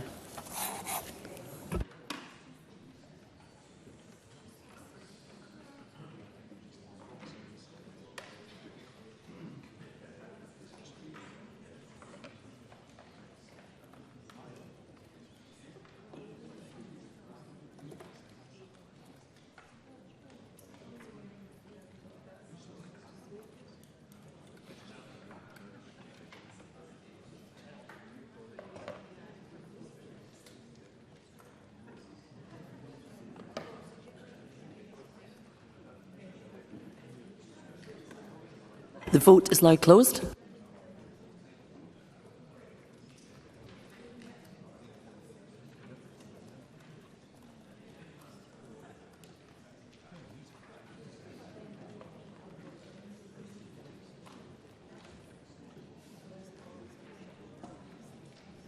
The result of the vote on amendment number 245 in the name of Ross Greer is yes 87, no 24. There were no abstentions. The amendment is therefore agreed. I now call amendment 50 in the name of Stephen Kerr, already debated with amendment 11. Stephen Kerr to move or not move? Not moved. Not moved. I now call amendment 51 in the name of Stephen Kerr, already debated with amendment 46. Stephen Kerr to move or not move? Moved. The question is that amendment 51 be agreed to. Are we all agreed? The Parliament is agreed. I call amendment 52 in the name of Stephen Kerr, already debated with amendment 46. Stephen Kerr to move or not move? Moved. Moved.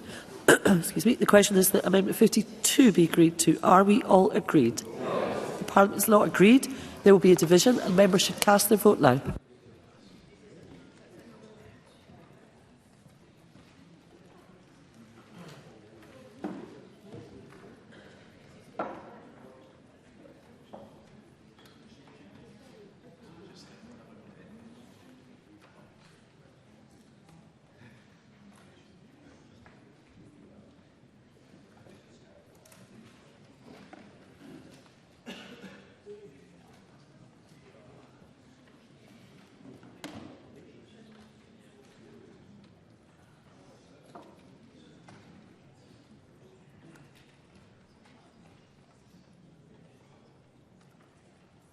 The vote is closed. Point of order, First Minister. I'm afraid my app wouldn't connect. I would have voted no. Thank you, First Minister. Your vote will be recorded. Cabinet Secretary Jenna Ruth, point of order. Point of order, Presiding Officer. Similarly, my app doesn't seem to have connected. I would have voted no. Thank you, Cabinet Secretary. Your vote, in fact, was recorded.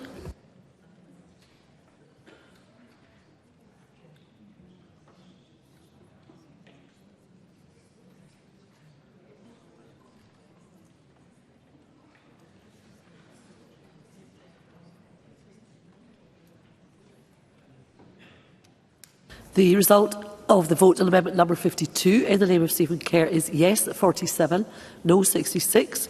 There were no abstentions. The amendment is therefore not agreed. I call amendment 246 in the name of Ross Greer, already debated with amendment 46. Ross Greer to move or not move? Move. Moved. The question is that amendment 246 be agreed to. Are we all agreed? Yes. The Parliament is agreed.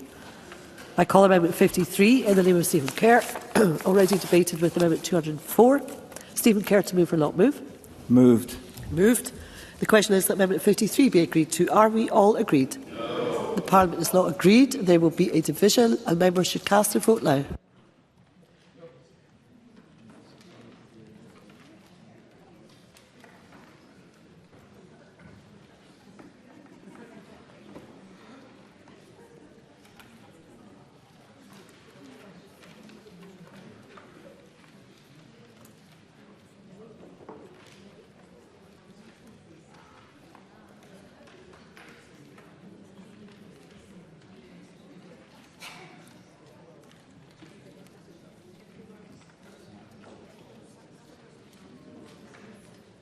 The vote is now closed.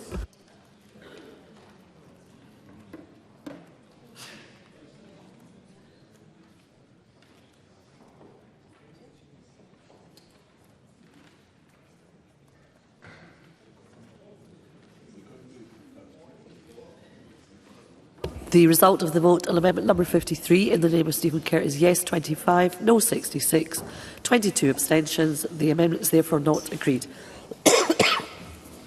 I now call amendment 54 in the name of Stephen Kerr, already debated with amendment 11. Stephen Kerr to move or not move? Moved. Not moved. I now call amendment 247 in the name of Pam Duncan-Glancy, already debated with amendment 152. Pam Duncan-Glancy to move or not move? Move, Presiding Officer. The question is that amendment 247 be agreed to. Are we all agreed? Yes. The Parliament is agreed. I call amendment 55 in the name of Stephen Kerr, already debated with amendment 11. Stephen Kerr to move or not move? Not moved, Deputy Presiding Officer. If it's helpful, I'm not intending to move any of the amendments from Group 12, which run consecutively now for several amendments. If you wish to proceed en bloc, I would have no objection to that. I'm not moving any of them. Thank you, Mr Kerr. I'll just consult with the clerks for a second.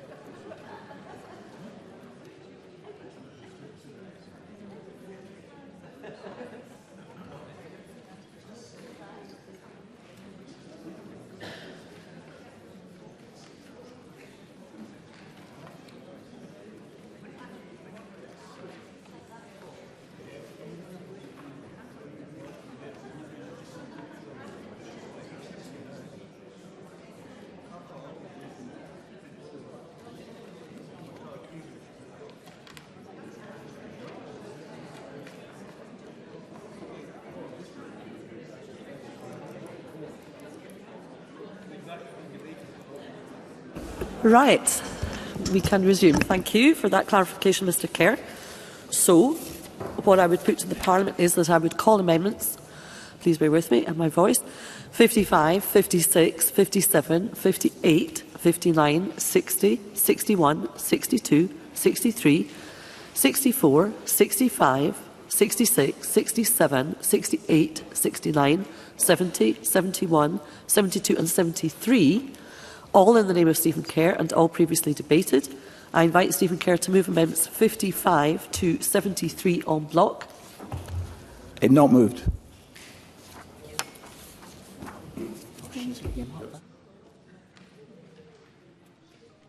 Thank you. Stephen Kerr has indicated that he will not be moving amendments 55 to 73. It would be helpful if any member who wishes to move any of the amendments 55 to 73 could indicate now. No member has so indicated. I therefore intend to read out the amendment numbers and confirm that they are not moved. I will do so at a pace that would allow any member to call out at the relevant point that they wish to move the amendment.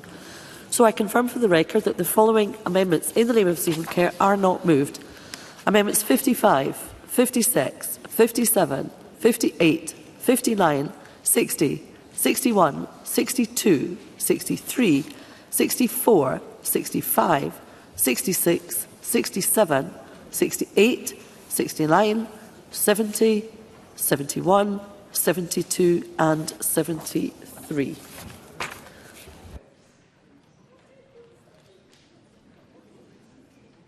Thank you. I now call Amendment 321 in the name of the Cabinet Secretary, already debated with Amendment 1. Cabinet Secretary to move formally. Moved. Thank you. The question is that Amendment 321 be agreed to. Are we all agreed? Yes. The Parliament is agreed. I call Amendment 248 in the name of Pam Duncan-Glancy, already debated with Amendment 1.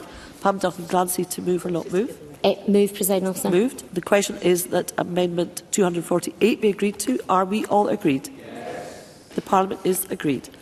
I call Amendment 249 in the name of Pam Duncan-Glancy, already debated with Amendment 1.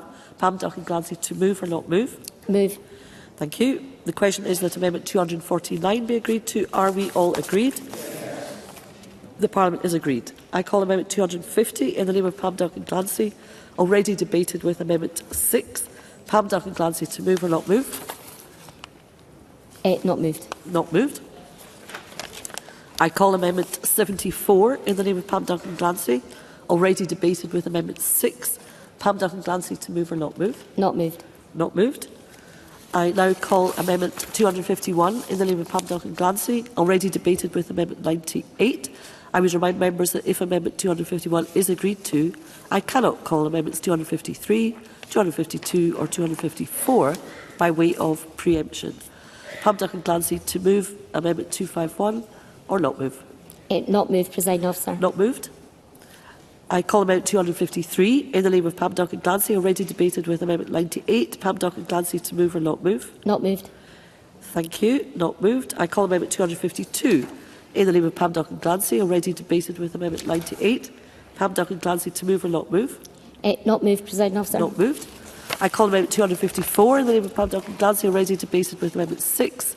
Pam Duncan-Glancy to move or not move? Not moved. Not moved.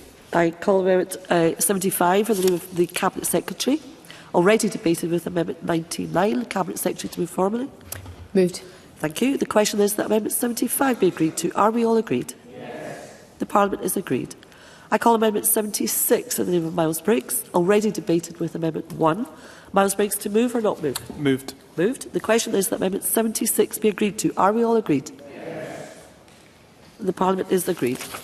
I call Amendment 255 in the name of Pam Duncan-Glancy, already debated with Amendment 155. Pam Duncan-Glancy to move or not move? Moved, Presiding Officer. Moved. The question is that Amendment 255 be agreed to. Are we all agreed? Yes. The Parliament is agreed.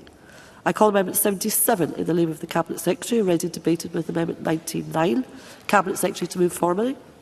Moved. Thank you. The question is that Amendment 77 be agreed to. Are we all agreed? Yes. The Parliament is agreed. I call Amendment 78 in the name of the Cabinet Secretary, already debated with Amendment 99. Cabinet Secretary to move formally. Moved. Thank you. The question is that Amendment 78 be agreed to. Are we all agreed? Yes. The Parliament is agreed. I call Amendment 79 in the name of the Cabinet Secretary, already debated with Amendment 99. Cabinet Secretary to move formally. Moved. Thank you. The question is that Amendment 79 be agreed to. Are we all agreed? Yes. The Parliament is agreed. I call Amendment 80 in the name of the Cabinet Secretary, already debated with Amendment 17. Cabinet Secretary to move formally. Moved. Thank you. The question is that Amendment 80 be agreed to. Are we all agreed? Yes. The Parliament is agreed. I call Amendment 256 in the name of Pam Duncan-Glancy, already debated with Amendment 6. Pam Duncan-Glancy to move or not move? Not moved, Presiding Officer. Not moved. I call Amendment 257 in the name of Ross Greer, already debated with Amendment 204. Ross Greer to move or not move? Not move. Not moved. I now call Amendment 81 in the name of Stephen Kerr, already debated with Amendment 29. Stephen Kerr to move or not move? Moved. Moved. The question is that Amendment 81 be agreed to. Are we all agreed? No. The Parliament is not agreed. There will be a division and members should cast their vote now.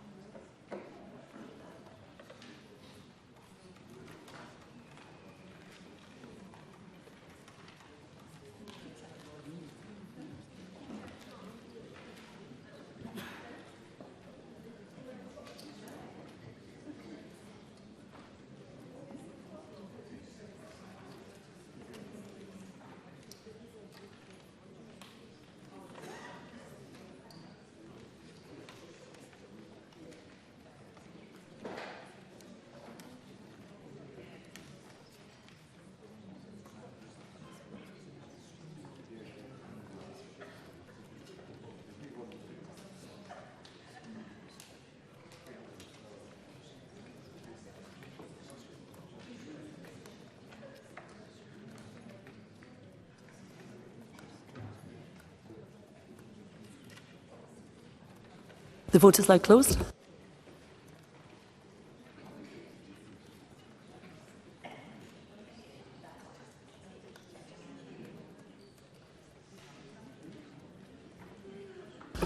The result of the vote on amendment number 81 in the name of Stephen Kerr is yes 25, no 88. There were no abstentions. The amendment is therefore not agreed. I would advise members that whilst in fact we are making good progress, which members I'm sure will be pleased to hear, members will note that we will shortly reach the next time limit and we have some more groups still to debate. Under Rule 9.8.5a, I am minded to accept a motion without notice to propose that the time limit be extended by 30 minutes. I invite the Cabinet Secretary to move the motion. Moved. Sorry. Sorry, excuse me. I'm terribly sorry, Cabinet Secretary. The Minister for Parliamentary Business is trying to attract my attention. Could I ask the Minister to move the motion? I was entirely relaxed, but moved again. Thank you, Minister. The question is that the time limit for debate on amendments be extended by 30 minutes. Are we all agreed? Yes. We are all agreed? Yes. Thank you. So I now call Amendment 258 in the name of Stephen Kerr, already debated with Amendment 204. Stephen Kerr to move or not move? Moved. Moved. The question is that Amendment 258 be agreed to. Are we all agreed? No. The Parliament is not agreed. There will be a division and members should cast their vote now.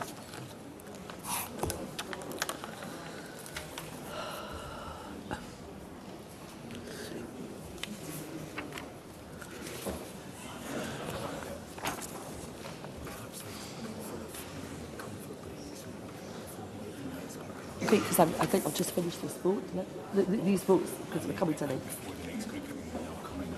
So I'll just...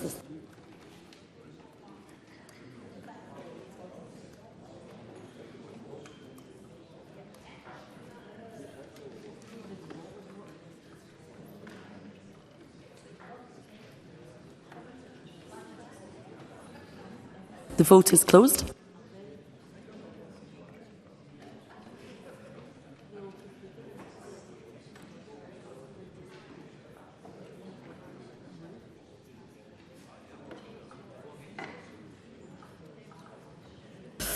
The result of the vote on amendment number 258 in the name of Stephen Kerr is yes 25, no 89. There were no abstentions. The amendment is therefore not agreed. I now call amendment 259 in the name of Miles Briggs, already debated with amendment 204. Miles Briggs to move or not move? Moved. Moved. The question is that amendment 259 be agreed to. Are we all agreed? No. The Parliament is not agreed. There will be a division and members should cast their vote now.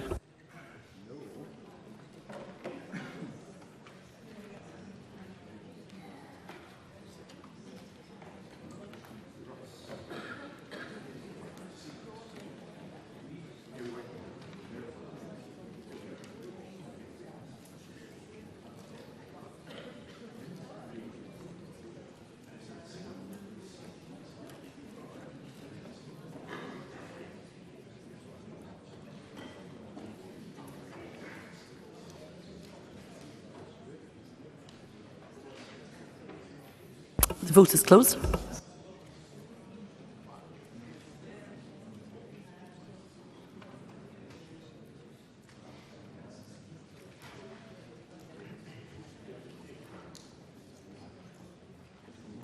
The result of the vote on amendment number 259 in the name of Miles Briggs is yes 47, no 67. There were no abstentions. The amendment is therefore not agreed. I call amendment 260 in the name of Pam Duncan-Glancy, already debated with amendment 98. Pam Duncan-Glancy to move or not move? Not moved, Presiding Officer. Not moved. I call amendment 261 in the name of Pam Duncan-Glancy, already debated with amendment 98. Pam Duncan-Glancy to move or not move? Not moved. Not moved. I call amendment 262 in the name of Pam Duncan-Glancy, already debated with amendment 6. Pam Duncan-Glancy to move or not move? Not moved. Not moved. I now call amendment 263 in the name of Pam Duncan-Glancy, already debated with amendment 6. Pam Duncan-Glancy to move or not move? Not moved. I call amendment 264 in the name of Pam Duncan-Glancy, already debated with amendment 6. Pam Duncan-Glancy to move or not move? Not moved. Not moved. I call amendment 265 in the name of Pam Duncan-Glancy, already debated with amendment 100. Pam Duncan-Glancy to move or not move? Moved. Moved. The question is, does amendment 265 be agreed to? Are we all agreed? Yes. The Parliament is not agreed. There will be a division and members should cast their vote now.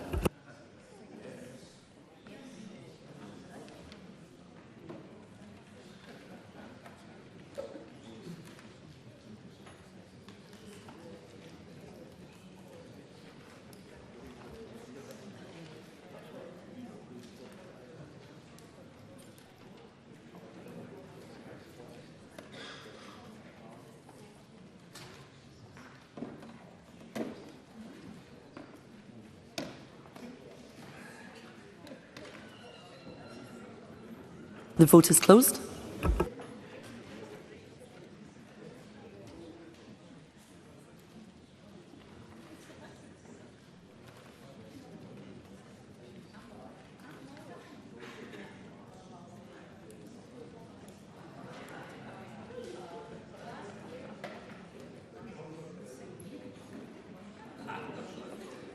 The result of the vote on amendment number 265 in the name of Pam Duncan-Glancy is yes 87, no 24.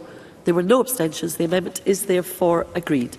And I call amendment 266 in the name of Pam Duncan-Glancy, already debated with amendment 98. Pam Duncan-Glancy to move or not move? Moved, Presiding Officer. Moved. The question is that amendment 266 be agreed to. Are we all agreed? No. The Parliament is not agreed. There will be a division and members should cast their vote now.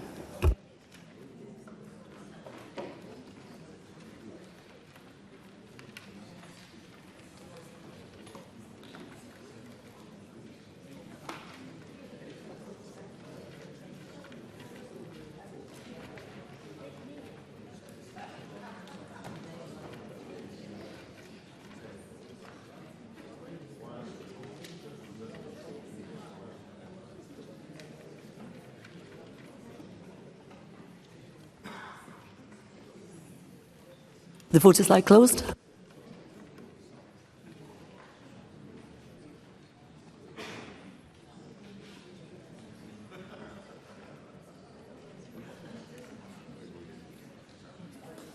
The result of the vote on amendment number 266 in the name of Pam Duncan-Glancy is yes 21, no 94. There were no abstentions. The amendment is therefore not agreed.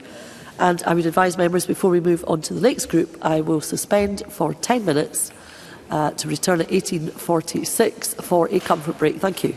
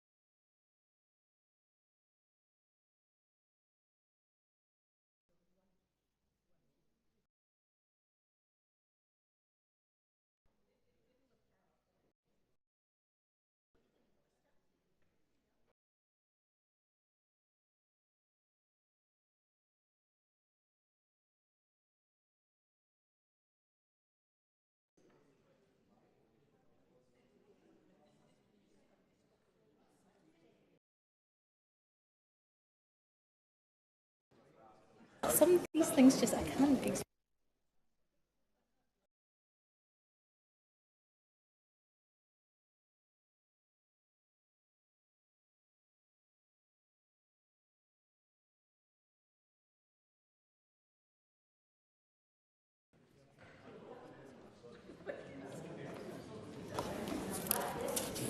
Okay, colleagues, we move now to Group 21, Board Members of Qualifications Scotland. I call Amendment 267 in the name of Pam Duncan-Glancy, group with amendments as shown in the groupings.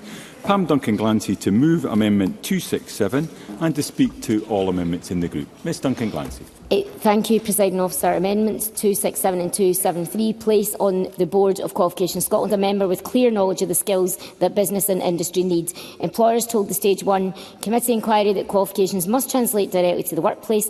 A director steeped in those requirements will keep that connection alive at the top table. Amendments 268 and 280 give the Board the power to co-opt additional members for fixed periods of time whenever a particular expertise, for example, on either AI or cybersecurity or some other emerging issue at any given time, Gallup medium learning, net zero skills, etc., becomes essential. That co-option flexibility, I believe, is crucial for a qualifications body that is fleet of foot and adaptable. And I think that having that flexibility would avoid the problem of perhaps a more static board, but allow it to be able to co-opt people with the expertise at the time and of their needing. Amendments 270, 272 and 278 make it clear that the registered teachers who sit on the board must be active classroom practitioners, frontline experience, keeping strategic choices rooted in day-to-day realities. And turning, of course, to the governance of Qualifications Scotland, I offer two alternative mechanisms that do the same thing, and so Parliament have a choice. They both provide a check and balance that the current leadership cannot simply transfer without scrutiny or due process. And I think this is really important. And it speaks to the point that I made in the very earlier grouping, which members may have to stretch back in their minds to remember round about this time yesterday, around the importance of Qualifications Scotland being a different organisation to the Scottish Qualifications Authority. Amendments 315 and 316 in my name require all initial board members who are appointed during the transition to stand down within 6 months of establishment and seek reappointment through an open competitive process. Amendments 315 and 317 offer a lighter touch. Each inaugural member undergoes a formal performance appraisal within the same 6-month window, with the reappointment contingent on a satisfactory report. The leadership of an organisation is key, and leadership of the SQA has been key. There have been changes within that leadership. They were alluded to yesterday, and there have been changes that members will accept have gone in a positive direction. But nonetheless, it is important that the people who are appointed to the Scottish Qualifications Authority, if Qualifications Scotland is to be set up, the bill passes and it is to be go through, it's important that there is this check and balance to make sure that in the new proposed arrangements, those members seek reappointment or are appraised, either reapply or are appraised. Either route, I think, safeguards accountability, and of course members can choose the mechanism they think would command the most confidence. Our first preference in this is full open competition, set out in Amendment 315-316, because a transparent appointment process, I think, is the fastest way to rebuild public trust in the new body. However, if the Chamber considers the formal 6-month appraisal more appropriate, then there is an alternative pairing in 315-317. What matters above all is that the inaugural board of the organisation is demonstrably appointed or reappointed on merit and in the open, so that learners, teachers and employers can see a qualifications authority built on integrity from day one. Presiding Officer, these amendments give the new qualifications body the breadth of expertise, the agility and the legitimacy it will need from day one. I therefore move Amendment 267 and commend the associated amendments to the Chamber. Thank you. Thank you very much. I now call Martin Whitfield to speak to Amendment 269 and other amendments in the group. Mr. I'm very grateful, Deputy Presiding Officer, and to build indeed on what Pam Duncan-Glancy has just said about the importance of the Qualifications Scotland Board. Again, I return to the voice of young people and children, and the amendment in my name, 269, adds that one or more persons who appear to Scottish ministers to have the knowledge of the interests of children and young people make up membership of the board. And it's phrased in this term because it is right that Scottish ministers to take the responsibility to appoint people or to nominate people who appear to have the interests of children and young people, not as a throwaway line, but because it is important that their voice, their experience, their broad experiences appear and can influence what happens with Qualifications Scotland Board. There was a discussion at an earlier stage to try and attach this to an examination or a qualification. On consideration, that has not appeared in my amendment, so that we have the broadest pool of young people and children who can be represented on that. And with that, I will leave at this stage. I'm grateful, Deputy Presiding Officer. Thank you. I now call the Cabinet Secretary to speak to Amendment 82 and other amendments in the group. Cabinet Secretary. Presiding Officer, I'm grateful to Ms Duncan Glancy and to Mr Whitfield for setting out the purpose in their amendments. I'm supportive of Ms Duncan Glancy's amendments 267, 268, 270 to 273, 278 and 280. These follow on from discussions that we had at Stage 2 and fundamentally strengthen the current provisions for the Board of Qualifications Scotland. However, I am not able to support Amendments 315 to 317. Now, Amendment 316 has returned from Stage 2 and it seeks to end the appointments of members who joined from the SQA after just 6 months. And as I set out at Stage 2, replacing those members so early in the infancy of the new organisation would lose valuable leadership and corporate knowledge and memory. And given the length of time it takes to undertake a public appointments round, this would need to start as soon as the body was established. It would run into Qualifications Scotland's first examinations diet, a time where stability is essential. And I do not think this is wise nor in the best interest of Scotland's learners and teachers. Furthermore, I do not support what I believe to be an alternative amendment to 316 in the form of 317. Amendment 317 would instead see these members be subject to a form of performance appraisal after 6 months. Again, I do not feel this is necessary or appropriate, given that these members will have been appointed to the SQA on merit and via the regulated appointments process. I also question whether 6 months is long enough to evaluate the effectiveness of specific board members at a time when Qualifications Scotland is just beginning its first year. Now, I would stress that all board members of public bodies are already subject to well-established annual performance and appraisal processes, which are a requirement set out in their terms and conditions, and I think it would be unnecessary and unfair to duplicate this for particular members. Turning to Mr Whitfield's Amendment 269, while I do understand the intention behind it, I am not able to support it today. His amendment would see someone with knowledge of the interests of children and young people appointed to the board. But the current provisions on someone being appointed to the board with knowledge of and interest of those undertaking qualifications does encompass already children and young people by default. So, given the extent to which children and young people comprise the cohort who undertake those qualifications, we would expect anyone appointed under the existing provision to have knowledge of their interests. And however, Mr Whitfield's amendment as drafted suggests that this has to be a separate board member from the person already provided for in paragraph 32A of Schedule 1. Now, we did discuss at Stage 2 the difficulties around having a large minimum board or too many specific criteria, which would then requires careful risk management when it comes to public appointments and maintaining a legally compliant board. The committee might also want to consider the importance of the public body boards having scope within its minimum numbers to include leadership, financial, operational and strategic expertise alongside representative interest to support it to govern. So I would ask Mr Whitfield not to press this amendment on this basis.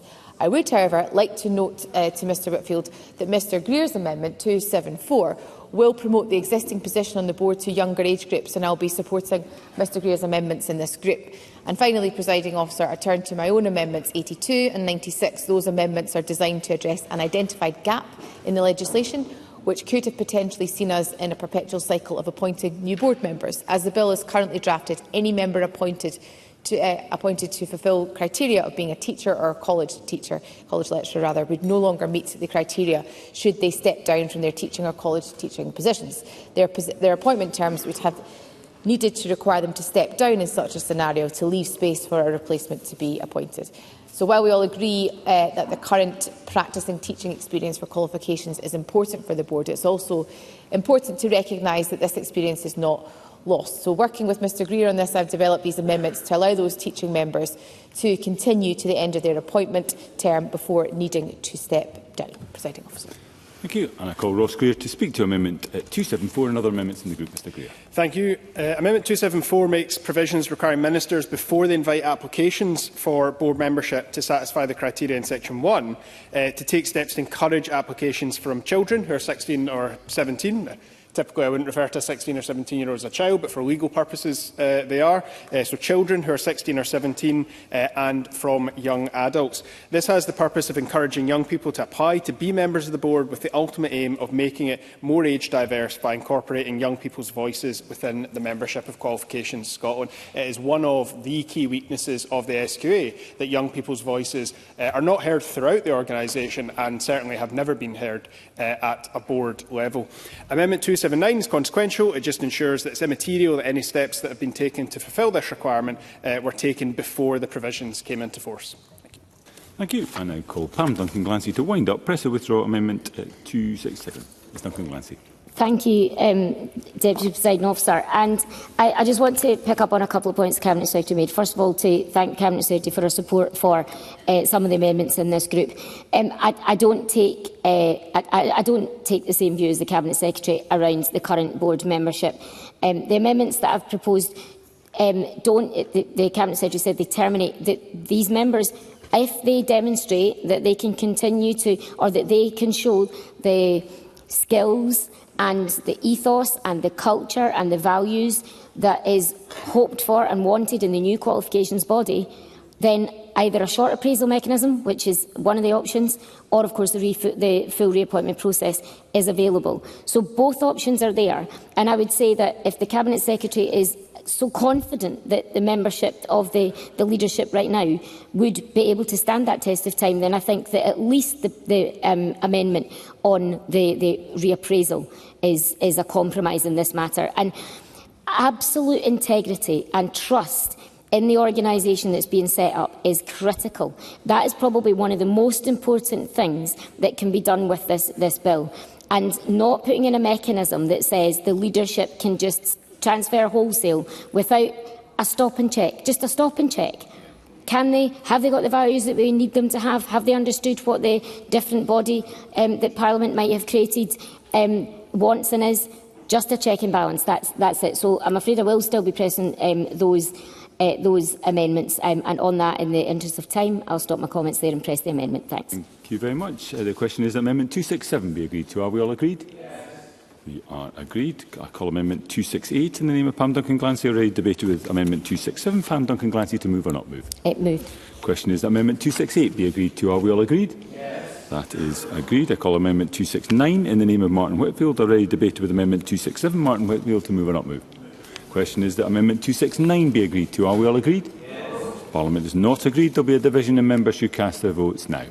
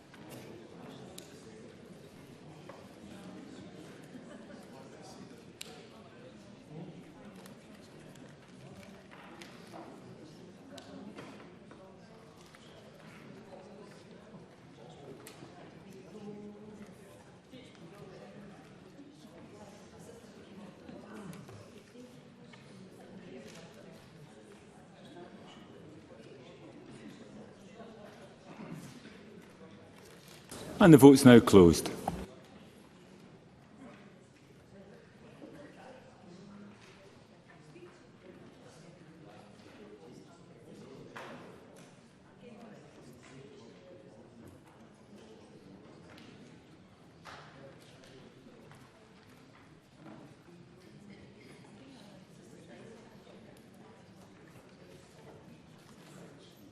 And the result of the vote on Amendment 269 269 in the name of Martin Whitfield is yes 51, no 57. There were no abstentions. The amendment is therefore not agreed. I call Amendment 270 in the name of Pam Duncan-Glancy, already debated with Amendment 267. Pam Duncan-Glancy, to move or not move? Moved, Presiding Officer. Question is that Amendment 270 be agreed to. Are we all agreed? Yes. That is agreed. I call Amendment 271 in the name of Pam Duncan-Glancy, already debated with Amendment 267. Pam Duncan-Glancy, to move or not move? Moved. Question is that Amendment 271 be agreed to. Are we all agreed? Yes. That is agreed. I call Amendment 82 in the name of the Cabinet Secretary, already debated with Amendment 267. Cabinet Secretary, to move formally. Moved. Question is that Amendment 82 be agreed to. Are we all agreed? Yes. That is agreed. I call Amendment 272 in the name of Pam Duncan-Glancy, already debated with Amendment 267. Pam Duncan-Glancy, to move or not move? Moved. Question is that Amendment 272 be agreed to. Are we all agreed? Yes. That is agreed. I call Amendment 273 in the name of Pam Duncan-Glancy, already debated with Amendment 267. Pam Duncan-Glancy, to move or not move? Moved. Question is that Amendment 273 be agreed to. Are we all agreed? Yes. That is agreed. I call Amendment 274 in the name of Ross Greer, already debated with Amendment 267. Ross Greer, to move or not move? Move. Question is that Amendment 274 be agreed to. Are we all agreed? No. Parliament's not agreed. There will be a division and members should cast their votes now.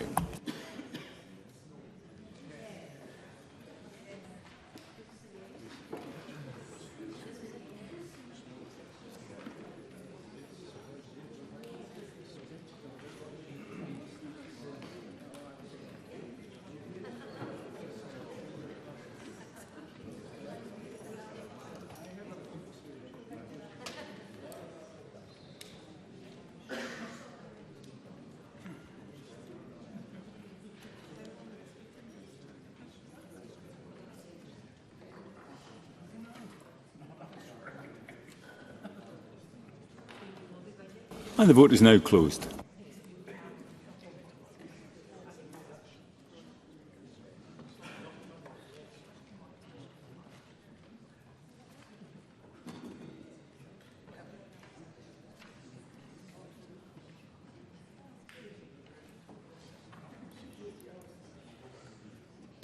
And the result of the vote on amendment number 274 in the name of Ross Greer is yes 85, no 25. There were no abstentions. The amendment is therefore agreed. I call amendment 83 in the name of the Cabinet Secretary, already debated with amendment 99. Cabinet Secretary, to move formally. Moved. Question is that amendment 83 be agreed to. Are we all agreed? Yes. I call amendment 275 in the name of Pam Duncan-Glancy, already debated with amendment 155. Pam Duncan-Glancy, to move or not move? Moved. Question is that Amendment 275 be agreed to. Are we all agreed? Yes. That is agreed. I call Amendment 84 in the name of the Cabinet Secretary, already debated with Amendment 99. Cabinet Secretary, to move formally. Moved. Question is that Amendment 84 be agreed to. Are we all agreed? Yes. That is agreed. I call Amendment 276 in the name of Stephen Kerr, already debated with Amendment 98. I remind members that if Amendment 276 is agreed, I cannot call Amendment 277 due to a preemption. Stephen Kerr, to move or not move? Not moved. That is not moved. Call Amendment 277 in the name of Stephen Kerr, already debated with Amendment 98. Stephen Kerr, to move or not move? Not moved. That is not moved. I call Amendment 278 in the name of Pam Duncan-Glancy, already debated with Amendment 267. Pam Duncan-Glancy, to move or not move? Move. Question is that Amendment 278 be agreed to. Are we all agreed? Yes. Are we all agreed? Yes. Yes.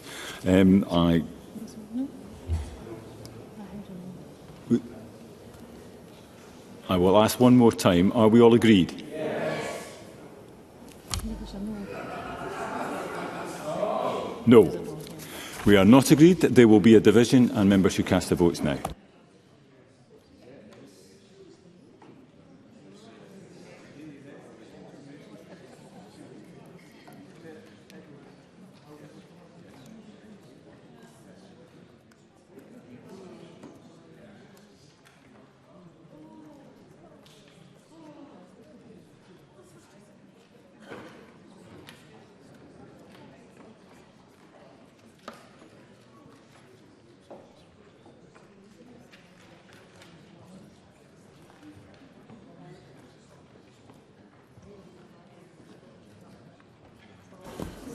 And the vote is now closed.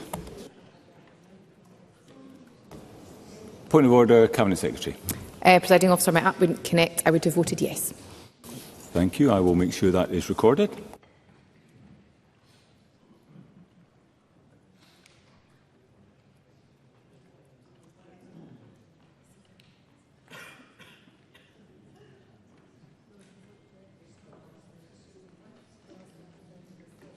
And the result of the vote on Amendment 278 in the name of Pam Duncan-Glancy is yes 105, no 8. There were no abstentions. The amendment is therefore agreed.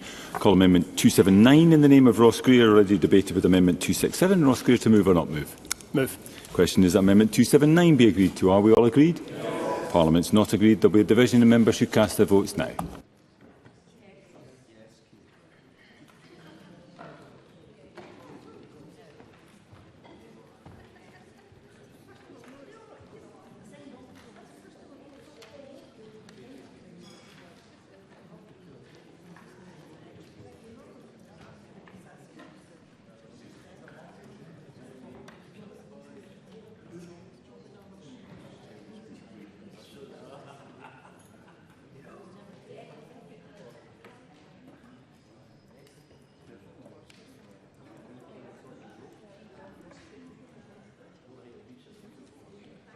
Vote is now closed.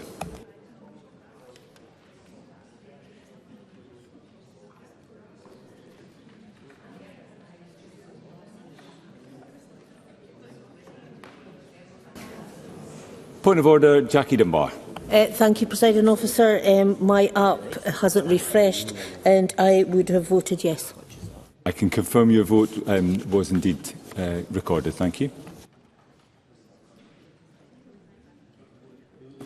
The result of the vote on Amendment 279 in the name of Ross Greer is yes 88, no 26. There were no abstentions. The amendment is therefore agreed. I call Amendment 85 in the name of the Cabinet Secretary, already debated with Amendment 267. Cabinet Secretary to move formally. Moved. Question is that Amendment 85 be agreed to. Are we all agreed? That is agreed. I call Amendment 280 in the name of Pam Duncan-Glancy, already debated with Amendment 267. Pam Duncan-Glancy, to move or not move? Move, President. Question is that Amendment 280 be agreed to. Are we all agreed? Yes. That is agreed, which takes us to Group 22, Qualifications Scotland Staff, Chief Examiner and Chief Executive. Call Amendment 281 in the name of Ross Greer, grouped with Amendments 283, 86, 87, 88, 286 and 287. Ross Greer to move Amendment 281 and speak to all the amendments in the group. Thank you. I move Amendment 281 and I'm going to be quite brief in this group because quite a lot of the amendments in this group were covered when we debated Group 2 on accreditation because of the relationship between them. But just as a quick recap, Amendment 281 requires Qualifications Scotland to have as a member of staff a Chief Examiner. So we've already established that there will be a Chief Accreditation Officer as well as the Chief Executive. This adds the Chief Examiner to that. Amendment 283 requires the Chief Examiner to be appointed by Qualifications Scotland to undertake a role in relation to the functions set out in sections 2 and 3, i.e. the awarding and quality assurance functions, and it requires the Chief Examiner's role to include responding to advice that's provided by the expert group on qualifications standards. So again, just to remind members from the debate yesterday, we will have, if these amendments pass, a Chief Examiner with a line of accountability to the expert group on standards and a Chief Accreditation Officer accountable to the Accreditation Committee, so building in that robust governance at both ends of the process. Amendment 286 makes provision that the Chief Examiner must have suitable experience of working in the education, training, qualifications or skills development sector. So relatively broad, but still making it clear that this person should be in some way, shape or form somebody that we would describe as an educator, addressing what has been one of the structural weaknesses in the organisation up until now, in that on a number of occasions those making the most important decisions about the qualification system have just not had that practical hands-on experience themselves of delivering education, whether it be in Scotland or elsewhere. And Amendment 287 is simply consequential to 283. Thank you.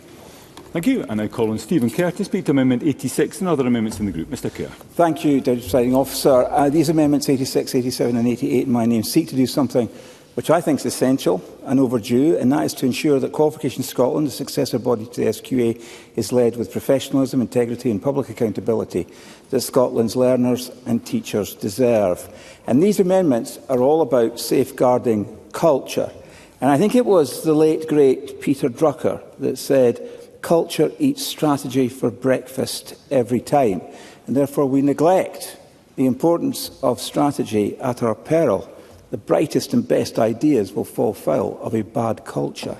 And these amendments are about embedding leadership that understands education, values transparency, is committed to the highest ethical standards. Because let's be in no doubt, one of the most persistent criticisms levelled at the SQA was that it had become insular, defensive and opaque. It operated in ways that were often perceived as remote from learners, disconnected from teachers, resistant to scrutiny. The Hayward Review, commissioned to look at the future of qualifications and assessment in Scotland, identified deep concerns about trust and the need for openness and better engagement with stakeholders. The Muir Review was even more direct. Professor Muir concluded that reform must start with leadership. Leadership that is credible, grounded in real educational understanding and guided by values, not bureaucracy. He warned of a serious gap between the national bodies and the experience of teachers and learners, and called for those leading public education institutions to demonstrate lived insight and genuine connection to the classroom. But what these amendments, and that's what these amendments aim to deliver. Amendment 86 sets clear and principled eligibility requirements for the appointment of the Chief Executive of Qualifications Scotland. It's not about ticking boxes, it's about ensuring that the person who will yield real influence over our qualification system possesses actual relevant experience, that they understand education not as a theory but as a practice, that they have led, not just administered, that they know what it means to manage complexity, navigate public trust and act with the probity that public service demands. The amendment makes it plain that only someone who is fit and proper and who brings experience in either education, qualification regulation or public sector governance can be appointed. That bar is neither exclusionary nor arbitrary, it is proportionate and necessary. Amendment 87 then articulates the qualities and expectations of that leadership. It's not enough for a Chief Executive to be qualified, they must also lead by example. They must model the values of openness, accountability and transparency. They must demonstrate a willingness to engage actively and sincerely with learners, educators, employers and the wider public. The decisions taken by this body must be visible, justifiable and fair.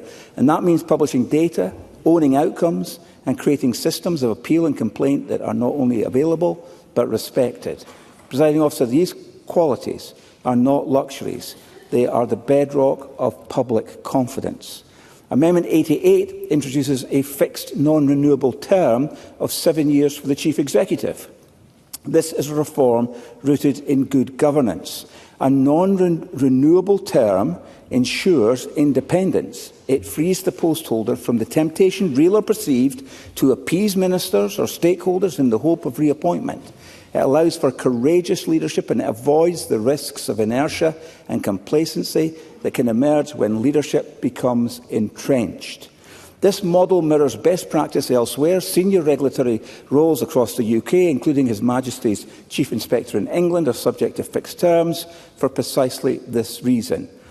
I'm not proposing something radical. I'm proposing that we align with the established norms of public accountability.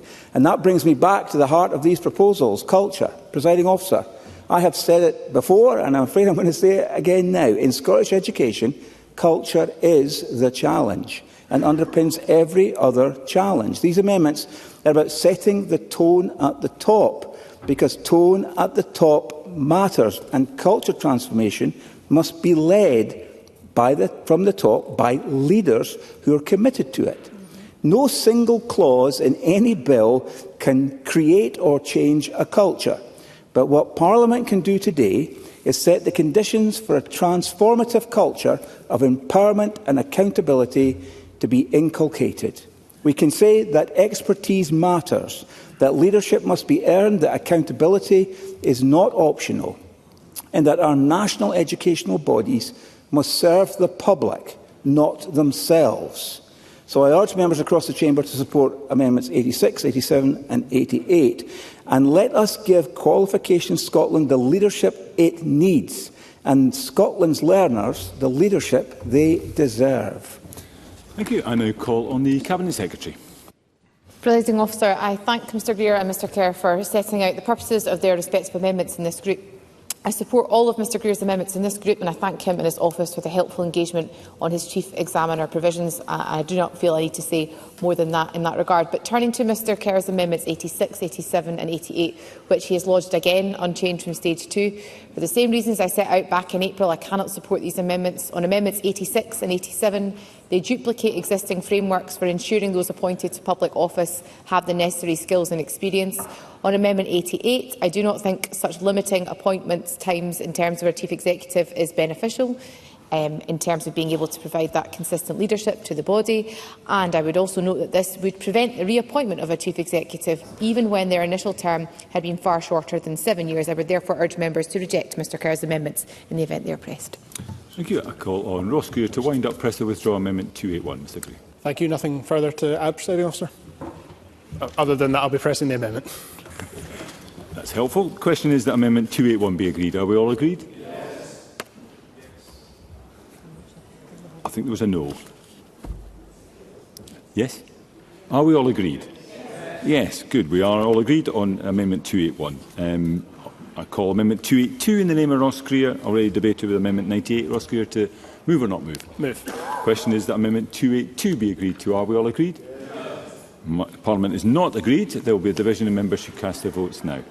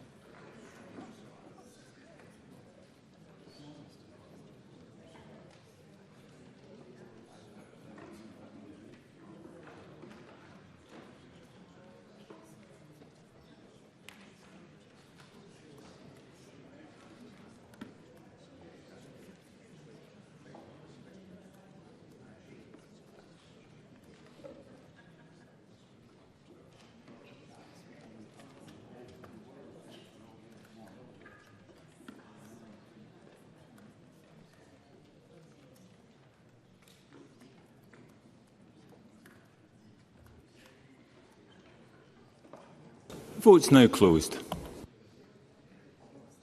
Point of order, Gordon MacDonald. My app wouldn't connect again, and it would be yes. I'll make sure that is recorded, Mr MacDonald. Point of order, Mark Ruskell. Please record yes. Thank you, Mr Ruskell. I'm sure that is recorded.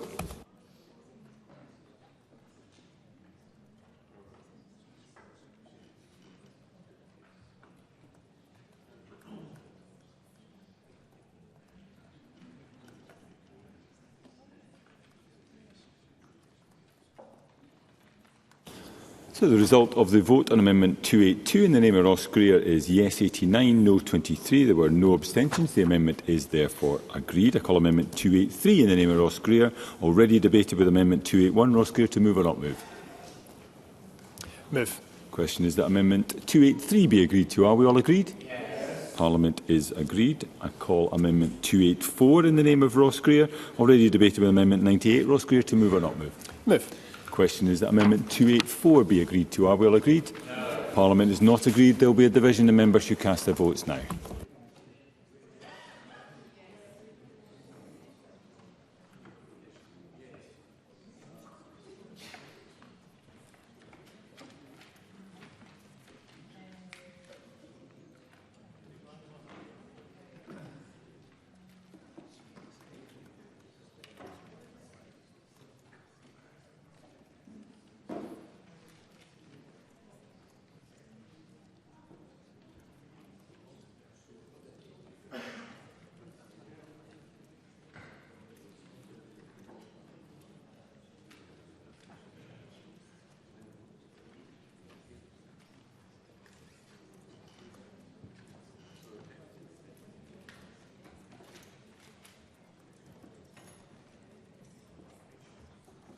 And the vote is now closed.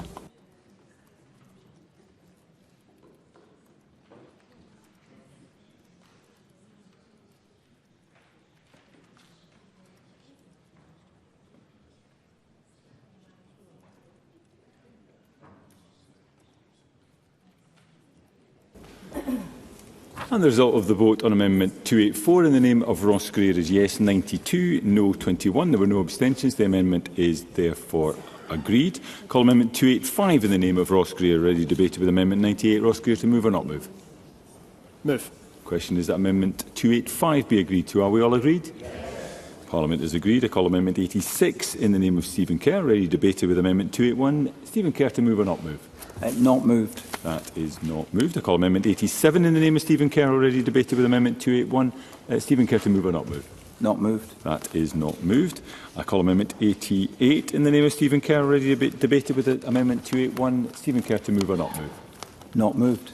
That is not moved. I call Amendment 286 in the name of Ross Greer, already debated with Amendment 281. Ross Greer to move or not move?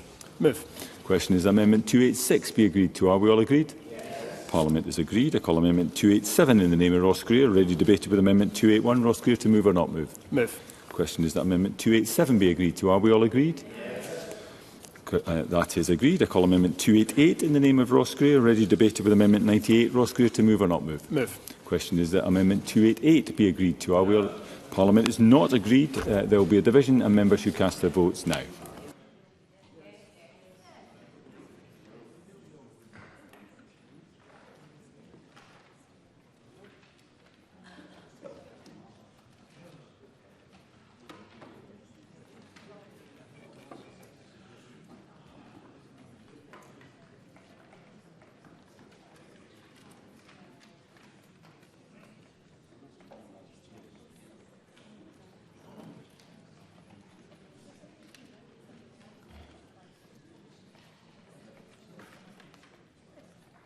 And the vote is now closed.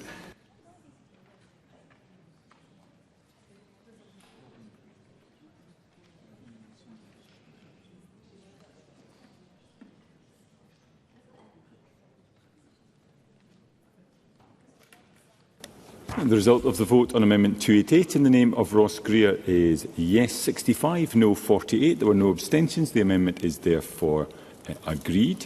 Call Amendment 289 in the name of Pam Duncan-Glancy, already debated with Amendment 98. Pam Duncan-Glancy to move or not move? Not moved. That is not moved. I call Amendment 290 in the name of Pam Duncan-Glancy, already debated with Amendment 155. Pam Duncan-Glancy to move or not move? Moved. Question is that Amendment 290 be agreed to. Are we all agreed? Yes. Parliament is not agreed. There will be a division and members should cast their votes now.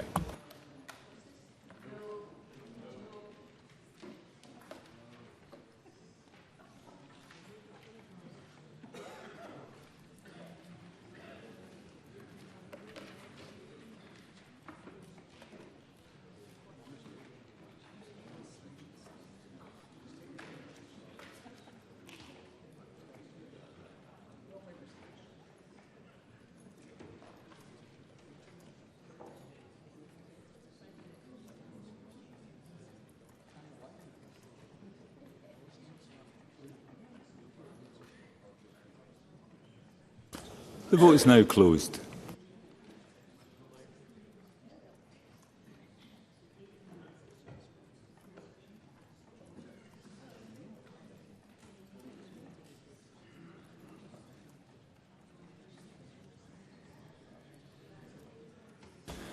And the result of the vote on Amendment number 290 in the name of Pam Duncan-Glancy is yes 23, no 90. There were no abstentions. The amendment is therefore not agreed. I call Amendment 291 in the name of Martin Whitfield, already debated with Amendment 155. Martin Whitfield to move or not move? Move. Question is that Amendment 291 be agreed to. Are we all agreed? Yes. Are we all agreed? Parliament is agreed. I call Amendment 292 in the name of Martin Whitfield, already debated with Amendment 155. Martin Whitfield to move. Move. That is moved. Question is that Amendment 292 be agreed to. Are we all agreed? Yes. That is agreed. I call Amendment 293 in the name of Pam Duncan-Glancy, already debated with Amendment 155. Pam Duncan-Glancy to move or not move? Move. Question is that Amendment 293 be agreed to. Are we all agreed? Yes. That is agreed. I call Amendment 294 in the name of Pam Duncan-Glancy, already debated with Amendment 155. Pam Duncan-Glancy to move or not move? Move. Question is that Amendment 294 be agreed to. Are we all agreed? Yes. Parliament is not agreed. There will be a division and members should cast their votes now.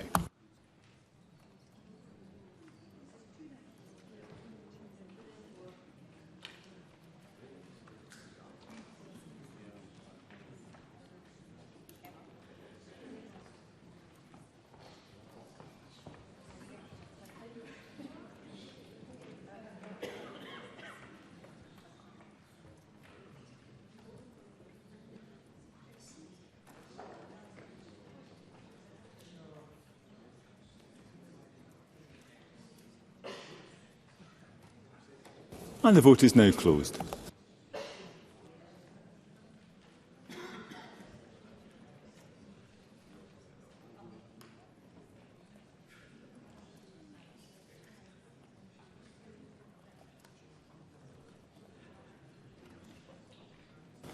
The result of the vote on Amendment 294 in the name of Pam Duncan-Glancy is yes 22, no 91. There were no abstentions. The amendment is therefore not agreed. I call Amendment 295 in the name of Ross Greer, already debated with Amendment 155. Ross Greer, to move or not move? Move. The question is that Amendment 295 be agreed to. Are we all agreed? Parliament is not agreed. There will be a division and members should cast their votes now.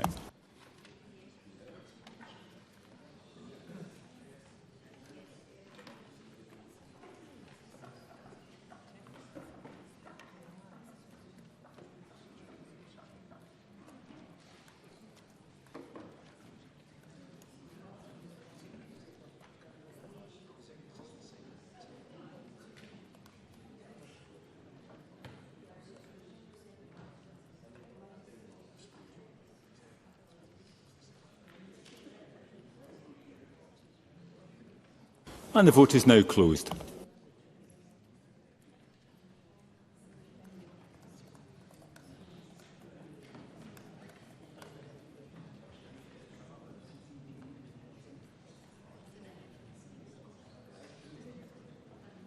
And the result of the vote on amendment number 295 in the name of Ross Greer is yes 92, no 22. There were no abstentions. The amendment is therefore agreed. Call Amendment 296 in the name of Pam Duncan-Glancy, already debated with Amendment 155. Pam Duncan-Glancy, to move or not move? It moved, Presiding Officer. The question is that Amendment 296 be agreed to. Are we all agreed? Yes. Parliament's not agreed. There will be a division and members who cast their vote now.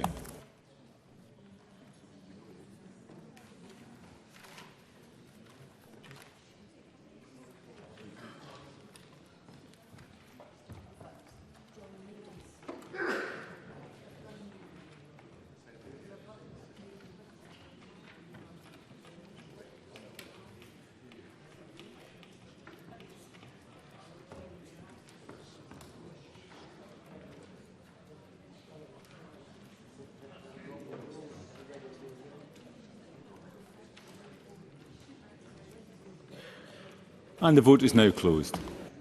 Point of order, Shirley-Ann Somerville. What was this? A no. Thank you, Presiding Officer. I would have voted no. Thank you. I'll make sure that is recorded. Point of order, Richard Leonard. Presiding Officer, I would have voted yes. I will make sure that is recorded, Mr Leonard.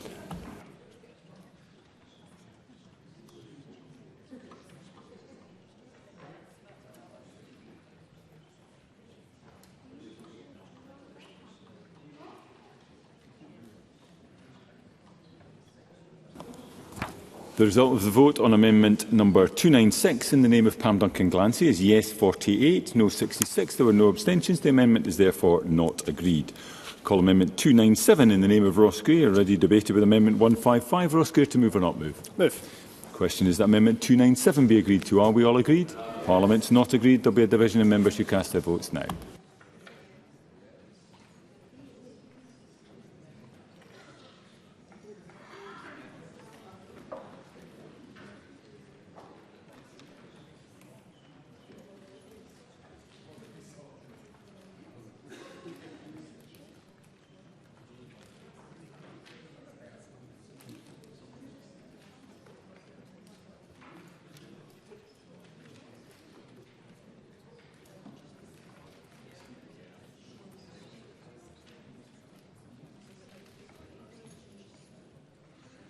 And the vote is now closed.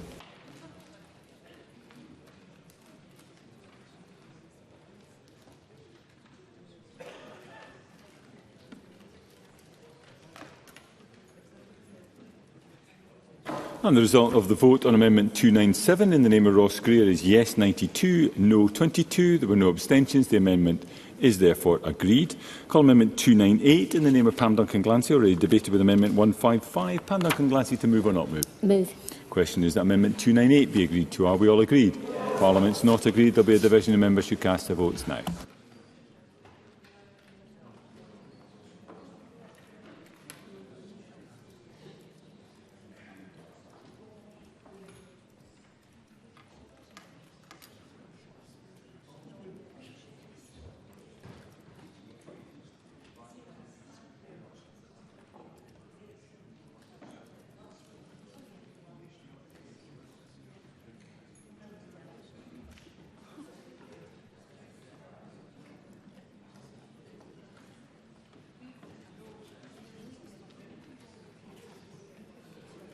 Vote is now closed.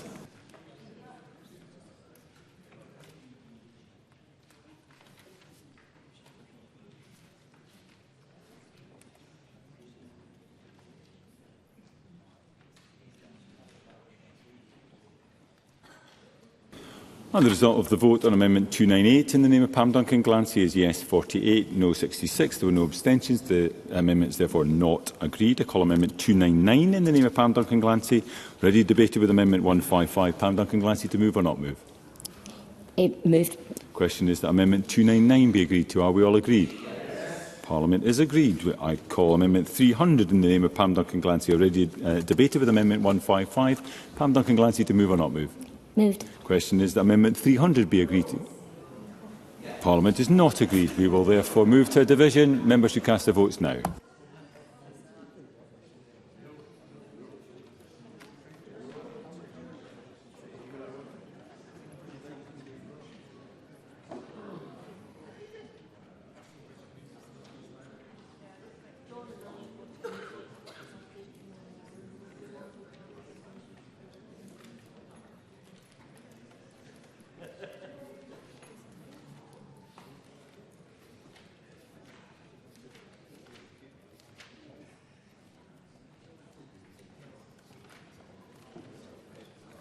Vote is closed.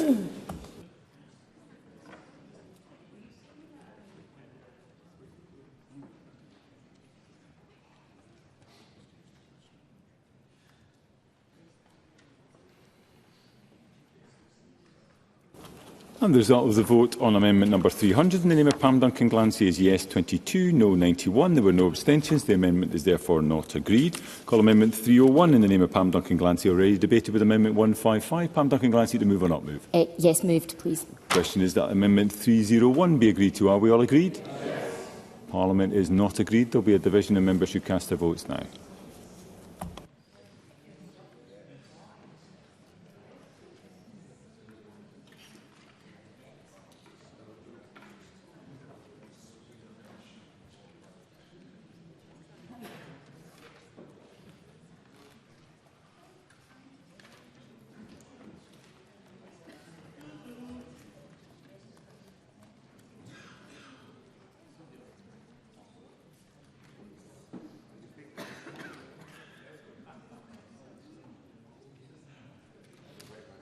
And the vote is now closed.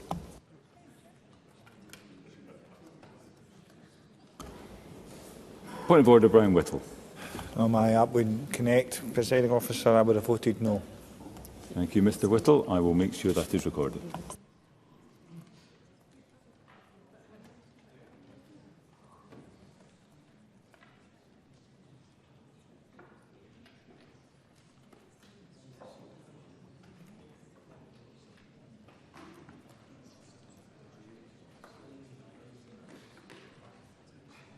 And the result of the vote on amendment number 301 in the name of Pam Duncan-Glancy is yes 87, no 26. There were no abstentions. The amendment is therefore agreed.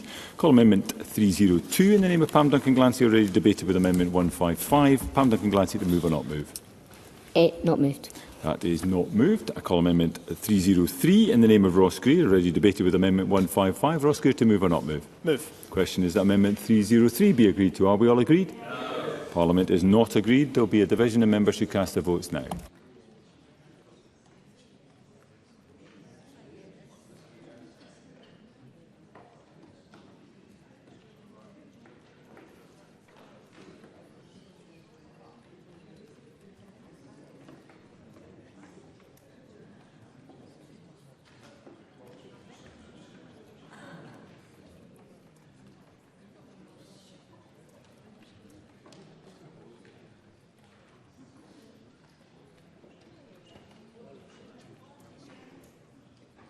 And the vote is now closed.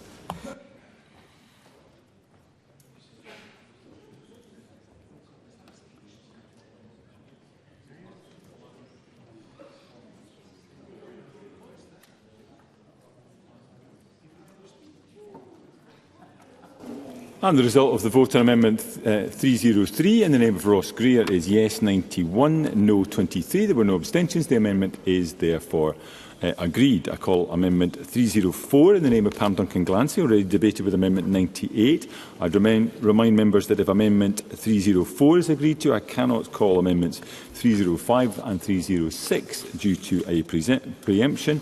Pam Duncan-Glancy to move or not move?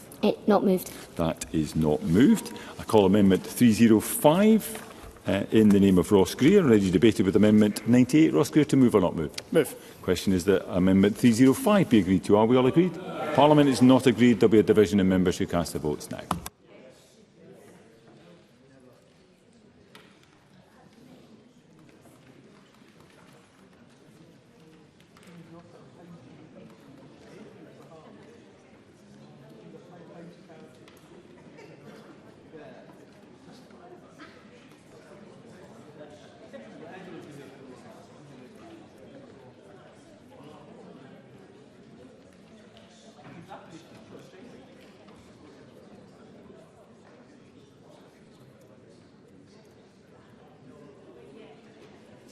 Vote is now closed.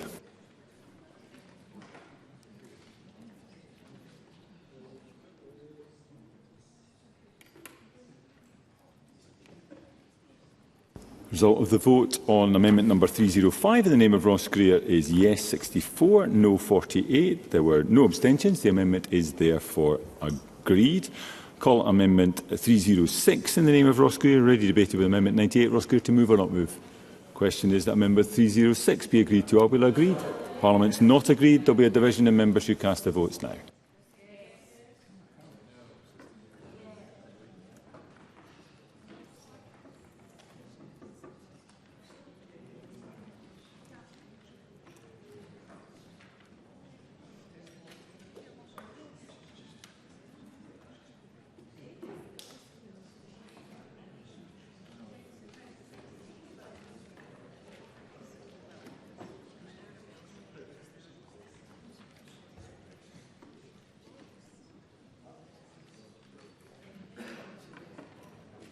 Vote is now closed. Point of order, Jamie Hepburn. Officer, I would have voted yes. Thank you, Mr Hepburn. I'll ensure that is recorded.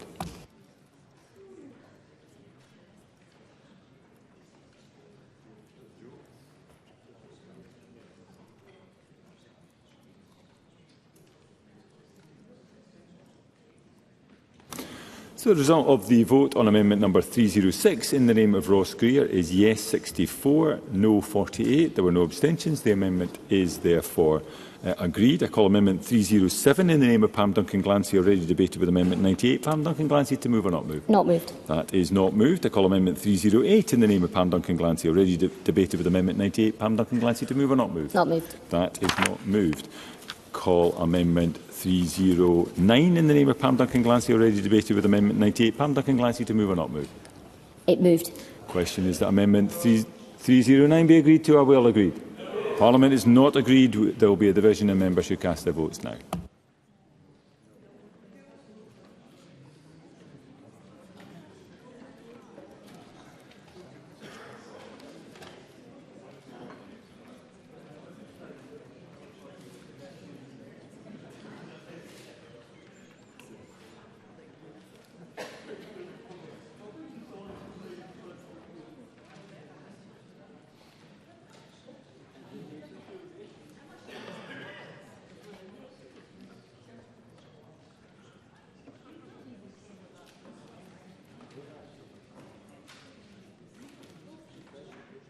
And the vote is now closed.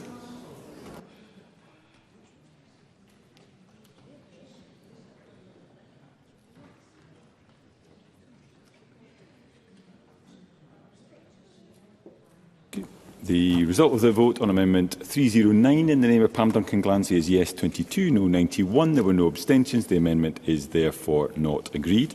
Call amendment 310 in the name of Pam Duncan-Glancy, already debated with amendment 98. Pam Duncan-Glancy to move or not move? Not moved. That is not moved. I call amendment 311 in the name of Pam Duncan-Glancy, already debated with amendment 98. Pam Duncan-Glancy to move or not move? Not moved. That is not moved. I call amendment 312 in the name of Pam Duncan-Glancy, already debated with amendment 6. Pam Duncan-Glancy to move or not move? Not moved. That is not moved.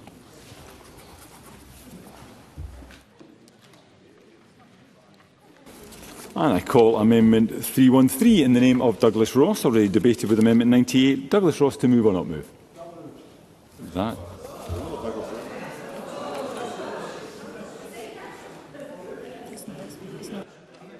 That's not moved. Okay. I call Amendment 89 in the name of Stephen Kerr, already debated with Amendment 11. Stephen Kerr to move or not move? Not moved. That is not moved. To call Amendment 90 in the name of Stephen Kerr, already debated with Amendment 11. Stephen Kerr to move or not move? Not moved. That is not moved, which moves us on to Group 23, appointment of Chief Inspector. Call Amendment 91 in the name of Stephen Kerr. Group with Amendment 92. Stephen Kerr to move Amendment 91 and speak to both amendments in the group. Mr Kerr. Deputy Presiding Officer, the purpose of Amendments 91 and 92 is to ensure that the appointment process for this crucial post is robust, transparent and principled. These amendments address a matter at the very heart of this legislation. If we are simply seeing a transfer of the SQA to qualification Scotland, then the nature, character and independence of the person who will serve as the Chief Inspector of Education in Scotland does become the prime focus of this bill. The bill as it stands establishes the post but says almost nothing about the qualities, experience or term of office for this critical role. And that omission is not simply an oversight, it's a fundamental weakness in the framework we're constructing, and it's one which Parliament must put right. And so I was very grateful to have the positive experience of working with the Cabinet Secretary and her office to produce Amendment 91. This amendment proposes that the person appointed to the role of Chief Inspector should have suitable teaching experience and have held a leadership role in an educational establishment. This is not a bureaucratic tick box, it's a statement of principle rooted in both evidence and experience. And I remind Parliament that the Muir Review, which was commissioned by the Scottish Government itself, made this point absolutely crystal clear. It is essential that those who hold, this is a quote, it is essential that those who hold leadership positions in national education bodies have experience of the sectors they oversee and can demonstrate credibility and understanding when engaging with practitioners. That's from page 66 of Putting Learners at the Centre, and it should not be controversial. But the OECD review also underscored the importance of rebuilding trust and credibility between national agencies and frontline practitioners. And I quote from that report, professional trust and systemic reform are interdependent. Practitioners must feel ownership of reforms, and this depends on transparency and professional legitimacy within the institutions that lead them. So what we propose in Amendment 91 is entirely consistent with best practice across developed education systems. It should be unthinkable to appoint a Chief Inspector who does not know schools from the inside. Now, turning to Amendment 92, this amendment complements the first by establishing a fixed non-renewable term of 7 years for the Chief Inspector. I've already explained my rationale behind the idea of a non-renewable fixed term. It's simple to secure the independence of the office and protect it from political influence, favour-seeking or strategic careerism. If the Chief Inspector is to provide fearless evidence-based reporting, especially when the evidence is inconvenient for government, for agency or for powerful stakeholders, then the office holder must be protected from any perceived pressure relating to reappointment or tenure. A fixed non-renewable term ensures precisely that. It gives the post holder a clear mandate and a secure tenure during which they can lead with independence, clarity and accountability. 7 years is long enough to make a strategic impact, but it is not so long as to risk complacency, inertia or the entrenchment of power. This is all about creating a structure that enables and protects high-quality public service, that insulates those in high office from pressure and expectation, and that signals clearly to the system that challenge is not a threat, it is a vital condition for improvement. Presiding Officer, taken together, Amendments 91 and 92 professionalise and depoliticise the role of Chief Inspector. They give structure to the appointment process, they give clarity to the expectations of the role, and they give confidence to this Parliament, to the profession and to the public that we are serious about quality, independence and the culture of challenge that real improvement requires. The Chief Inspector of Education should be one of the most trusted voices in Scottish public life. Trusted to tell the truth, trusted to challenge poor practice, trusted to lead by example. These amendments are not symbolic, they're not tokenistic, they are structural, substantive and strategic. They have the necessary experience, insight and credibility to carry out the role. And I would urge all members to support these amendments. Let us get this right, not just for the architecture of this bill or any bill, but for the integrity of the system we are here to improve. And with those final words, members will be pleased to know I have no further comments to make in these proceedings. Thank you, Mr Kerr. I now call the Cabinet Secretary. Presiding Officer, at stage 2, I was pleased to work with Mr Kerr, and we were able to agree to work together on criteria that could be applied to the appointment of future Chief Inspectors. And as committee members will recall, my concerns at stage 2 were primarily around accidentally restricting appointees to those with Scottish experience only. And I would note that Amendment 91 addresses this suitability, as it's not tied to teaching or leadership in educational establishments in Scotland. So I'm therefore happy to support his Amendment 91 tonight. However, for the reasons I set out at stage 2, I cannot support Amendment 92. I would suggest to members that this amendment is unnecessarily prescriptive. The terms of chief executives, and in this case other HM chief inspectors for other inspectorates in Scotland, are generally governed by appointment contracts and governance frameworks rather than explicit legislative term limits. And I would ask members, therefore, to support Amendment 91 and reject Amendment 92. You, Stephen Kerr, to wind up, press or withdraw Amendment 91. No further comments and move 91. Thank you. Question is that Amendment 91 be agreed. Are we all agreed? Yes. Parliament is agreed. I call Amendment 92 in the name of Stephen Kerr, already debated with Amendment 91. Stephen Kerr, to move or not move? Not moved. That is not moved. I call Amendment 93 in the name of Stephen Kerr, already debated with Amendment 11. Stephen Kerr, to move or not move? Not moved. That is not moved. I call Amendment 314 in the name of Pam Duncan-Glancy, already debated with Amendment 98. Pam Duncan-Glancy, to move or not move? Not moved. That is not moved. I call Amendment 94 in the name of Stephen Kerr, already debated with Amendment 11. Stephen Kerr, to move or not move? Not moved. That is not moved. I call Amendment 95 in the name of Stephen Kerr, already debated with Amendment 11. Stephen Kerr, to move or not move? Not moved. That is not moved. I call Amendment 96 in the name of the Cabinet Secretary, already debated with Amendment 267. Cabinet Secretary, to move formally. Moved. Question is that Amendment 96 be agreed to. Are we all agreed? Yes. Parliament is agreed. I call Amendment 315 in the name of Pam Duncan-Glancy, already debated with Amendment 267. Pam Duncan-Glancy, to move or not move? Moved, Presiding Officer. Question is that Amendment 315 be agreed to. Are we all agreed? Yes. Parliament is not agreed. There will be a division and members should cast their votes now.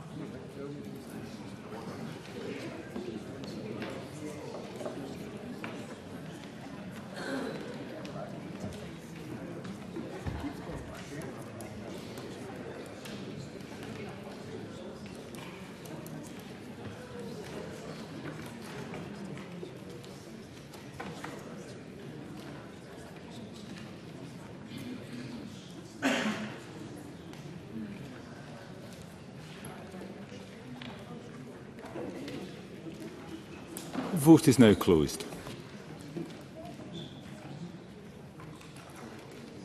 Point of order, Graham Day. Apologies, Presiding Officer, my app didn't connect. I had voted no. Thank you. I'll make sure that is recorded, Mr Day.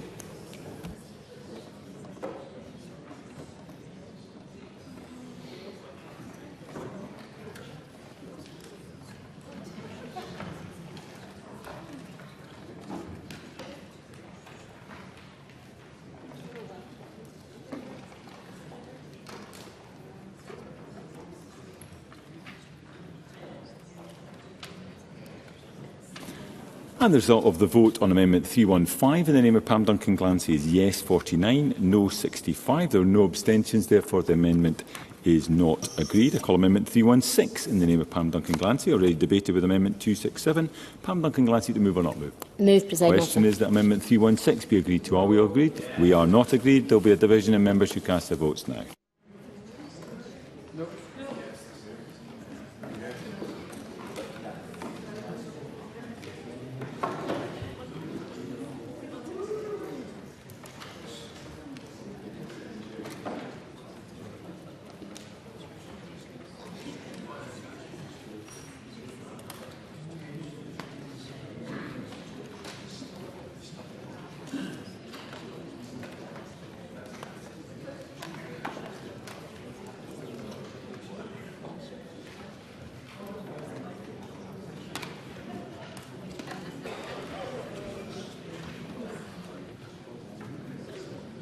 And the vote is now closed.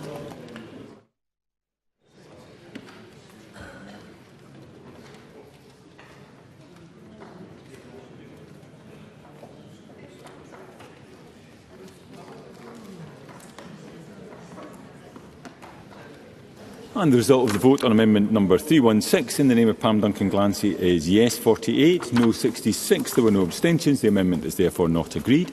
Call amendment 317 in the name of Pam Duncan-Glancy, already debated with amendment 267. Pam Duncan-Glancy, to move or not move? Move. Question is that amendment 317 be agreed to. We are not agreed. There will be a division and members should cast their votes now.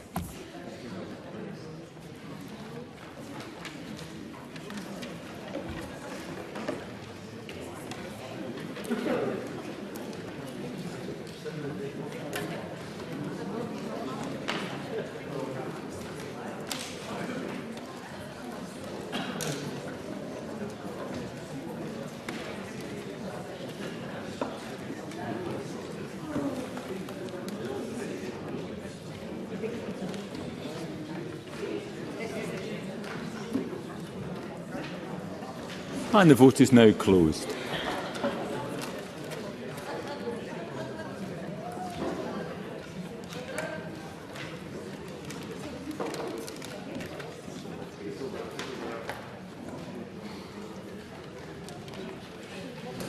And the result of the vote on amendment number 317 in the name of Pam Duncan-Glancy is yes 24, no 87. There were no abstentions. The amendment is therefore not agreed.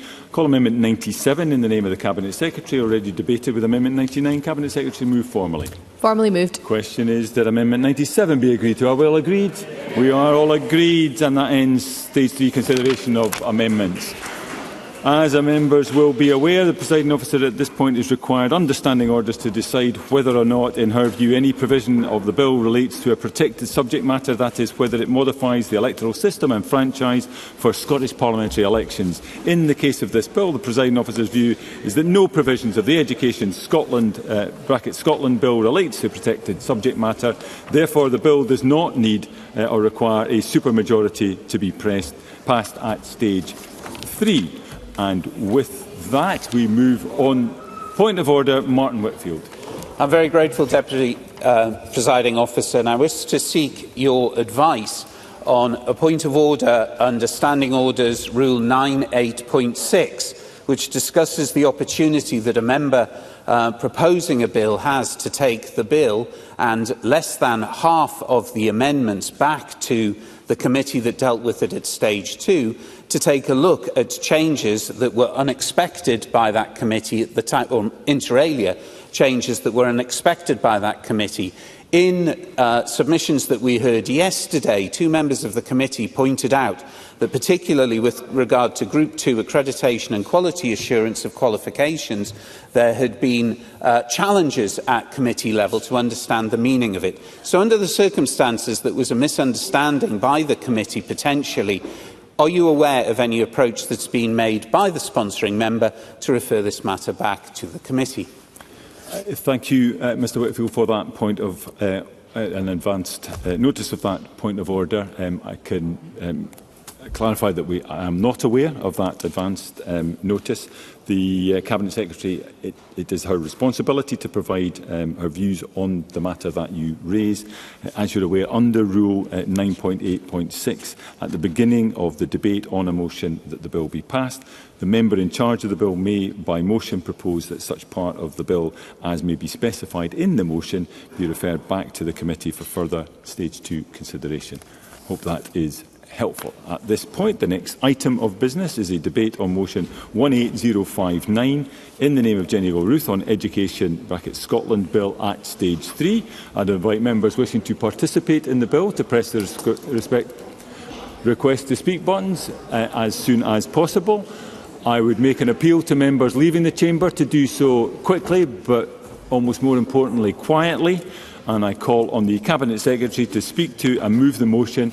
Up to 7 minutes, Cabinet Secretary. Thank you, Presiding Officer, for the opportunity to address the Chamber this evening on the Education Scotland Bill, following our lengthy and detailed session yesterday and today. Before I turn to the content of the bill itself, I want to thank members for the constructive way in which they have engaged with me as we have sought to improve the bill. Now, that includes around 16 hours of detailed and thoughtful deliberation on amendments with the Education and Skills Committee at Stage 2, the many discussions I have held with members ahead of Stage 3, and the open dialogue I've had with members as we have sought to find common ground. Members will have been clear in their desire for change and the need to rebuild confidence and trust in our public bodies, and this has been a key theme of the amendments as we have discussed today and yesterday. I'd also like to thank the wide range of stakeholders from across our education system who have engaged with the committee and with myself throughout the bill process. They have been instrumental in informing our deliberations. Given that this bill provides the scaffolding which supports the wider range of education reforms, it has been vitally important to get its provisions right, and I think we have arrived at that point today. Through the creation of a new qualifications body and an independent inspectorate, the bill enables a more responsive, trusted and effective national education infrastructure. I will do. Stephen Kerr. I agree with the Cabinet Secretary that the bill creates an independent Chief Inspector of Education. But how would she describe the change from the SQA to Qualifications Scotland? In truth, isn't it the case that the only thing that's really changing is the name? Cabinet Secretary. I do not accept that critique from Mr Kerr. Indeed, we have spent 2 days of parliamentary time debating lengthy amendments in relation to changing the type of organisation that we want to see. And one of the points that Mr Kerr quite rightly made at Stage 2 and also in Stage 3 via amendments was the point around about cultural change. So that has to happen as a result of the legislation. And many of the amendments, including some that Mr Kerr himself worked on, will help, I believe, to fundamentally create a new and a different type of organisation which works with the teaching profession differently. Yes, I will do. Presiding Officer, do I have time in hand? There's not really any time in hand, I'll give way to Ms Duncan-Glancy. Pam Duncan-Glancy. I thank the Cabinet Secretary for giving way, but will the Cabinet Secretary admit, though, that it is an organisation with the same functions as the SQA and now the same leadership as the SQA? Cabinet Secretary. I have to say I don't accept the final point in relation to leadership. Of course, there will be a new Chief Executive appointed, and we had a new Chair appointed in late 2023. But I want to come on to talking about, in general terms, the refocusing of Education Scotland, which also has to play a role in that regard. And I know Ms Duncan-Glancy was interested in this in relation to her amendments around Curriculum Scotland, of which I was sympathetic. And that is why, of course, the Government's GIQ, which published on Monday, set out some of the real focus in relation to the next steps on the qualifications journey, and the refocused GIQ, particularly in relation to Education Scotland that I published in June of last year, set out a refocused purpose for that organisation too. We also have, of course, the creation of the Centre for Teaching Excellence at Glasgow University. That totality of our structural reforms, though, gives a revised and a refreshed system that supports continuous improvement and helps to meet learners' needs. And while the bill is quite rightly focused on reforming public bodies, we cannot lose sight of who those bodies serve. It is the children and young people with whom the future success and prosperity of this country rests. And it is with the teachers working in our schools every day to provide excellent learning experiences. Scotland's teachers are fundamental to reform. Only with their support will we be able to effect that broader change to improve our curriculum, to improve our qualifications and to raise teaching standards. And ultimately, though, through this bill and through the changes to culture that I mentioned in response to Mr Kerr, We can create a system where our public bodies collaborate with each other, with children and young people, with their parents and carers, and with their teachers to drive that improvement. That is why the bill provides a range of different voices to be heard on the Board of Qualifications Scotland, including, as a result of Mr Greer and Ms Duncan Glancy's amendments, enhanced provisions to ensure the perspectives of young people, teachers and business have suitable representation in board discussions. It's why the bill now sets out a list of groups that must be invited to participate in the production of the Learner Charter and the Teacher and Practitioner Charter, providing greater transparency and accountability and the opportunity for greater involvement in discussions and in decisions that affect and impact on education. It's why, thanks to Mr Kerr's amendment, the legislation provides a cast-iron guarantee that the Chief Inspector will have suitable teaching and educational leadership experience. And it's also why, through amendments from Mr Greer and contributions from Mr Briggs, greater reassurance is provided in the bill that membership of the Chief Inspector's Advisory Council will be representative of the needs of those receiving education. It's fair to say that the committee and I have probably spent more time considering and debating the location and scope of the accreditation function than on any other matter.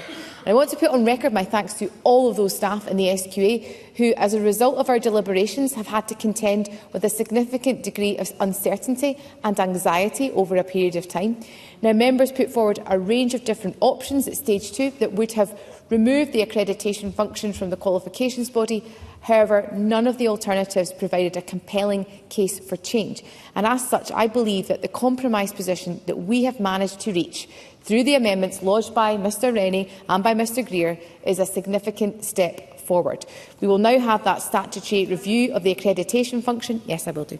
I thank the Cabinet Secretary for taking that intervention, and she spoke of the accreditation staff in the SQA, and in a letter that the accreditation staff have written to the Cabinet Secretary, they said, and it's not just as a result of our deliberations, as the Cabinet Secretary says, that they've been in uncertainty. The letter states, accreditation staff have endured over 4 years of uncertainty, and it is deeply concerning that their future remains unresolved.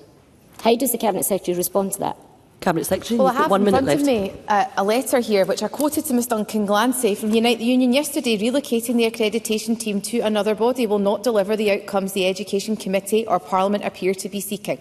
And I have to say the position of the committee in not arriving at a decision on this at stage 2 has helped to continue that unease and anxiety that they have experienced. So the purpose of this bill is to bring Parliament together around a solution to the challenge placed in relation to accreditation. I'm very pleased we've been able to do that with not just one party in this Parliament, but 2. We will now have that statutory review, though, that I mentioned, and importantly, that will go beyond where the function is located, but it will consider in detail the scope of the function, and that is a matter that we debated at committee at length. And of course, within Qualifications Scotland, there will also be a Chief Accreditation Officer. Presiding Officer, I am conscious of time. First and foremost, we need to pass this legislation to fully realise our shared goal to improve our education system and, as a result, improve outcomes for our children and young people. I urge members to support the Education Scotland Bill to make this a reality, and I move the motion in my name. Thank you. Thank you, Cabinet Secretary. I would clarify, for avoidance of doubt, there is no time in hand, and members should please stick to their allocated and agreed speaking times. And with that, I call Miles Briggs to open on behalf of the Scottish Conservatives. Thank you, Deputy Presiding Officer. And can I start by thanking the Parliament's legislation team and also the wider parliamentary staff following these late sittings, as well as government officials and colleagues across the Chamber for the constructive engagement which we have had on many elements of this bill. I'd make special mention to our researchers as well from all parties, because I know this has been a power of work they've put into attempt to try to improve this bill. And Pam Duncan Glancy stated during Stage 3 amendments yesterday that the bill was a job half done, and I agree. This is after all the main education bills which has been brought to Parliament by the Government in this session. This is the main bill. We should not forget, though, why we are here today, and indeed the 2020 exam scandal, which brought sharp focus the failings of the SQA, but also SNP ministers at the time. The changes which this bill was meant to take forward to respond to a range of reports and reviews, including the OECD Review of Curriculum for Excellence and Professor Muir's report, putting learners at the centre towards a future vision of Scottish education, I don't think have been achieved. I joined the Education Committee last October, just in time for the signing off of the report for this bill. And I'm sorry to say that it does feel like this bill has been rushed through Parliament in the last week of term and does not reflect the cross-party report which was envisaged. As my friend and colleague Liz Smith has stated, this bill is indeed now the 6th attempt of this SNP government to reform education in Scotland. And it's clear SNP ministers' policies and half-baked reforms are not delivering for our young people. The Stage 3 process has indeed felt more like the Scottish Government trying to not take forward reform, rather than provide a bill which could deliver the full recommendations of the cross-party committee report recommendations, and indeed Ken Muir's report. The pace at which this bill has also moved through Parliament and landed in the last week of this session, I do believe is problematic. And I believe ministers should have brought forward the bill either earlier, or we should have delayed to Stage 3 until after the summer recess, so that important discussions, really important discussions, to develop a cross-party consensus could have taken place, and this bill potentially could have received the confidence of all parties in this chamber, like we saw last week with the Deputy First Minister's work on the Languages Bill. Deputy Presiding Officer, Scottish Conservatives have, though, engaged positively and brought forward, I believe, what was a positive and significant set of amendments to try to shape a stronger bill which would deliver the outcomes that we all want to see. And I note Ross Greer's comments in the chamber yesterday in relation to the difficulty of legislating for culture change, and I agree. But the important reforms which have not been taken forward, from the independence of the Chief Inspector to child protection reforms as part of this bill, will not provide that reset or the independence I believe the organisations need from ministers. And what I fear is the government and this bill have ended up in a weaker place and a weaker response, which is not what we needed if we are truly going to set Qualifications Scotland as a new organisation and the strong foundations that it needed. So what measures are actually now in the bill that will restore trust? That is a question I think we're all wanting to ask. But will this new organisation have a new culture? The jury is still very much out on whether or not that will be the case. Deputy Presiding Officer, Scottish Conservatives were clear in relation to our red lines and what we wanted to see in the bill, especially in relation to a new independent school inspector that would directly report to Parliament. That has not been achieved as part of this legislation. I regret that this bill has not been the opportunity many of us had hoped it would be, and I approached the bill in the hope that we could genuinely work to restore confidence in our qualifications authority and the inspectorate. It was hoped that this bill would deliver a meaningful reform for Scotland's education system, which is urgently needed. Instead, it is little more than a rebrand of the SQA. Splitting the awarding accreditation functions of the SQA is fundamental to creating a system that works, as the Higher History scandal showed an SQA not being allowed to continue to mark their own homework. The SQA needed an overhaul, not a cosmetic makeover, and the changes proposed fall way short of what is required to ensure the organisation can operate effectively and is properly accountable. I believe that we could have built cross-party consensus around this bill if the Minister had given more time, if Parliament had had more time. And yes, I will do. Ross Greer. I'm grateful to him for taking the intervention. And on his point of this just being a cosmetic change, we're going from a situation where the SQA has had a single chief executive to Qualifications Scotland having a chief executive, a chief examiner and a chief accreditation officer. The chief examiner being accountable to an expert group, the chief accreditation officer accountable to an accreditation committee. Does he really think that's just a cosmetic change, bearing in mind that we've just passed an amendment that legally obliges them to act completely independently of each other? Miles Briggs. So I think these are improvements of internal structures, and I hope they work, and that's why we've supported them. But I don't think that's the radical change which students across this country, teachers, look to Parliament to deliver. And I think I've been disappointed by the fact that Parliament hasn't been bolder and the government have actually been complacent in what they have also worked with parties on. This bill at Stage 3, as I have said, is not the education bill that it should be, and therefore we will not be supporting it at decision time. Thank you. Thank you, Mr Briggs. Caught in the hop there. I now call on Pam Duncan-Glancy to open on behalf of Scottish Labour. Up to 5 minutes, please. Thank you, Presiding Officer. Scotland's young people are our greatest asset, and it is incumbent on all of us to legislate to ensure the education system delivers the greatest opportunities for each and every one of them. Countless reviews, academics, experts, teachers, pupils and parents have been crying out for reform of the system to do that. Not least because in 2020, the then Cabinet Secretary for Education, John Swinney, oversaw the SQA's downgrading of the poorest students. This Act has been pivotal in aligning the entire sector and country on the need for education reform. But on a key aspect of that reform, to abolish the SQA, rather than vote for reform, this Parliament is asked today to vote for a review. A credible qualification system cannot be run by a body that sets the exams and accredits and regulates itself. That is a fundamental conflict of interest, and yet the conflict of interest remains at the heart of the bill. Scottish Labour offered solutions. We proposed separating accreditation from delivery so that the body that awards qualifications isn't the same one that judges its own standards. We offered 3 routes: a single curriculum and regulation body, an independent chief regulator answerable to Parliament, or a stripped-back inspectorate model free of conflict. All were rejected. And for the fullness of consideration, I'll take intervention. So I'm listening to Ms Duncan-Glancy, and of course I have read much of the position in the Labour press release, but the Labour Party accepted 40 government handouts. It does seem to me rather incoherent that on the one hand Ms Duncan-Glancy was happy to work with government on those amendments, and on the other hand the Labour Party are positioning themselves against the bill today, which I also want to put on the record is going to abolish the SQA. Are the Labour Party now in favour of maintaining the SQA? Pam Duncan-Glancy. So, first of all, the bill will not abolish the SQA, which is exactly why we're not voting for it today. And secondly, the reason that we worked with the government,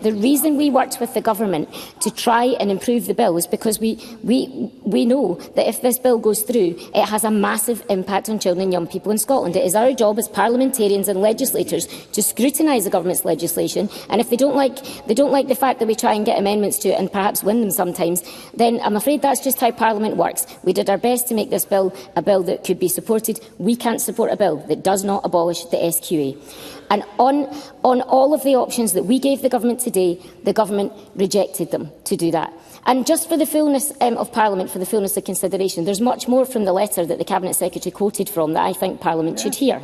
So, as well as saying that accreditation staff have endured over 4 years of uncertainty, 4 years, so not just the immediate scrutiny of this bill, 4 years, it also says in the letter that, as detailed, and I quote, "as detailed in our evidence submitted at stage 1, our members' preference would have been to have had an independent regulatory and accreditation body."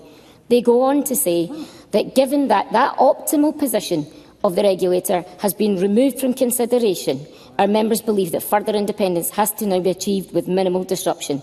The government's dither and delay has ground down staff and let pupils down. Instead of abolishing the SQA today, the bill allows the current leadership to transfer wholesale and says that to properly separate key functions from the qualifications body, Scotland's young people are told, not yet. We were told this legislation would rebuild confidence in education, but confidence, Presiding Officer, comes from credibility, and that comes from clarity, independent scrutiny and transparency.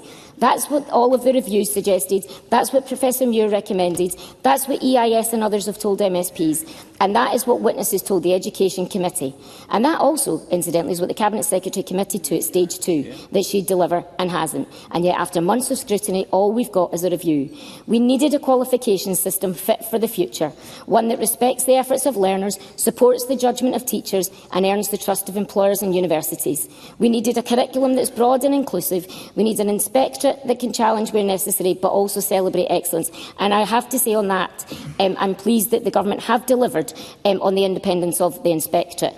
But on reform, this is a job unfinished. We shouldn't have needed a review in legislation. That's the work that should have been done in advance. Indeed, when John Swinney himself tried it the first time.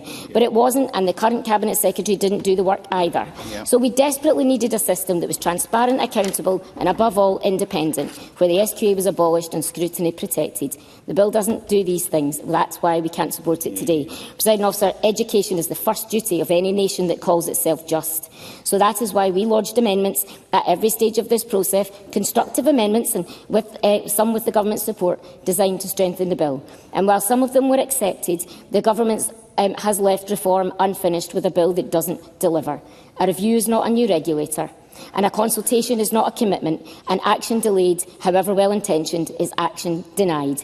Education reform cannot be delivered on foundations half-built, and so, Presiding Officer, Scottish Labour cannot support it today, not because we don't want reform, but because we do want reform, and the bill fails to deliver it. Presiding Officer, Scotland's young people deserve better than this. Thank you, Presiding Officer. Thank you, Ms Duncan-Clancy. I now call on Ross Greer to open on behalf of the Scottish Greens. Up to 4 minutes, please. Thank you, Presiding Officer. Presiding Officer, this bill was a long time coming for myself and the Cabinet Secretary and some others. It's been 9 years in the making for other members who have been here since before 2016, such as Willie Rennie. It's even longer than that. The case for this reform has been made over many, many years. And at this point, given the amount of effort that's gone into it for that length of time, I do in particular want to thank the Government's Bill team and the legislation team in Parliament for the huge amount of work that they have put in to deliver this. But it didn't actually need to happen. There was nothing stopping the SQA from performing better. There was nothing in the legislation that underpinned the SQA stopping them from doing a better job than they actually did. The issue is that they simply didn't, and it has required legislative change to compel that in a dramatic manner. Indeed, towards the start of the last session of Parliament, I think 2017, the Education Committee that the Cabinet Secretary and I were members of published a report proposing significant internal change to the SQA, primarily cultural change, and they missed that opportunity. They had the opportunity to change and they didn't take it. In 2020, with the scandal of the alternative certification model, young people being graded based on their postcode rather than their abilities, we saw no apology from the leadership of the SQA. The government apologised. The leadership of the SQA never did. They were more focused on a credible national data set than on meeting the needs and delivering what each individual young person and learner actually deserved. I think in a lot of ways it was actually worse for teachers. The SQA's approach to teachers over years and indeed decades has verged on and in some cases surpassed the definition of hostility. But I should emphasise that what I'm talking about here is the senior management team at the SQA, not the whole organisation. There's about 1,000 staff at the SQA, 1,000 brilliant, talented, dedicated individuals, and they will make Qualification Scotland a success. This bill, significantly amended through the process, creates an organisation where staff will have to work with teachers, students and others. They will have to consult extensively before making key decisions, something the SQA not only didn't do, but often refused to do. They will have to co-design the charters, set out the principles that underpin their work, the Learners' Charter and the Teacher and Practitioner Charter. The two committees who will lead on that work will be made up entirely of learners and teachers and practitioners, and they will link directly to the board of the organisation, a link that is currently missing between the learner panels that the SQA has convened or that they have outsourced and the board of the current organisation. This is a point of learning from, for example, the NQ, the National Qualifications Group, that was set up during the pandemic, where young people were included, but in an entirely tokenistic and disempowering way. The Chief Examiner, who we've just agreed to create the role for, must be an educator. Again, something that has been missing from the system. Too often key decisions have been made by those who frankly did not understand the impact that they would have in the classroom.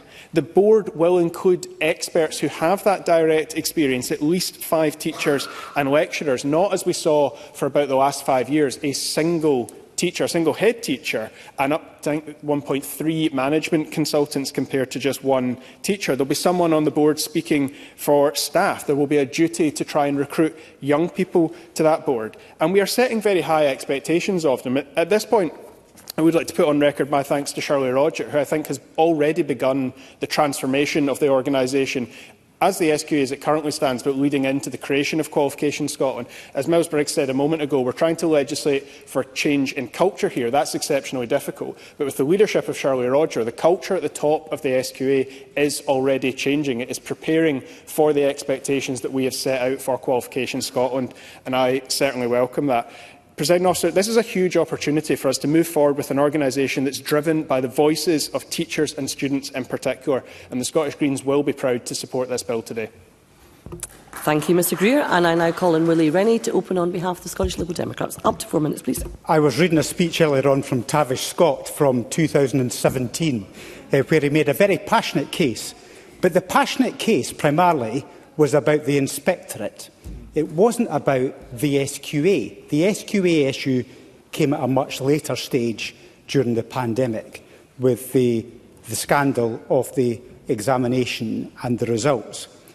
The excitement and the passion at that point was generated because there was a frustration almost from the point that the inspectorate under the new Education Scotland was created. There was a feeling that marking your own homework was not something that any public body should be doing. And that's why there was a real cry at that point. And later on, the Parliament, in fact, agreed that it should be separated by a majority vote. And it took years for the government to actually implement this, and that's the final conclusion of that point today. And those staff have been waiting all of that time in limbo. And the biggest criticism for me since then has actually been that the inspectorate missed the big issue in Scottish education, which was the decline in international performance of our education system. Once one of the best, then it slipped down the rankings. And the inspectorate missed that completely. That's why, in its sense, we need to have a much strengthened inspectorate that carries heft in the Scottish education system, that can challenge without being intimidated by any part of the public sector. And I'm afraid that has not been the case. Likewise with Education Scotland, actually, which has now been split from the inspectorate, they need to be given greater support, because we need them to be strong and challenge public authorities and schools. They need to appoint senior people, which we currently do not have. That needs to change, and it needs to change quickly. And then finally, SQA. Obviously, the alternative certification model during the pandemic was what stimulated the desire, after many years of trying to get the body to change, the desire to abolish it. And if we're frank, we're open, it has changed. I mean, we can already see it from Shirley Rogers in terms of the culture. She's making quite a dramatic impact already on the body. But we've got a plethora of committees and engagements and learners' panels and advisory groups to make sure that the voice of young people, of parents, of teachers, across the education system is built into the SQA. We've got the charters that make sure that we get the culture right. And we have this important review on accreditation, because one of the criticisms that staff have levied at the Education Committee, and in fact the government too, is that we agree form before we agree the function.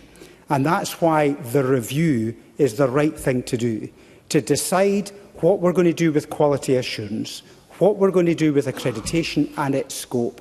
And then, only then, do we decide where to put it. And I'm afraid the alternative amendments through the Stage 3 and Stage 2 were actually trying to discuss the form before the function.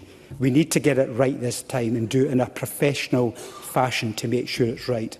And then the final point is on safeguarding and child protection. And I'm pleased that the Cabinet Secretary has laid out a process for making sure that the concerns that have been expressed by the GTCS and others about the supervision, the oversight of the system, not individual inspections, but the oversight of the system in terms of those two aspects, are properly considered.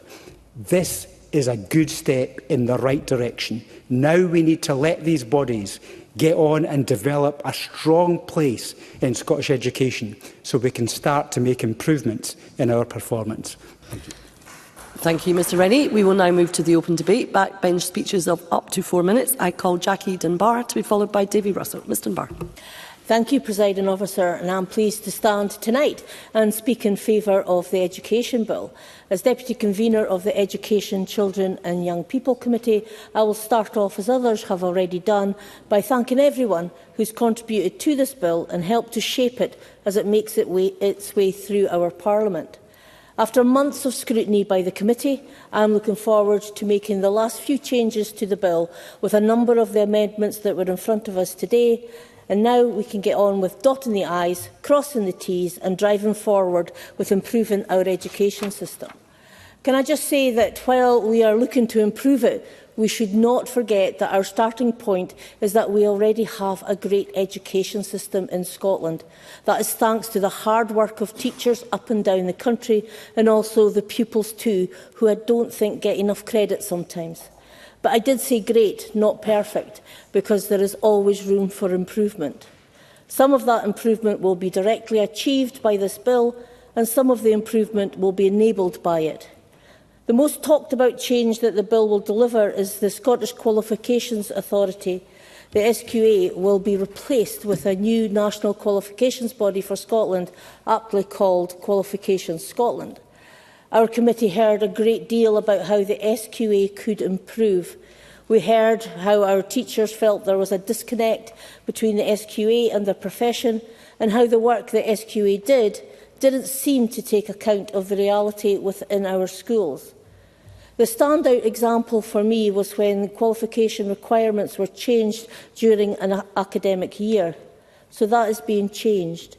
We will have Qualifications Scotland as a new authority with new governance arrangements, new people, including a head teacher, and a new ethos. That may only be seen as small changes to start with, but those small changes will add up, and over time, I am certain, will mean a substantial and tangible improvement for our pupils and for our teachers.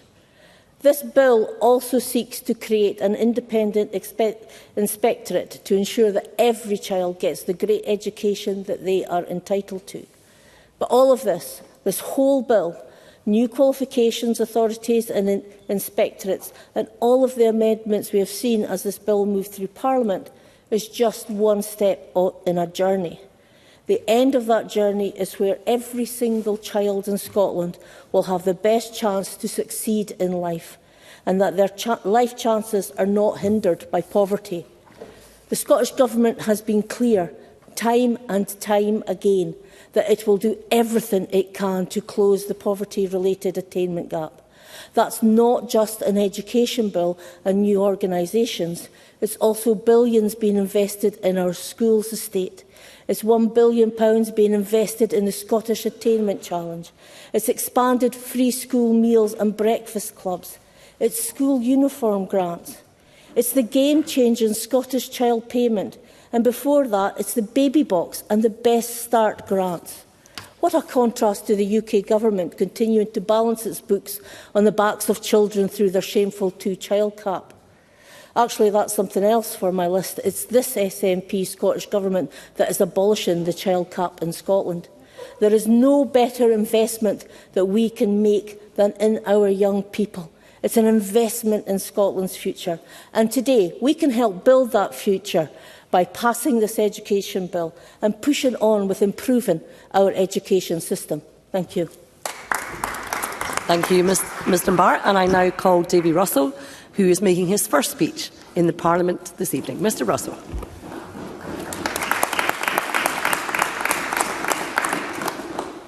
Thank you, Presiding Officer, for giving me the opportunity to make my first speech.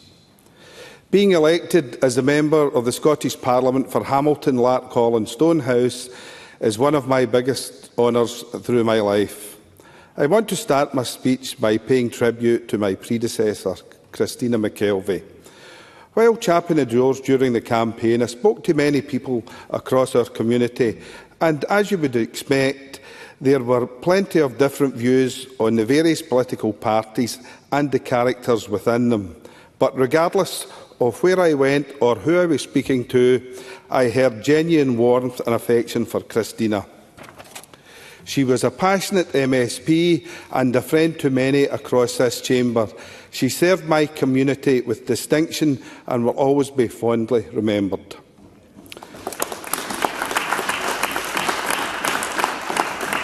However, on the campaign trail, I had hundreds of conversations with people right across my community, and education was one of the big issues that came up time and time again. Parents, teachers, even grandparents worried about the state of our schools, fearing that the next generation is being deprived of the opportunities they had. Scotland's education system was once the envy of the world. An old friend of mine, Len Murray, former lawyer who passed away a few years ago, said during an immortal memory, and this is a quote and it stuck with me, "In the years of the great Scottish Enlightenment in the 18th century, Scotland had more men of letters, more men of learning and more men of science than did any other nation on earth." That's as good as it got. It also maintained its educational high standing in the world right into this century. However, under the SNP's watch, standards have been plummeting, attainment is declining, violence is rising in our classrooms, kids' potential being held back by their background because of the SNP's failure to close the attainment gap. Trust in our education system is on the floor after the SQA's shameful attempt to downgrade the results of working-class pupils during the pandemic, a move signed off by First Minister John Swinney. The SNP need to give themselves a shake and ask yourselves, where did it all go wrong? Because it has been and still is a shambles under their watch, and it's an educational bus with no engine, no steering wheel and an extremely poor driver who has lost his way. A new direction is desperately needed to deliver the education system young Scots deserve, but the SNP is just rebranding its failing institutions. We cannot tackle tomorrow's challenges with today's complacency. Presiding Officer, a good education is a key driver in reducing child poverty. The status quo is not good enough, and I cannot sign off on more of the same, so I will be voting against this bill today. The SNP has wasted an opportunity to do the right by Scotland's young people. Building a better future for the next generation is one of the most important missions of any government. That starts with education, because it's not just about exams, but equipping young people with the confidence, curiosity and character to thrive in this world. Presiding Officer, I was born in Quarter near Hamilton. I still live there today. I started my career as a roads apprentice in Hamilton before working my way up to director level. And then, until the by-election, I had the honour of representing His Majesty as Deputy Lord Lieutenant in Lanarkshire. My life has been spent serving my community, while throughout my life I did not expect to become a politician. I knew this opportunity to be Hamilton, Larkhall and Stonehouse's voice in this Parliament, and the best way I could serve my community again. Mine is not a story of privilege, but of standard education through 2 good schools that I went to, perseverance, hard work and further education. That's the spirit I bring to this chamber, and as I said on the night I was elected, the only thing greater than being elected as a community's MSP was when my grandson was born 10 weeks ago on the night I started my political journey. Holding him in my arms reminded me exactly of what's at stake here. It's not just about policy or politics. We can get by without that, but it's the kind of Scotland we want to pass on to our children and grandchildren. I entered this Parliament not with the answers, but with a deep-rooted belief in public service, a commitment to listening and an unshakable resolve to stand up for the people who sent me here. To the people of Hamilton, Larkhall and Stonehouse, I thank you for putting your trust in me, and I will work every day to earn it. My promise to you is simple. I will be your voice in this chamber, and I will never stop fighting for a better, fairer and more hopeful future for us all. Thank you.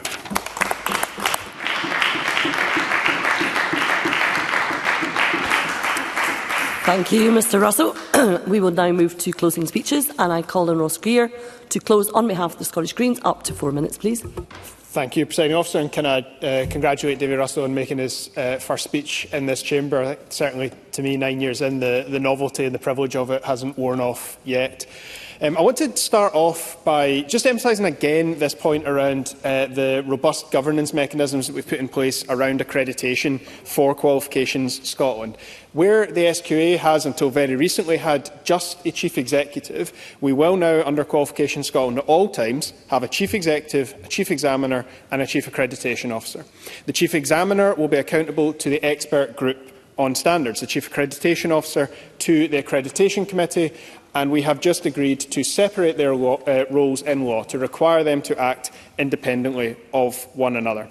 That is addressing the form. The question of function is one that I think we need to be honest, Parliament was not yet ready to make a decision on when it came to the scope of accreditation. But what we have agreed is a clear process forward for that. And I think we've struck the right balance. And this claim that what we've agreed to today doesn't meet the demands set out by teachers and young people in particular reads a bit hollow to me.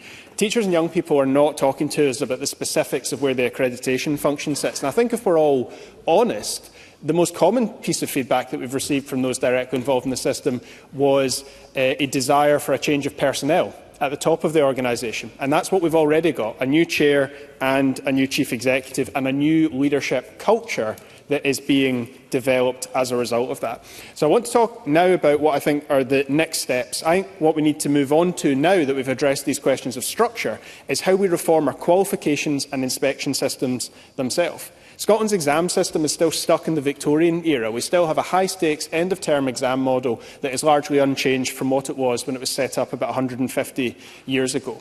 And there are problems with that for a whole range of reasons. It is abysmal for young people with additional support needs in particular. It is not appropriate that the one-stop solution for young people with additional needs when it comes to exams is to simply get more time in the exam hall. For the young people who struggle the most with that format, having to sit in the exam hall for even longer than everybody else isn't a solution. It often makes things worse. And we now have alternative data sets, because once we resolved the issues in 2020, what we had was a comparison between what happens when teachers, using their professional judgment, are issuing grades for their young people versus the exam system. And that poses a question for us. Is it really the case that teachers were over-awarding working-class young people in particular, or do we have an exam system that penalises them compared to their colleagues from more middle-class backgrounds? I think we have an opportunity to balance the system with more continuous assessment, something that is a much more accurate reflection of young people's knowledge and abilities. And the proposals that Professor Hayward set out are an opportunity to do that. They are bold, but they're exactly what we need. We have a 21st century curriculum in Scotland, and it deserves a 21st century qualification system to match up with it. That's how we can meet the expectations put on us by the OECD review in particular. And I would ask the Chief Inspector to be bold as well, because I think if we're all honest again, our current inspection system isn't really driving improvement. Inspectors often have a similar experience of life to the King. Everywhere they go smells of wet paint. I'd propose that we move to a system of peer review. You could do that different ways. You could have teachers who take a week or two out of school each year to take part in a peer review exercise with teachers from another schools and another authority. You could have secondments on perhaps a 3- or 4-year basis as a career progression opportunity. But that would mean those conducting the inspection are always those who have themselves direct recent experience of being in a classroom. I want to finish by congratulating the young people in particular who got us to this point, those at the Scottish Youth Parliament and elsewhere who demanded change and who forced us to deliver it, because this is a major change. It delivers on what young people and teachers have demanded. It's one of the most significant votes of this Parliament. Abolishing the SQA will get the headlines, but what's much more important is the far stronger organisation that we're putting in its place, one that puts the voices of young people and teachers at its heart from the start. Thank you, Mr Greer. I now call on Martin Whitfield to close on behalf of Scottish Labour. Up to 4 minutes, please.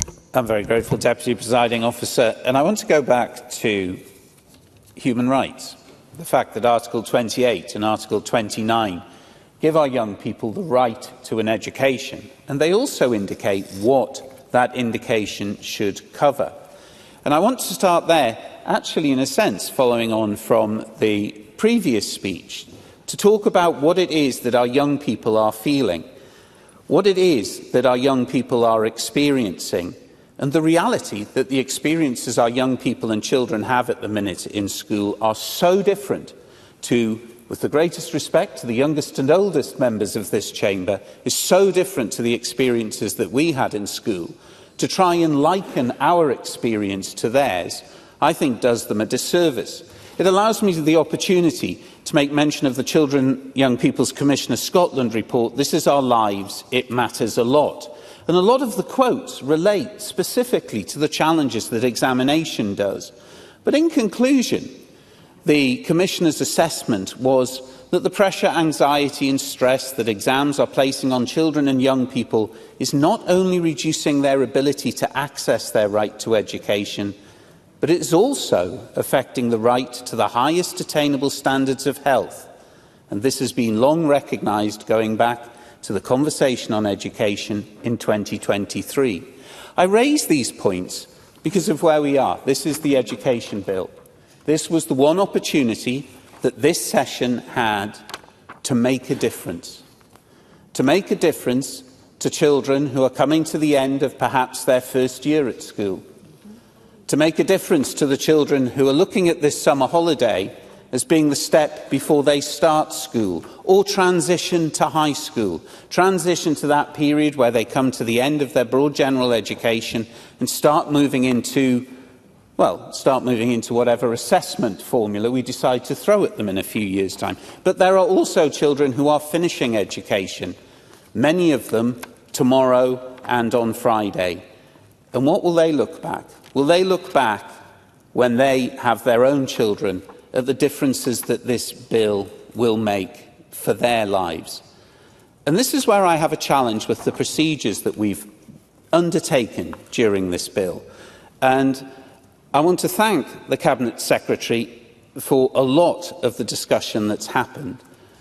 But if I have humbly to offer some advice, there is a difference between having cross-party support, which gets you enough votes to get your amendments through, and cross-chamber support, which is what Scotland want and clamour to see. And I raise those two different points because of a bill that will be coming this way, which is the Promise Bill. And I hope that lessons are learned by every member in this chamber about how the Parliament can deal with the government in the way that amendments are dealt with, in the way assurances are given, and the way that then plays out to what we have seen over the last 2 days at stage 3. I would like to take the opportunity to thank the Cabinet Secretary in relation to the amendments regarding child safety and the discussion that I had during stage 3 regarding the challenge that exists between our local authorities and those independent and that independent organisation that judges and monitors teachers, because we need to get that right. But I recognise, Deputy Presiding Officer, that time is short, and it would be wrong for me to conclude without complimenting my newest colleague on a phenomenal first speech and actually painting for us something which I am going to leave as a challenge to everyone in this chamber, across the chamber, and that concept of the education bus. Is this Education Act a simple repaint job when we had the opportunity to rebuild a vehicle that could take our young people and children into the future? Is this just a change of the steering wheel, when actually what we needed was a navigator who knew where they wanted to go, why they wanted to go there, and perhaps most importantly, take not just this chamber, but Scotland with them? I'm grateful, Deputy. Thank you, Mr Whitfield. I now call Ros McCall to close on behalf of the Scottish Conservatives. Up to 5 minutes, please. Thank you, Deputy Presiding Officer. I'm third person in line, but I would also like to extend my congratulations and a welcome to David Russell. Not only to Parliament, to the Chamber, but actually for his speech as well. So thank you very much and welcome. I still feel, I'm 3 years in, I still feel an excitement that I am actually in this place. To the speech, reform is not in itself a panacea.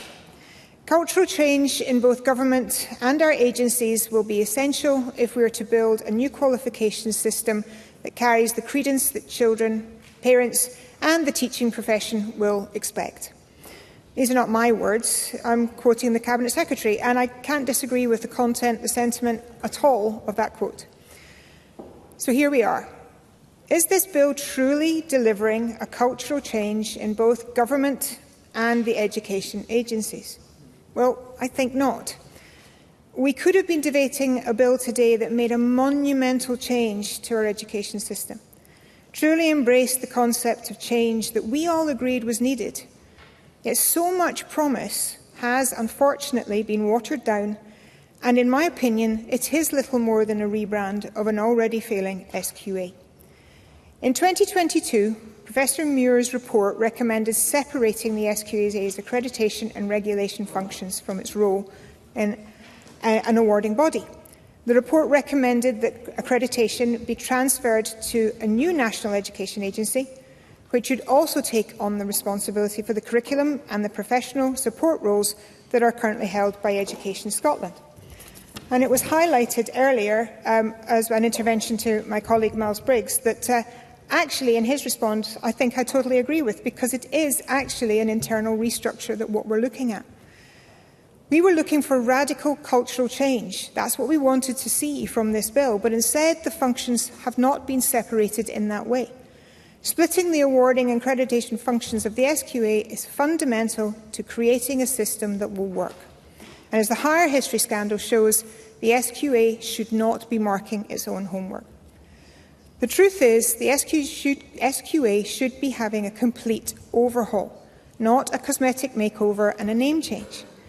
The changes proposed fall far short of what was needed to ensure the organisation operates effectively and is properly accountable. And at every stage of this process, amendments were submitted to the bill to try to ensure that it wasn't only reforming that was being offered, it was more than that. And at both stages 2 and 3, Conservative members tried to amend the bill so that that cultural change that the Cabinet Secretary admitted was essential actually came to pass. It's therefore extremely disappointing that not only was the opportunity not taken to enhance the bill and ultimately enhance the education offering that we have within Scotland, but I was incredibly disappointed that some of the amendments and the contributions, especially yesterday. Yeah, I will. Cabinet Secretary. I thank Ms McCall for giving way. I'm listening to her disappointment, and I'm also looking at the totality of amendments that the Government has accepted from her own party and from the Labour Party. Does she not think it's somewhat incoherent that, having worked with the Government on these amendments, both Labour and the Conservatives are now positioning themselves against the legislation? Ros McCall. No, I appreciate what the Cabinet Secretary is saying, but what I am seeing, I'm going to use the phrase that was just mentioned there, is low-hanging fruit. Yeah. The amendments that were accepted were the amendments... I'm sorry, does the Cabinet Secretary want to intervene again? Yeah. No, thank you very much. But the disappointment that I am wanting to highlight is actually down to the behaviour yesterday. Because some of the amendments that were put forward and some of the contributions that were met with what, in my opinion, was arrogance and contempt, which I believe shows a disrespect to this Parliament and does a disservice to the people that we represent. Presiding Officer, we may have different opinions, but every one of our contributions is equally valuable. It is our job to be a voice for the people we represent. And as much as the majority within this play may disagree with the substantive points made in debates, it does not diminish the substantive points themselves or the need for them to be said. I would say it is our moral duty to fully push the debate, and if members within this chamber think that opposition voices should be silenced, curtailed or belittled, then they push this institution towards dictatorship and away from democracy. So, in conclusion, as already mentioned, the Scottish Conservatives will not be supporting what I believe is a half-hearted attempt to reform that this bill represents. Like so many bills brought forward by this SNP government, we are debating a bill that is an acceptable move in the right direction, rather than making the necessary legislative changes to make tangible moves to improve the outcomes for the people of Scotland. That's not what this Parliament was set up to do. The public won't thank us for it. They deserve better. Thank you. Thank you, Ms McCall. I now call on Cabinet Secretary Jenny Ruth to close on behalf of the Scottish Government. Up to 6 minutes, please. Presiding Officer, I want to start by paying tribute to Scotland's young people, her teachers, parents and carers. This bill is for you. That's why we are legislating tonight. And Jackie Dunbar, quite rightly, spoke to the strengths in Scotland's education system. She said we already have a great education system in Scotland. It's not perfect, I accept that, but we have a strong education system in Scotland. And I want to put on record my tribute to those who work in our schools every single day to deliver that education to our young people. Now, I once again want to thank all members for their contributions to this debate. I'm also very grateful for what has been, in the main, a constructive approach from all opposition parties, with members having engaged with my office and with officials over recent months. I think we've seen a slight deterioration in the last 24 hours. Happy to do so. Would she acknowledge, and I have spoken to all opposition parties, that this bill has been rushed? The fact we have had to sit in the evening, 2 evenings in a row, to rush this before recess. And in hindsight, does she not think it would have been better to delay this till after recess? And maybe she would have then attracted cross-party support for this major reform she's putting forward, which clearly not every party is willing to support this evening. Cabinet Secretary. So I thank Mr Briggs for his intervention. I have to say there's an incoherence here, because on the one hand I was being told I wasn't going fast enough on education reform. I was criticised by the Conservatives and by the Labour Party for delaying reform, which I did delay by a year, and I'll come on to discuss that, Presiding Officer, for good reason. So the opposition can't have it both ways. There has been extensive engagement. I'd like to make some progress, Ms Duncan Glancy. But our qualification system, Presiding Officer, is why we are here today, and getting the reform of our national qualifications body right matters. Ross Greer was quite right to remind the Chamber of the recommendations from the previous Parliament's Education Committee, of which he and I were both a member, and perhaps had the SQA listened to those recommendations from that very report at that time, we might not be here today. Mr Rennie, similarly, was quite right to talk about Tavish Scott's impassioned interest in separating out the inspectorate function from Education Scotland. He was consistent in that argument. I'm sure he will be pleased if and when the bill passes this evening. I do want to put on the record this evening, Presiding Officer, my sincere thanks to my bill team for their diligent work and support to me throughout the past few months. They are hiding up the back of the chamber, but I'm going to embarrass them by naming them now: to Claire Hicks, to Lisa Bird, to Sean Stronach, to Jackson Parish, to Nico Mackenzie-Jutton, to Judith Brown, to Laura Barry, Finlay Glynn, Tracy Manning, Shirley Anderson, Maria Crespo, Jack Buckley and Mark Byrne. Thank you, and also, I should say, Presiding Officer. And also I want to put on the record my thanks to Shirley Roger as our chair, and all the work that she has undertaken to change the SQA in advance of this legislation. I also want to pay tribute to our Special Advisor, Erin McKee, who has been at the forefront of negotiations with the opposition parties. Presiding Officer, when I was first appointed as Education Secretary back in March 2023, I was told of the radical appetite for reform, the need to work differently, get it done tomorrow. With cautious trepidation, I returned to the Royal High School 5 miles from where we are today, and I met with my former colleagues. And in the staff room I once knew well, I sat and I listened to our teachers. It was apparent then that there existed a disconnect between some of the loudest voices advancing the case for radical reform set against those at the chalk face calling for pragmatism, asking for patience. Those discussions were pivotal in my decision to delay the introduction of the bill by a year to ensure we really engaged with the needs of Scotland's teachers. Building in that time to listen has changed the way the new qualifications body will work, with the creation of the schools unit already underway, led by former head teacher Sarah Brown. It has also changed the way in which curriculum reform is being delivered, with classroom teachers leading the national reforms across every curriculum area. Now, in my opening remarks, I mentioned several important amendments that I worked on with opposition members, but I also want to highlight the contribution Liz Smith made in ensuring that the Chief Inspector recognises the important role that outdoor education plays within our system. The bill, Presiding Officer, focuses on our public bodies. It doesn't change how our schools are run, and nor does it change how education is delivered. But it does improve the support that our public bodies can give to our teachers, directly involving them in decision-making, for example, ensuring young people's voices are at the heart of the organisation, giving independence to the Chief Inspector to provide challenge and support. Presiding Officer, the Education Scotland Bill provides Scottish education with an enormous opportunity. MSPs tonight can vote to abolish the Scottish Qualifications Authority, They can vote to establish the new Qualifications Scotland, an organisation designed with teachers, parents, carers and young people at its heart. They can vote for legislation to drive the reform which is needed in Scotland's schools. I hope all parties take the opportunity to do so, and I commend the Education Scotland Bill to Parliament. Thank you, Cabinet Secretary. That concludes the debate on Education Scotland Bill at stage 3, and it is now time to move on to the next item of business.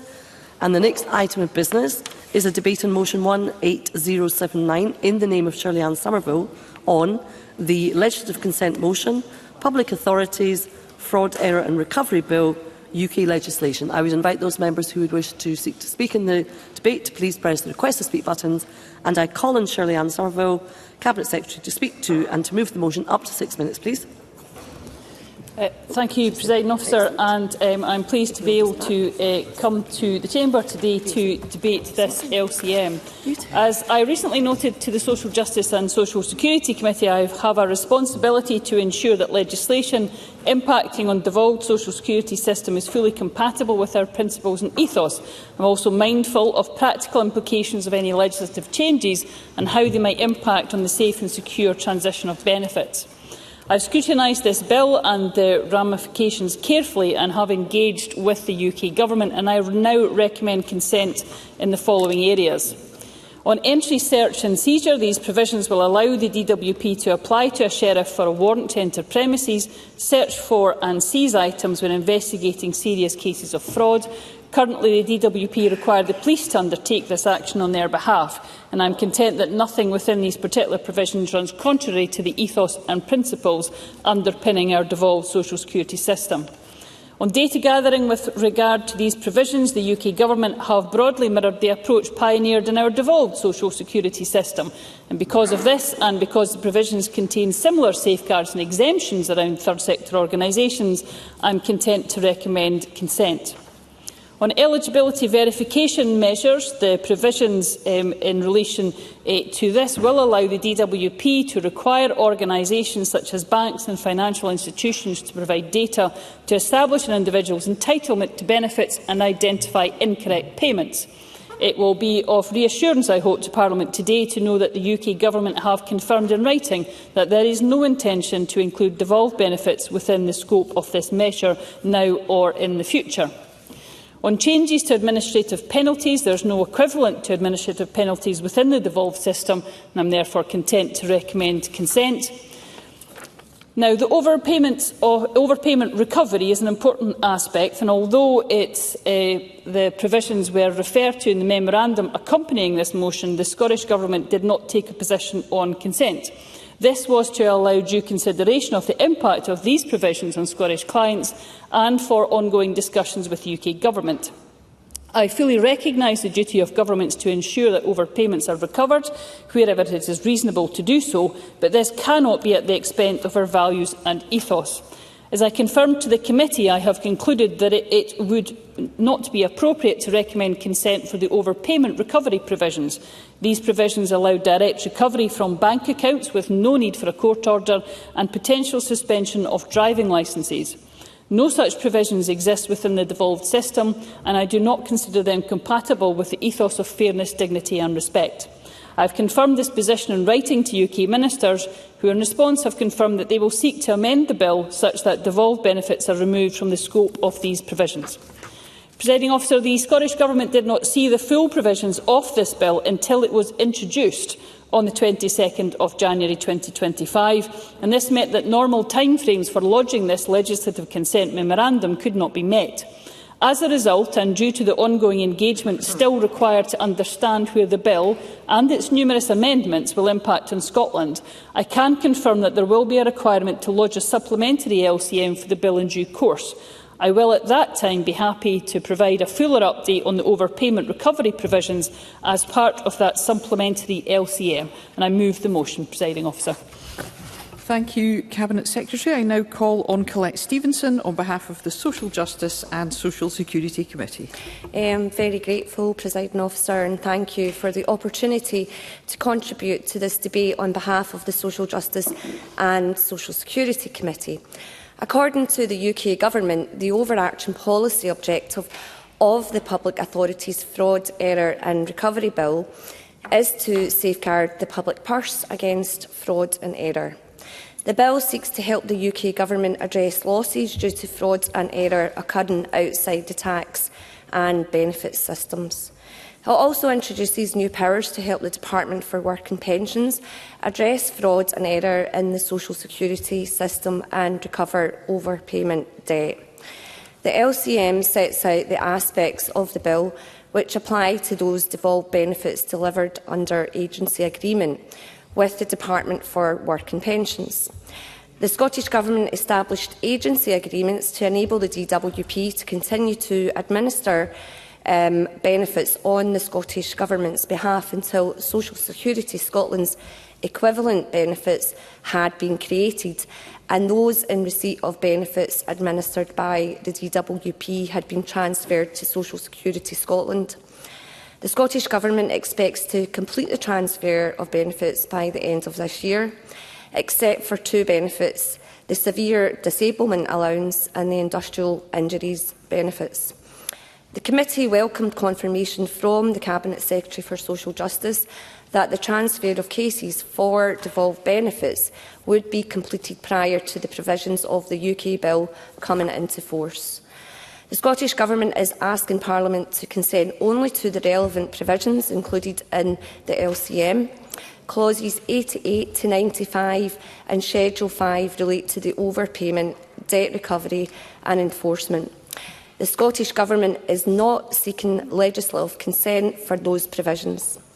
The bill contains provisions in relation to eligibility verification measure.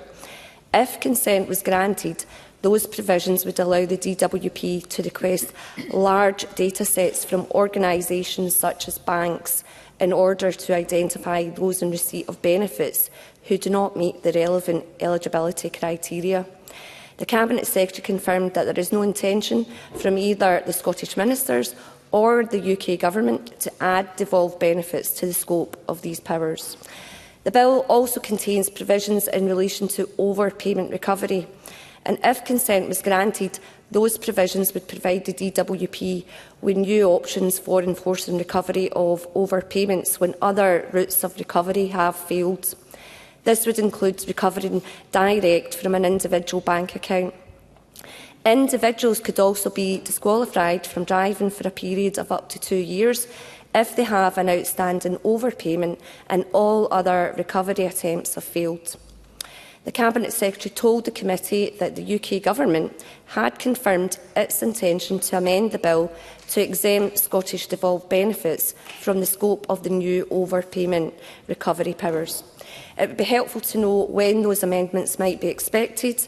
It would also be helpful if the Cabinet Secretary is able to confirm whether the Scottish Government intends to lodge a supplementary LCM and, if so, the provisions it would relate to. Following the evidence received, the Social Justice and Social Security Committee was content to recommend to the Parliament that consent be given for the relevant provisions covered by LCM S6-55. Thank you. Thank you, Ms Stevenson. I now call on Alexander Stewart. Thank you, Presiding Officer. Every penny of public money lost to fraud or error is a penny taken from the Scottish taxpayer and returned to school hospitals and those they rely on. The Government has the responsibility to ensure that every penny is raised and is effective. That is why the Scottish Conservatives support the legislative consent motion before Parliament today. Fraud in the public sector undermines public trust. It is also a matter of financial loss or corrodes the public's confidence in the payment system. It weakens the social contract which people have when they pay their taxes and they see the system failing.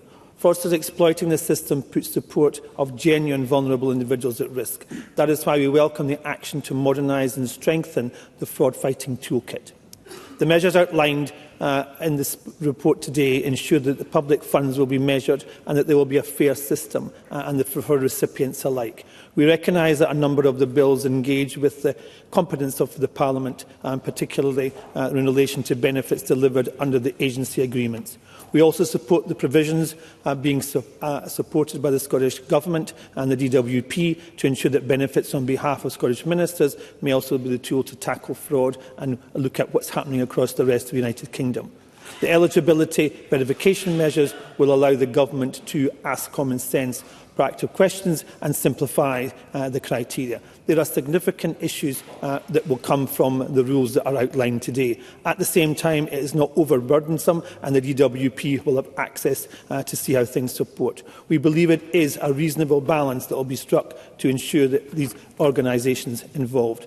The information of civil recovery and the asset seizing of the bill is also very positive, Presiding Officer. Law enforcement agencies must be able to recover fraudulent obtained funds and seize high value brought to with stolen money. It's simply wrong that individuals who defraud are allowed to purchase, for example, luxury items because they've spent the money quickly. If there is to be a deterrent, then there needs to be consequences as well. The measures give the enforcement legal powers to ensure that they're swift, effective. To be clear, there is some real strong safeguards of independent oversight mechanisms that accompany the introduction of these powers. That is fair and that is right for Scotland, Presiding Officer. The course that was set out in this ensures that the Scottish Government and the UK Government themselves will retain powers. We hope that this can be resolved, and we also look forward to seeing the agency taking forward with the Social Security Scotland, who will focus their costs and disruption that may take place. The bill that is supported has honest, hard-working individuals. It will also ensure that errors that happen, and there are many errors that are across the system that need to be sorted. The Scottish Conservatives want to ensure that every penny is supporting frontline workers, regardless of the debates. The bill itself strikes the balance between fairness and also firmness to ensure that the Parliament has the rights and obligations to deal with. Let us send a clear message that it's the side of the taxpayer we want to ensure, and that bill does this. Thank you, Presiding Officer. Thank you, Mr Stewart. I now call on Martin Whitfield. I'm very grateful, Presiding Officer, and it's a pleasure to contribute to this short debate on the Public Authorities Fraud, Error and Recovery Bill and the accompanying Legislative Consent Motion, or LCM. And can I thank the Cabinet Secretary for the very clearly articulated explanation of where the position we are with regard to this LCM, and the fact there may well be required to be a supplementary LCM when other areas are identified and settled on. And it's right to remember that the proposal behind this bill, to draw on Alexander Stewart's contribution, is to both prevent and deter fraud and error. And it's also to facilitate the recovery of those funds where, through fraud and error, money has been lost, as Alexander Stewart so rightly put, from the taxpayer. It is also a focus on the DWP. But on top of that, it also establishes the Public Sector Fraud Authority, which will be a body that deals with that matter going forward. But to the purposes of the LCM today, can I thank both the committees in this Parliament that have worked on it, along with the Scottish Government, and the work that they have put in discussing with the UK Government the outstanding matters, which in many ways can be simplified but does not deter from the importance of this, that those benefits that are awarded and given in Scotland through the devolved powers are exempt from the recovery described in the bill. And the UK Government have both confirmed and amended the bill, but also have given undertakings to ensure that it is not covered. So with that matter, and again perhaps to the embarrassment, I hope, of Alexander Stewart, can I echo his final words on it in this matter? Let us send a clear message that those who are entitled to benefits are entitled to it, but those who, through fraud and error on occasions, recover should seek to return those funds to where they are. But because, and to discuss the difference in approaches which we have here in Scotland, those benefits under the Scotland are specifically excluded by this bill. I'm grateful, Presiding Officer. Thank you, Mr Whitfield. I now call on Maggie Chapman. Thank you, Presiding Officer. The Scottish Greens cannot agree to this LCM this evening. Part 2 of the Public Authorities Fraud, Error and Recovery Bill assumes that all recipients of benefits have criminal tendencies and must therefore be denied financial privacy. That's a quote. Those aren't my words, Presiding Officer, but those of Labour's Lord Seeker speaking in the House of Lords about this bill just last month. Scottish Greens reject that assumption outright and so cannot support this LCM. In addition, we cannot agree to any legislation that gives snooping rights to banks and other companies in the way enabled by this bill, even if not all of those powers will be explicitly allowed in Scotland. No court order would be needed for this new unrestrained surveillance, and individuals wouldn't be told they are being surveilled. There would be no right of appeal by those affected, and it's also not clear what information would actually be identified by this surveillance, or how fraud would be determined on the basis of that information. And because individuals wouldn't even know this was happening, they would have no chance to provide any explanation for their situation. And what if that algorithm used to identify that information makes a mistake? The Post Office scandal has surely taught us that computer systems are not infallible. Even a 1% error rate could result in over 1,000 people losing universal credit. How would they be compensated? How would they challenge this, given the widespread and ongoing issues with lack of access to legal aid? While this legislation initially allows a snooping on recipients of universal credit, pension credit and others, it is likely to be extended to other benefits too, even if not those specifically devolved and in the control of the Social Security Scotland. All of this is to tackle fraud, which of course we know only accounts for a couple of % of annual welfare spending. Powers to snoop on all claimants on the basis of this tiny rate cannot be justified. And the DWP already has powers to compel information holders to share data on individuals suspected of fraud. So I, like Lord Seeker, question whether these powers actually are necessary. In short, Presiding Officer, the bill removes financial privacy from the poor, the old, the sick and the disabled. It is discriminatory. It turns on its head our normal presumption that people are innocent until proven guilty, and it makes a mockery of our equality and human rights laws. As such, we in the Greens cannot support this LCM this evening. Thank you. Thank you, Ms Chapman. I now call on the Cabinet Secretary to wind up the debate.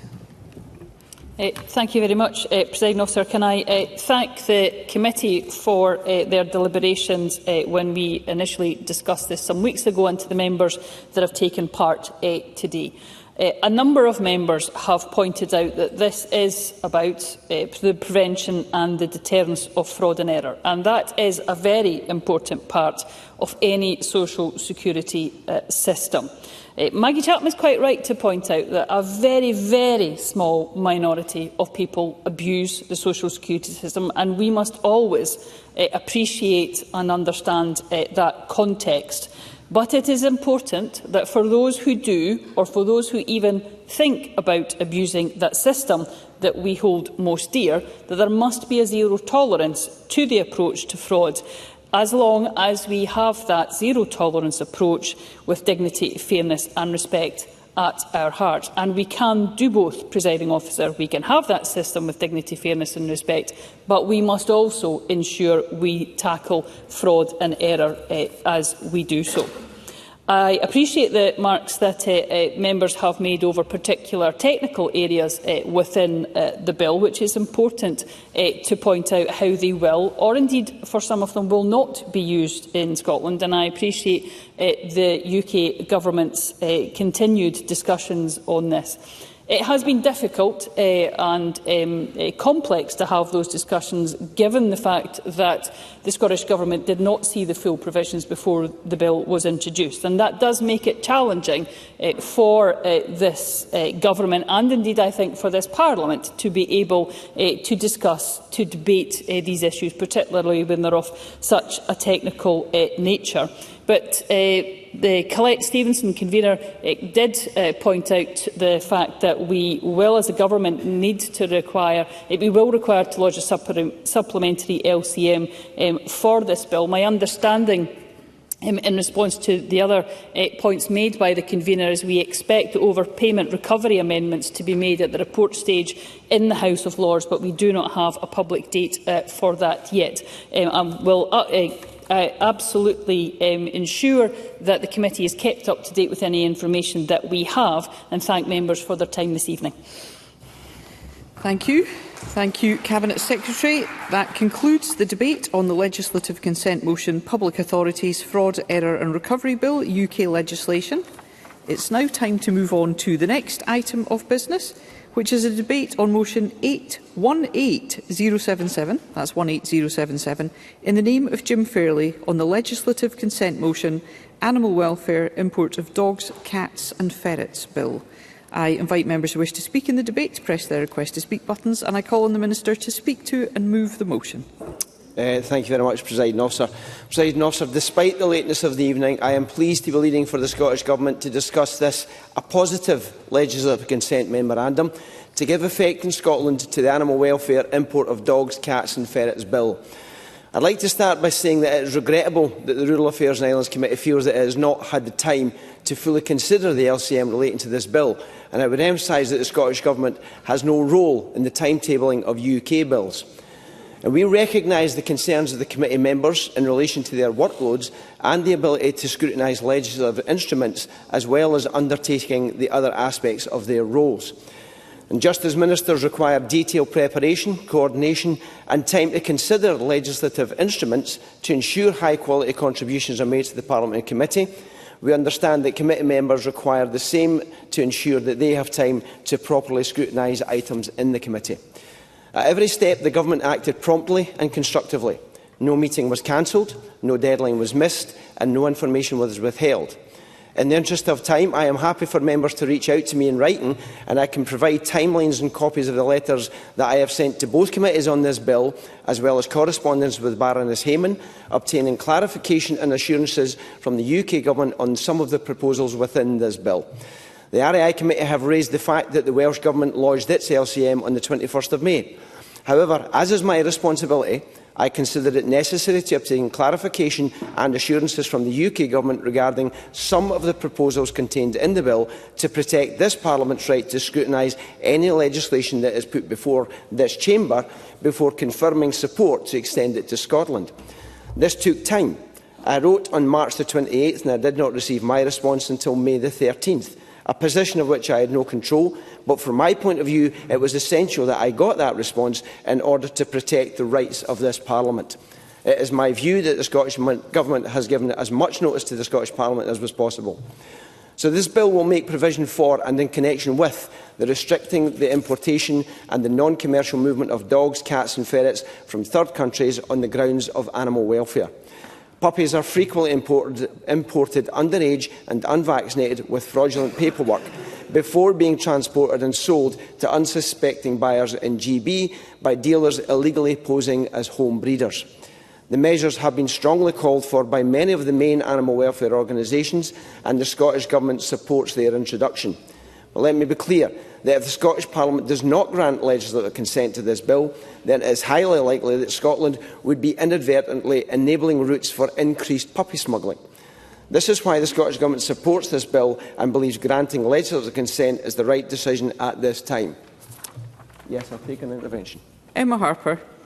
I appreciate it's late and I won't take up a lot of time, Minister, but you will be aware that I've done a lot of work over the years about puppies coming through the port of Cairnryan. So will this legislative consent motion help address that, as we've been trying to do that for many years now?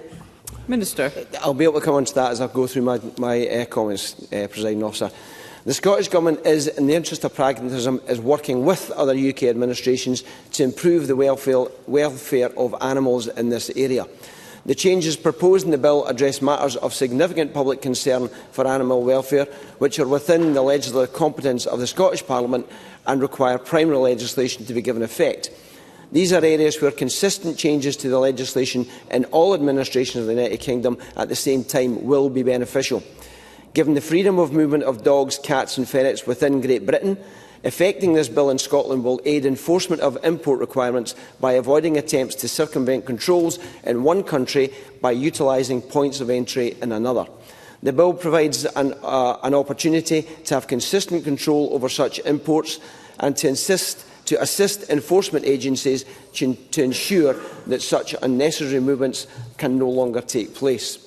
The Scottish Government fully recognise, however, that for the measures in this particular bill to be successful, it must be introduced consistently across Great Britain. Consistent legislative measures across GB will also greatly assist when it comes to the interpretation and enforcement of new controls.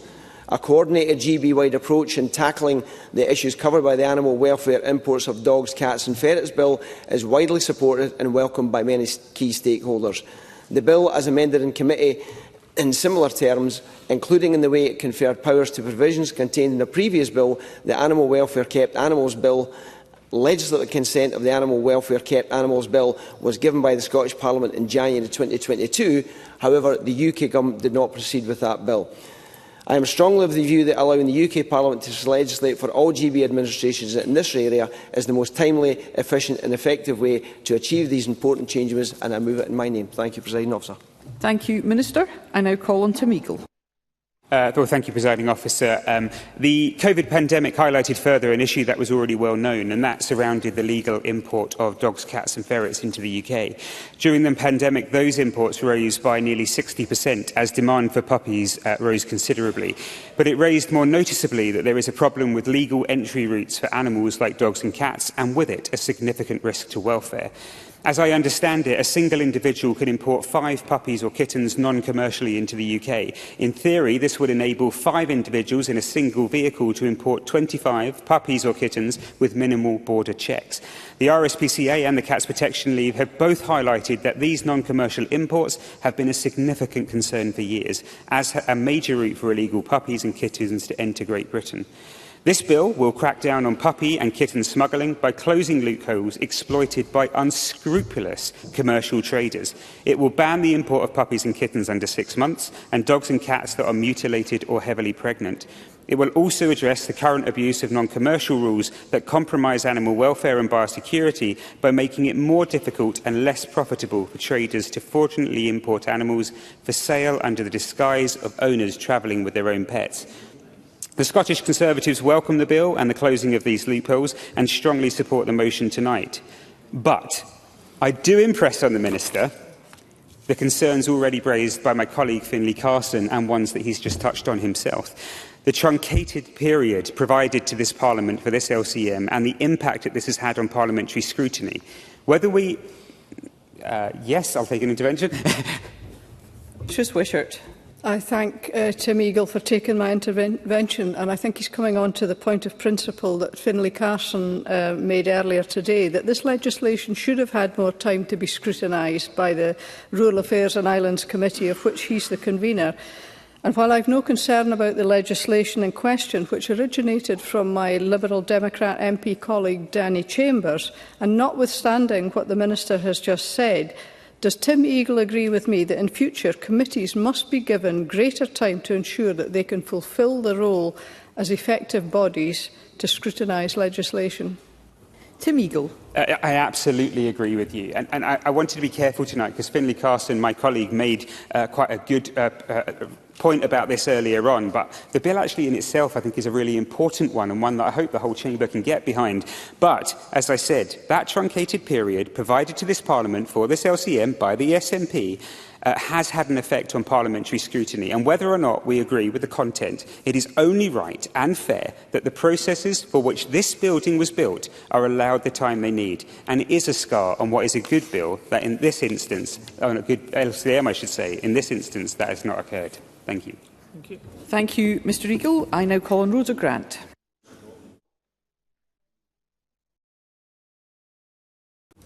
My mic's not on? Oh, it's on. Thank you, Presiding Officer. The Animal Welfare Import of Dogs, Cats and Ferrets Bill, UK legislation, proposes to make puppy and kitten smuggling more difficult by banning the import of puppies and kittens under 6 months and improving animal welfare by banning the imports of cats and dogs that have been mutilated or are heavily pregnant. It will also close loopholes, making it more difficult for illegal traders to import animals, posing as pet owners travelling with their own animals. And we've all heard stories of people being duped into buying pets that have been illegally imported. These animals are seldom in good health and they've not been inoculated, often removed from their mothers when they're too young. And when a breed is sought after, these animals can be really expensive to buy, making it a lucrative trade for criminals. And sadly, there's even more cost for buyers and vet fees for sick animals, and in the worst case scenario, these pets may die because their illness cannot be treated. The Cat Protection League briefing told us that 4% of all cats purchased in a one-year period were bought from abroad, possibly reflecting the increase in demand for specific breeds. And while 4% doesn't seem very much, it equates to 65,000 cats. In this Parliament, we have members' bills looking at dog sales and dog theft, indicating that the trade in dogs is problematic and attractive to criminals. All these bills are worthy, but if we're being honest, it's a piecemeal approach to an issue that needs a more comprehensive approach. Government should consider consolidating legislation and ensuring the law can deal with the illegal trade of pets. However, this bill will make it more difficult to illegally import animals and make the trade less lucrative, which is a positive outcome. This will help improve animal welfare and protect buyers from purchasing animals that would have been bred, that have not been bred properly and may have been subject to cruelty and neglect. So while the LCM itself is to be welcomed, there are concerns about the process surrounding this LCM and the lack of time we have had to deal with it. And this meant that the Rural and Islands Committee was not able to scrutinise the legislation. The Scottish Government, rather than providing an explanation as to why this was, or offering reassurance that they would ensure that this didn't happen again, they have become defensive and dismissive, and doubling down on that tonight is really not helpful. Yep. Minister. I would refute the fact that the Government has become defensive. I would give the fact to the member that what we're doing is laying out the facts as they happened for us as well as for the committee. Rhoda Grant. I don't believe the facts that have been laid out explain why this LCM came so late to our committee. And if we're to carry out our role as parliamentarians, we have to scrutinise all legislation, no matter how well-meaning.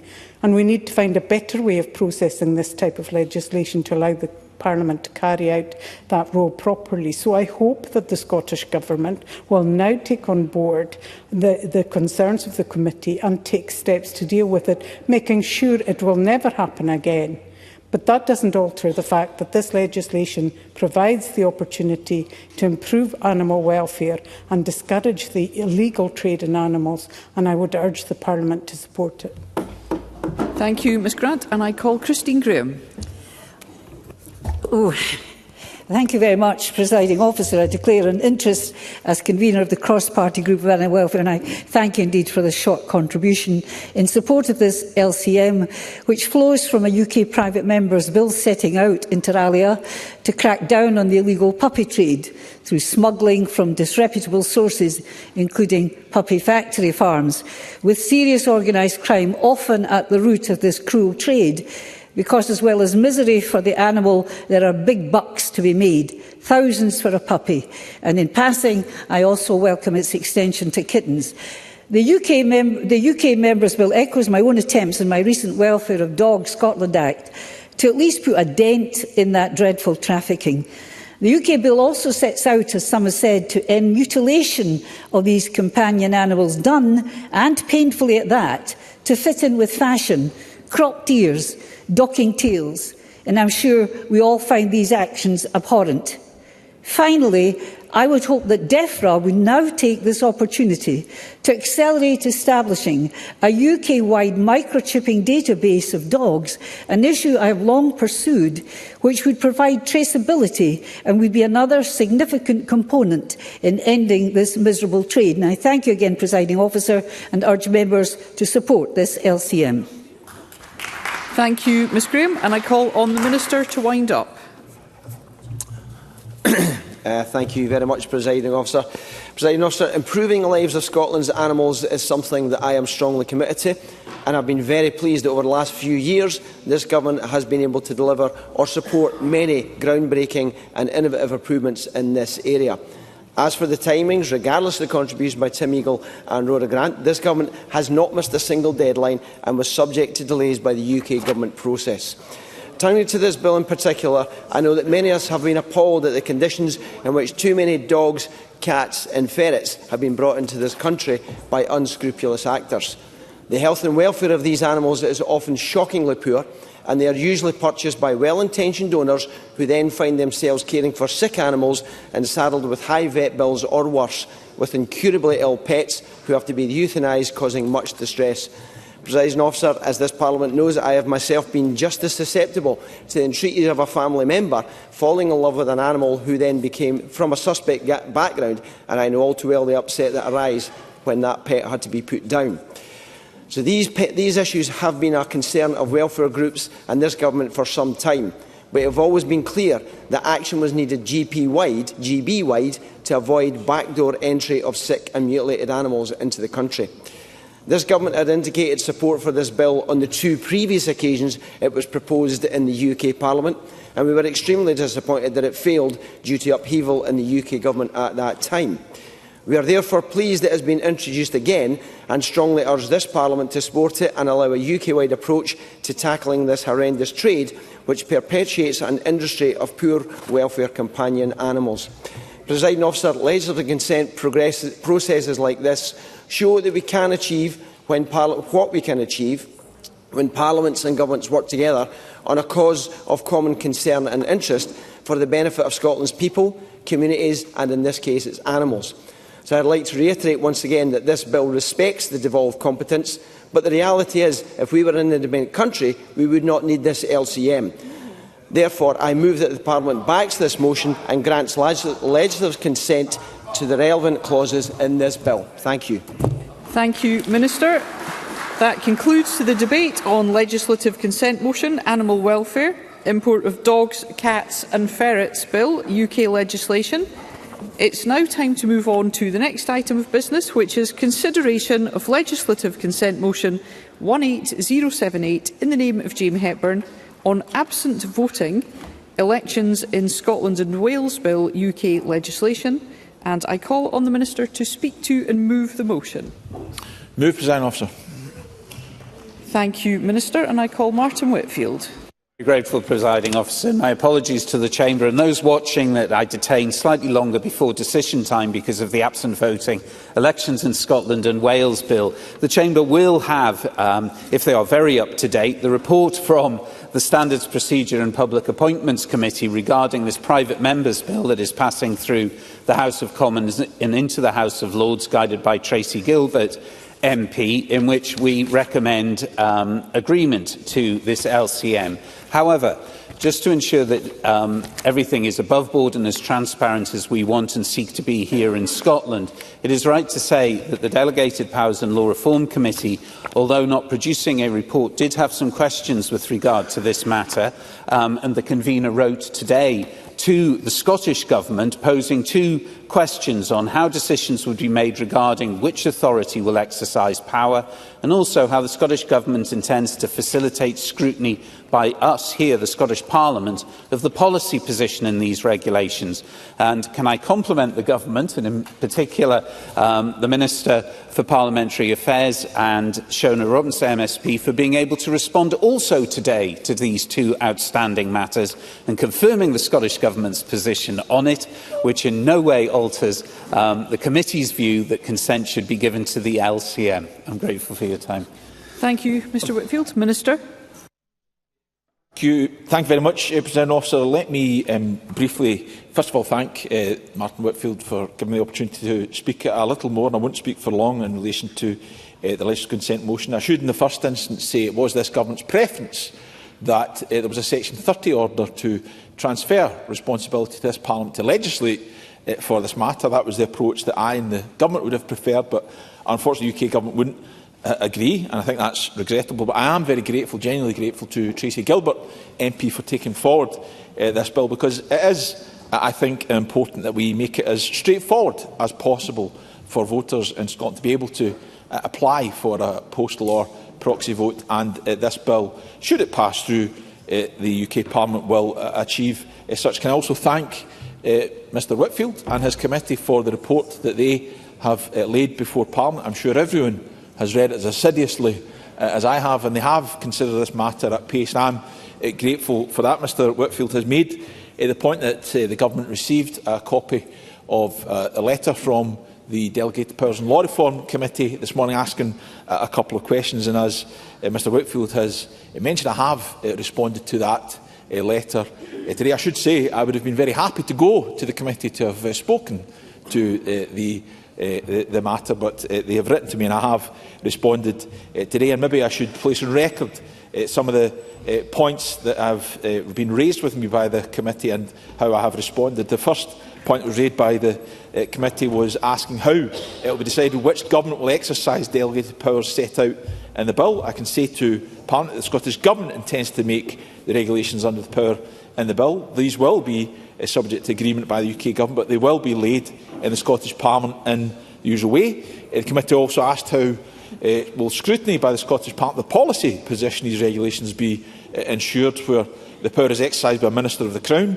The Scottish Government intends to exercise these powers to implement online absent voting applications for devolved Scottish elections. We would expect any future changes by a Minister to be the subject of engagement and agreement. Scottish Ministers would seek to ensure that the Scottish Parliament has the opportunity to assess any changes in good time. We do recognise the importance of parliamentary scrutiny, and we will make sure that it is possible in this case. And with that, I would urge Parliament to agree to the motion in my name. Thank you, Minister. And the question on this motion will be put at decision time. The next item of business is consideration of business motion 18100 in the name of Jamie Hepburn on behalf of the Parliamentary Bureau, setting out a business programme, and I call on the Minister to move the motion. Move, Presiding Officer. Thank you. No member has asked to speak to the motion.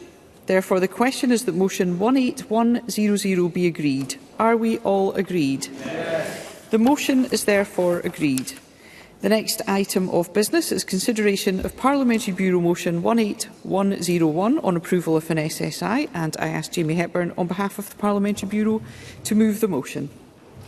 Move, Presiding Officer. Thank you, Minister, and I call on Liam Kerr. Thank you, Presiding Officer. This SSI makes a small but far-reaching change to the home detention curfew regime. HDC is where eligible prisoners are released from custody subject to licence conditions into the community. At the moment, a prisoner can get HDC once they've served a quarter of their sentence. This SSI reduces that to a mere 15%. So a prisoner sentenced to 2 years in prison would now be eligible for HDC after just 3.5 months. Now, we all know that due to a lack of any overarching strategy alongside an inability to build capacity, our prisons are running way over capacity. But absent any such strategy, the SNP knee-jerks its response. So last summer, and again earlier this year, the SNP opened the gates and let hundreds of prisoners out early. Despite this, by February 2025, prison numbers exceeded the pre-summer release figure by almost 100, not least because more than 1 in 10 of the original cohort were back behind bars within weeks. Now, the SNP tried putting more people on community service, yet almost 30,000 such orders have been breached in the last decade or so. Roughly 8,000 of those got the jail for their breach, adding to the numbers. Then the SNP changed the law such that short-term prisoners would automatically be released after serving just 40% of their sentence, despite evidence showing too little time in prison can prejudice proper rehabilitation. Yet the prison population remains stubbornly high. So clearly, this SSI is just the latest knee-jerk attempt to reduce the prison population. And like these others, we have been given no evidence that it actually will either aid rehabilitation or ultimately reduce the prison population. But crucially, Presiding Officer, there is no consideration of the victims of crime. Indeed, the Cabinet Secretary told the Justice Committee that no specific research has been undertaken regarding the impact this SSI may have on victims. Now, Presiding Officer, last month I raised the case of violent thug Andrew Brown, who just 1 year into a 4-year sentence for repeatedly subjecting Demi Hanaway to appalling mental and physical abuse, even when she was pregnant, will get home leave. That's under the current rules. If colleagues vote to pass this SSI today, they are voting to allow criminals like Brown to be eligible for HDC after 7 months. The mere thought disgusts me, presiding officer, and any other MSP who feels the same must vote against this SSI tonight. Thank you, Mr Kerr, and I call on the Cabinet Secretary to respond. Thank you very much, Presiding Officer. I will confine my remarks quite tightly and strictly to the substance of the statutory instrument before us tonight. I would like to thank Parliament clerks and indeed committee members for accommodating the scrutiny of this SSI with only the minimum period of 40 days. I trust that Parliament will support these proposals, which will allow completion of the SSI process before recess. And this will ensure that the Scottish Prison Service, Justice, Social Work and partners have increased time to prepare for the proposed changes coming into force on the 20th of October. Now, these planned changes are a programme for Government Commitment 24 to 25, which contribute to the efforts to effectively balance the use of custody and community alternatives whilst supporting a sustainable prison population. And home detention curfew is a well-established part of our justice system, which provides structured and managed transition for individuals being released back into the community. And indeed, the legislation that home detention curfew is located in is the Criminal Proceedings Scotland Act 1993, introduced by a former Tory government. I appreciate that 1993, while I was at my work as a social worker, that Mr Kerr was perhaps still at school. And the evidence shows that managed reintegration is far more effective than unplanned releases. And there is also really important to put on the record, Presiding Officer, that release and home detention curfew is underpinned by individualised risk assessment and includes clear licence conditions, including a curfew and electronic monitoring. There is no automatic right to home detention curfew. Decisions on HDC release are made by the SPS following careful consideration of each case, including evidence provided by Justice, Social Work and Police Scotland.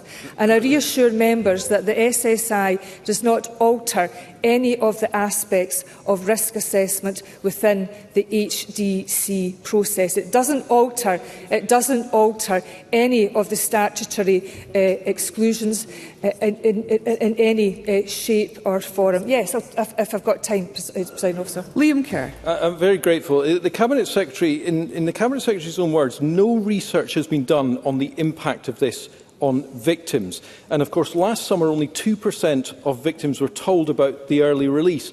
Given that, surely the right thing to do today is to take these plans back to the drawing board, do the research and carry out a proper consultation so we can understand the impact on victims. Yeah.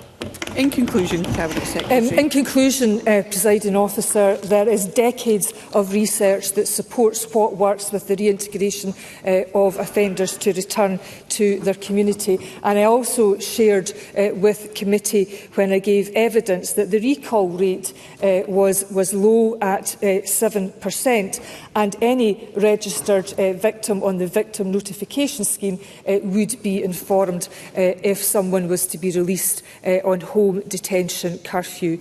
So it is the case that all individuals will continue to be fully assessed, and the SSI proposes changes to 2 of the criteria. There is a range of criteria, statutory criteria, that must be met, and this realignment of policy is in response to previous changes that Parliament made to the release of short-term prisoners, and I move the SSI, Presiding Officer, and I would encourage members to support it. Thank you, Cabinet Secretary. The question on this motion will be put at decision time. The next item of business is consideration of Parliamentary Bureau Motion 18102 on designation of a lead committee. And I ask Jamie Hepburn on behalf of the Parliamentary Bureau to move the motion. Move, Presiding Officer. Thank you, Minister. And the question on this motion will be put at decision time. And there are 6 questions to be put as a result of today's business.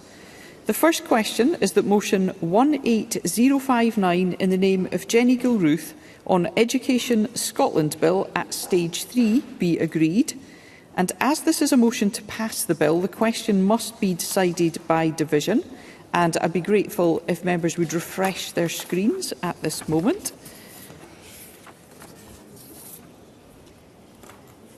Content.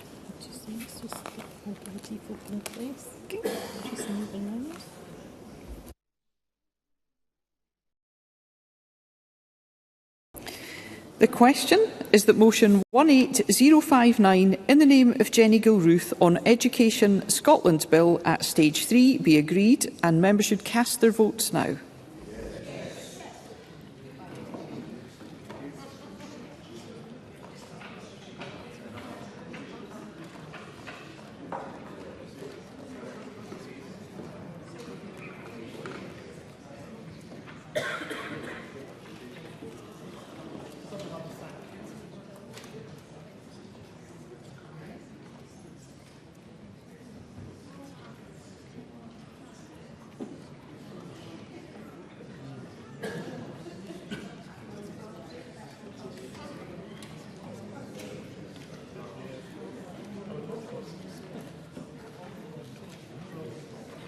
The vote is closed.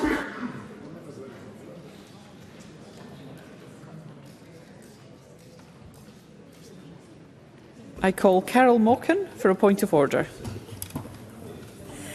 Thank you, President Officer. Sorry, I don't think I connected. I would have voted no. Thank you, Ms Mochan. We'll ensure that's recorded.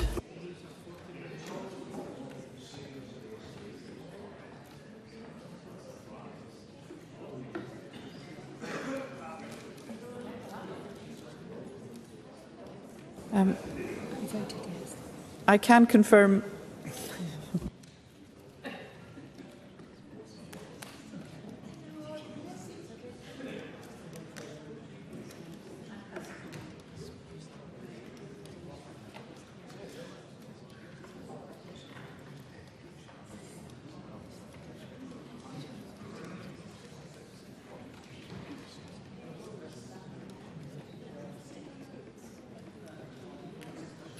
The result of the vote on motion 18059 in the name of Jenny Gilruth is yes 69, no 47. There were no abstentions. The motion is therefore agreed and the Education Scotland Bill is passed.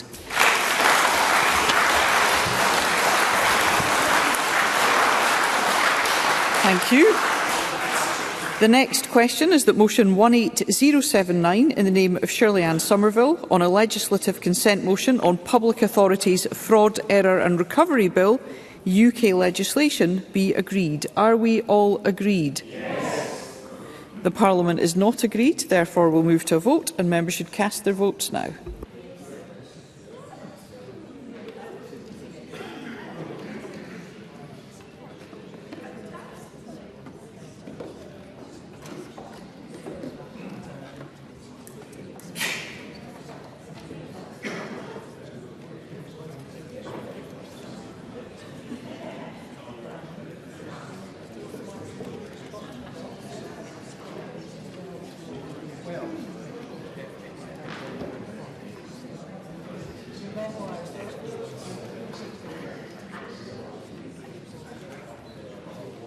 The vote is closed.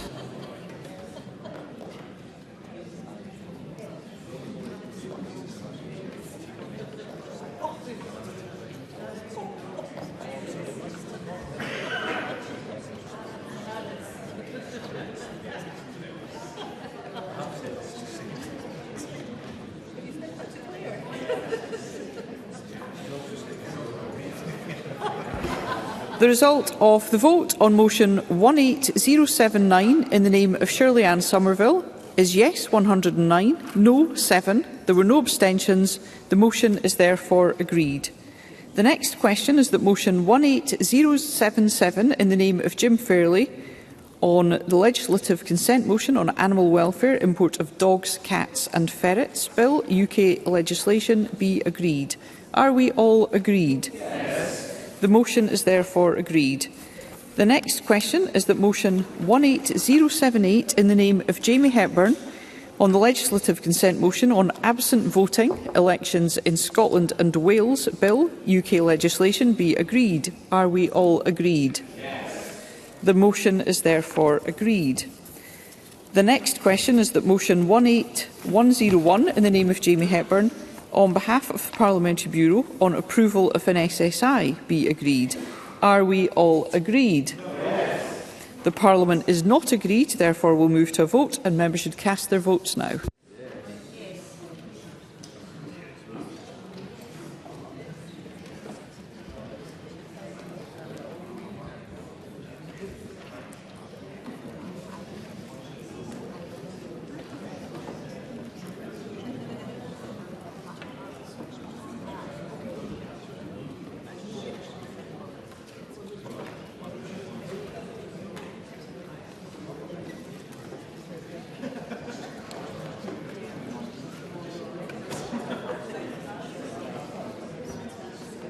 The vote is closed.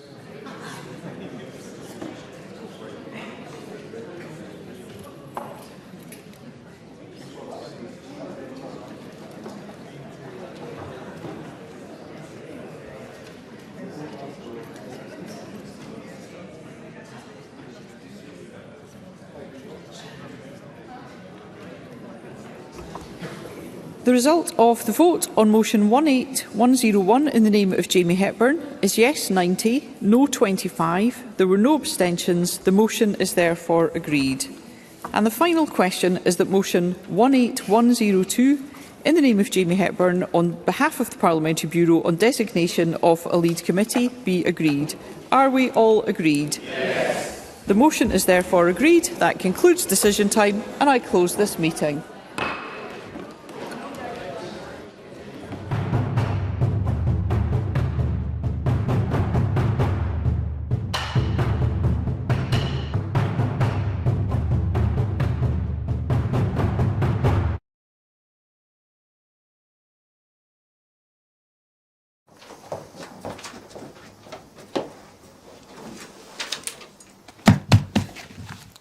Hello and welcome to Broadcasting Scotland. My name is Lewis McGlynn. Hello and welcome to Broadcasting Scotland. My name is Saoirse Healy. Hello and welcome to Broadcasting Scotland. My name is Donald C. Stewart. Broadcasting Scotland is Scotland's independent broadcaster, providing factual news, reporting on the issues important to the people of Scotland. We are committed to public service broadcasting, and with your support, we will produce even more programmes. Provide opportunities for young people interested in media production and broadcasting, and challenge preconceptions of what Scottish media looks like, amplifying Scotland's voice and reflecting its communities. We can already deliver high-quality live news, and we will create the highest quality programmes for you to enjoy. But we can only do that with your support. So please subscribe to and share our channel or donate to Broadcasting Scotland via the link in the description. Thank you. Thank you. Thank you.